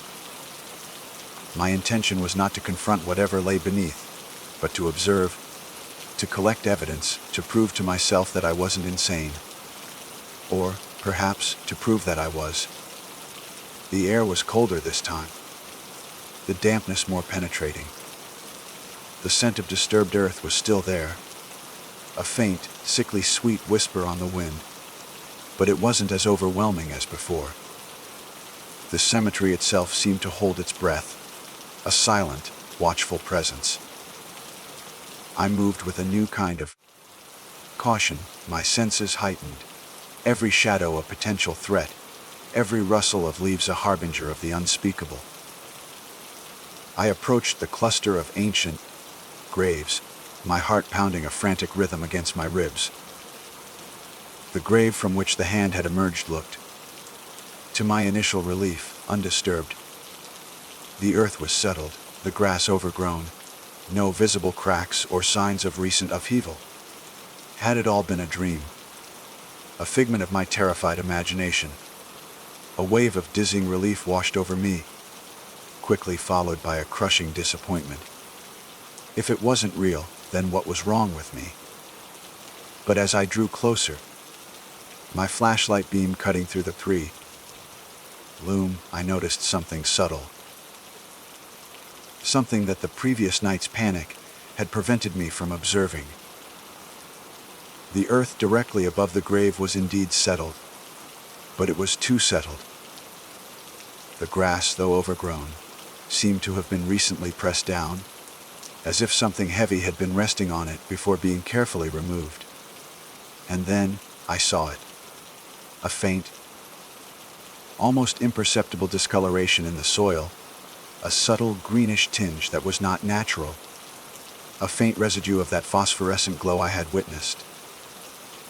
It was there, just barely visible, clinging to the blades of grass and the top layer of soil. My relief evaporated, replaced by a cold, creeping dread that was far more insidious than the initial panic. It hadn't been a dream. It had been real. And whatever had emerged had returned. Or, worse, it had never truly left.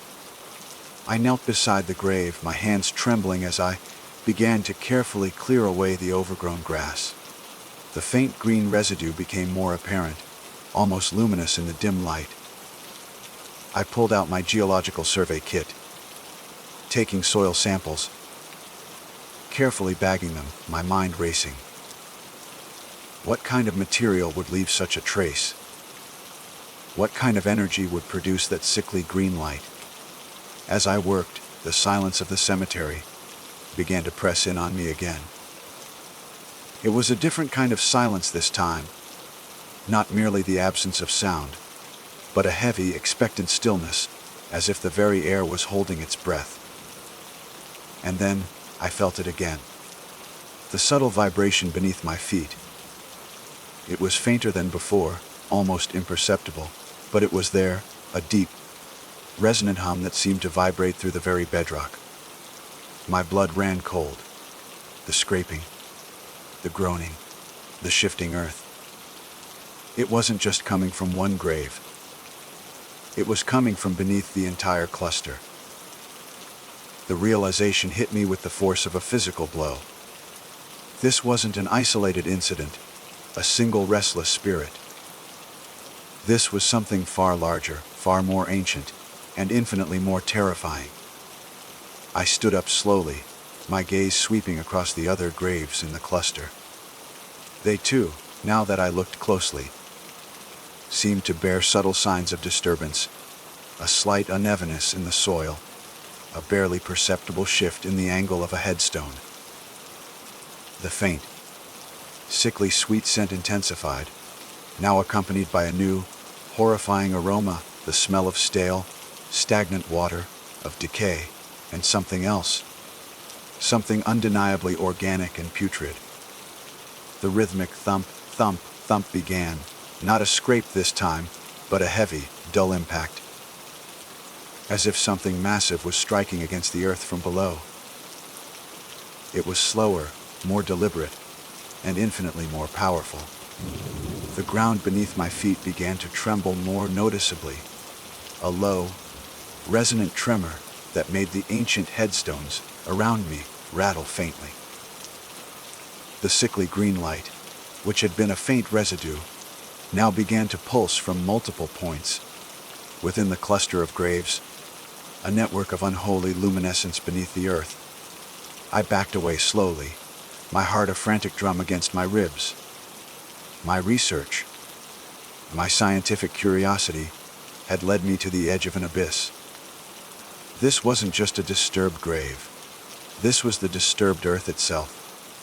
Whatever lay beneath this ancient cemetery was not merely restless, it was awakening.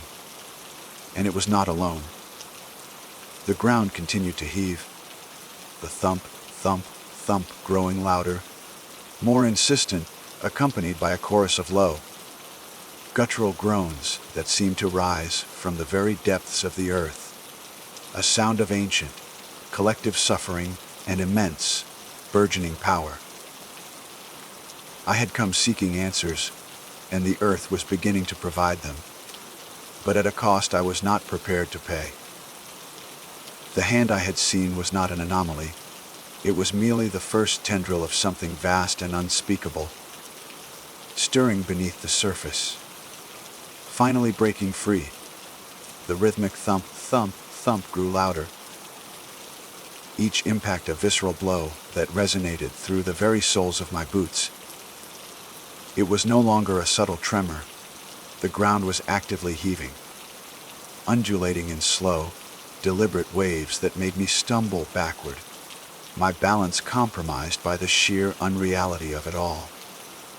The ancient headstones around me, once silent sentinels, now rattled and groaned, their foundations shifting, some tilting further, others beginning to crack under the unseen pressure from below. The air, already thick with the sickly, sweet scent of disturbed earth and the new, horrifying aroma of putrid decay and stagnant water, grew heavy, almost suffocating.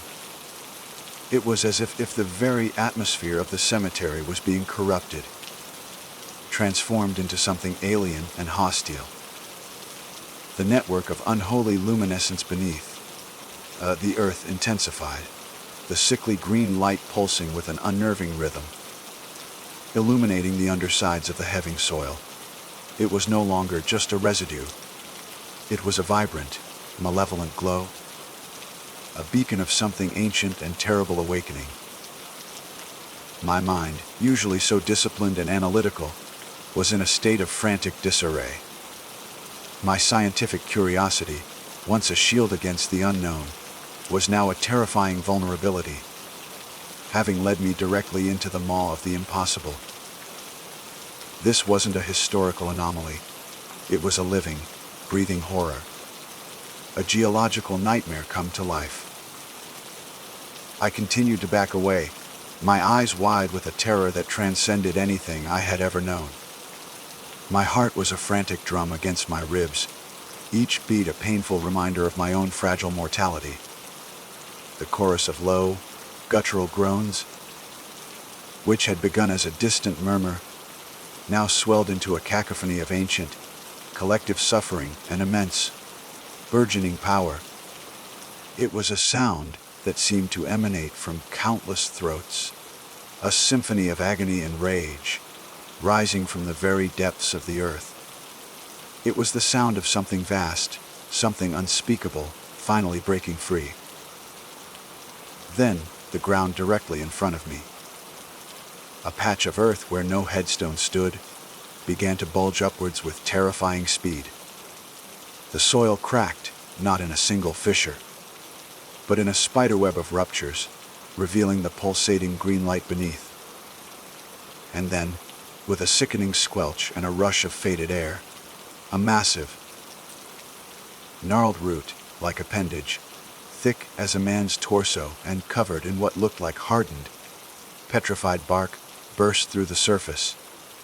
It thrashed wildly for a moment, spraying damp earth and decaying matter, before slowly, deliberately, beginning to coil. It was not a root.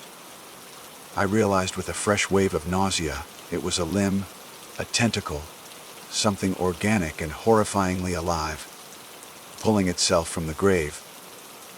More appendages followed, breaking through the earth around the initial emergence, each one thicker, more grotesque than the last. They writhed and twisted, tearing at the soil, pulling themselves free with agonizing slowness. The thump, thump, thump intensified, now accompanied by the wet, tearing sounds of earth being ripped apart. The entire cluster of graves was transforming into a chaotic landscape of upheaval, a living, breathing testament to the horror beneath. I turned to run, but my legs felt heavy, as if rooted to the spot. My mind screamed at me to move, but my body refused to obey, paralyzed by a mixture of terror and morbid fascination. The sickly green light pulsed brighter, illuminating the scene with an unearthly glow. And then, from the largest rupture, directly from the grave where I had first seen the skeletal hand, something truly colossal began to emerge. It was not a single entity, but a grotesque amalgamation, a writhing mass of gnarled limbs, skeletal forms, and what appeared to be decaying, half-formed bodies, all fused together by a pulsating, greenish, black substance that oozed from their joints. It was a creature born of the disturbed earth, a monstrous collective of the long dead, reanimated and bound by an unseen, malevolent force. Its form was fluid, shifting, impossible to fully comprehend, yet undeniably terrifying. Eyes, dark and vacant, seemed to open and close randomly across its surface, reflecting the unholy green light. A low, continuous moan, a chorus of countless voices, emanated from its shifting mass, a sound of ancient pain and insatiable hunger. The creature, if it could be called that, began to pull itself further from the earth, its enormous weight causing the ground to tremble violently. It was massive, far larger than anything that should have been contained beneath the cemetery. Its movements were slow, deliberate, yet imbued with an undeniable power. It was as if the earth itself was giving birth to a nightmare, a forgotten horror finally reclaiming its place. I finally broke free of my paralysis, a fresh scream tearing from my throat. I stumbled backward, tripping over another headstone, falling hard onto the damp earth. The creature paused, its shifting mass seeming to orient itself towards me. The countless vacant eyes, now all focused, seemed to bore into my very soul. The moans intensified, becoming a hungry, guttural growl that vibrated through my bones. I scrambled to my feet, ignoring the searing pain in my knee. This was no longer an academic pursuit. This was a fight for survival. I had to get out. I had to warn someone. But who would believe me? Who would believe the tale of a reanimated mass of corpses, born from a forgotten cemetery? As I turned a few, I heard a new sound, a wet, sucking noise followed by a series of sharp, cracking sounds. I risked a glance over my shoulder. The creature was moving, slowly but inexorably, pulling itself free from the earth. As it did, the headstones around it, the very markers of the dead, were being absorbed into its shifting mass, their stone crumbling and dissolving into the greenish, black substance that held the monstrosity together. It was consuming the cemetery, reclaiming its own, erasing the very evidence of its existence. I ran, my legs burning, my lungs screaming for air. The sounds of the creature's emergence, the thump, thump, thump, the guttural moans, the wet tearing of earth, echoed behind me, growing louder with each agonizing step. I could feel the ground trembling beneath my feet, a constant, terrifying reminder of the colossal horror. I was now free. I burst through the rusted gates of the cemetery, not daring to look back. The city lights seemed to mock me with their normalcy, their oblivious glow. I ran until I could run no more, collapsing onto a patch of grass in the city park, far from the cemetery's cursed ground. My body ached, my throat was raw, and my mind was a chaotic storm of images and sounds. I lay there for what felt like an eternity, gasping for breath, trying to regain some semblance of composure. The sun was beginning to rise, painting the sky in soft hues of orange and pink, a stark contrast to the darkness I had just escaped. The sounds of the city were returning, the gentle hum of early morning traffic, the chirping of birds. It should have been a comforting presence, but it only served to highlight the terrifying isolation of my experience. No one would believe me. I knew that with a chilling certainty. My soil samples, my geological kit, they were still back there, lost to the consuming horror. All I had was my word, the word of a man who had witnessed the impossible. And the lingering scent of disturbed earth, now ingrained in my memory, a permanent scar on my senses. I eventually made my way back to my apartment, my body aching, my mind numb. The world felt different, tainted by the knowledge of what lay beneath. I knew I couldn't go back to the cemetery. Not ever again. But the experience had changed me, fundamentally and irrevocably. My academic curiosity, once my greatest strength, now felt like a dangerous curse. I tried to resume my life, to immerse myself in my research, but the shadow of the disturbed earth clung to me. Every news report about the city park, every mention of construction or excavation, sent a jolt of fear through me. I found myself obsessively checking for any unusual seismic activity, any unexplained disappearances, any hint that the horror I had witnessed was spreading. The city, oblivious to the ancient terror stirring beneath its feet, continued its daily rhythm. But I knew what lay beneath the surface waiting. I knew the earth was not merely disturbed, it was alive, and it was hungry. And sometimes late at night, when the city was quiet, I could still hear it, a faint, rhythmic thump, thump, thump, a low, guttural groan, and the sickening squelch of earth being torn apart. A reminder that the disturbed earth was still out there, slowly, inexorably, continuing its awakening, and that one day, it would finally break free, for good.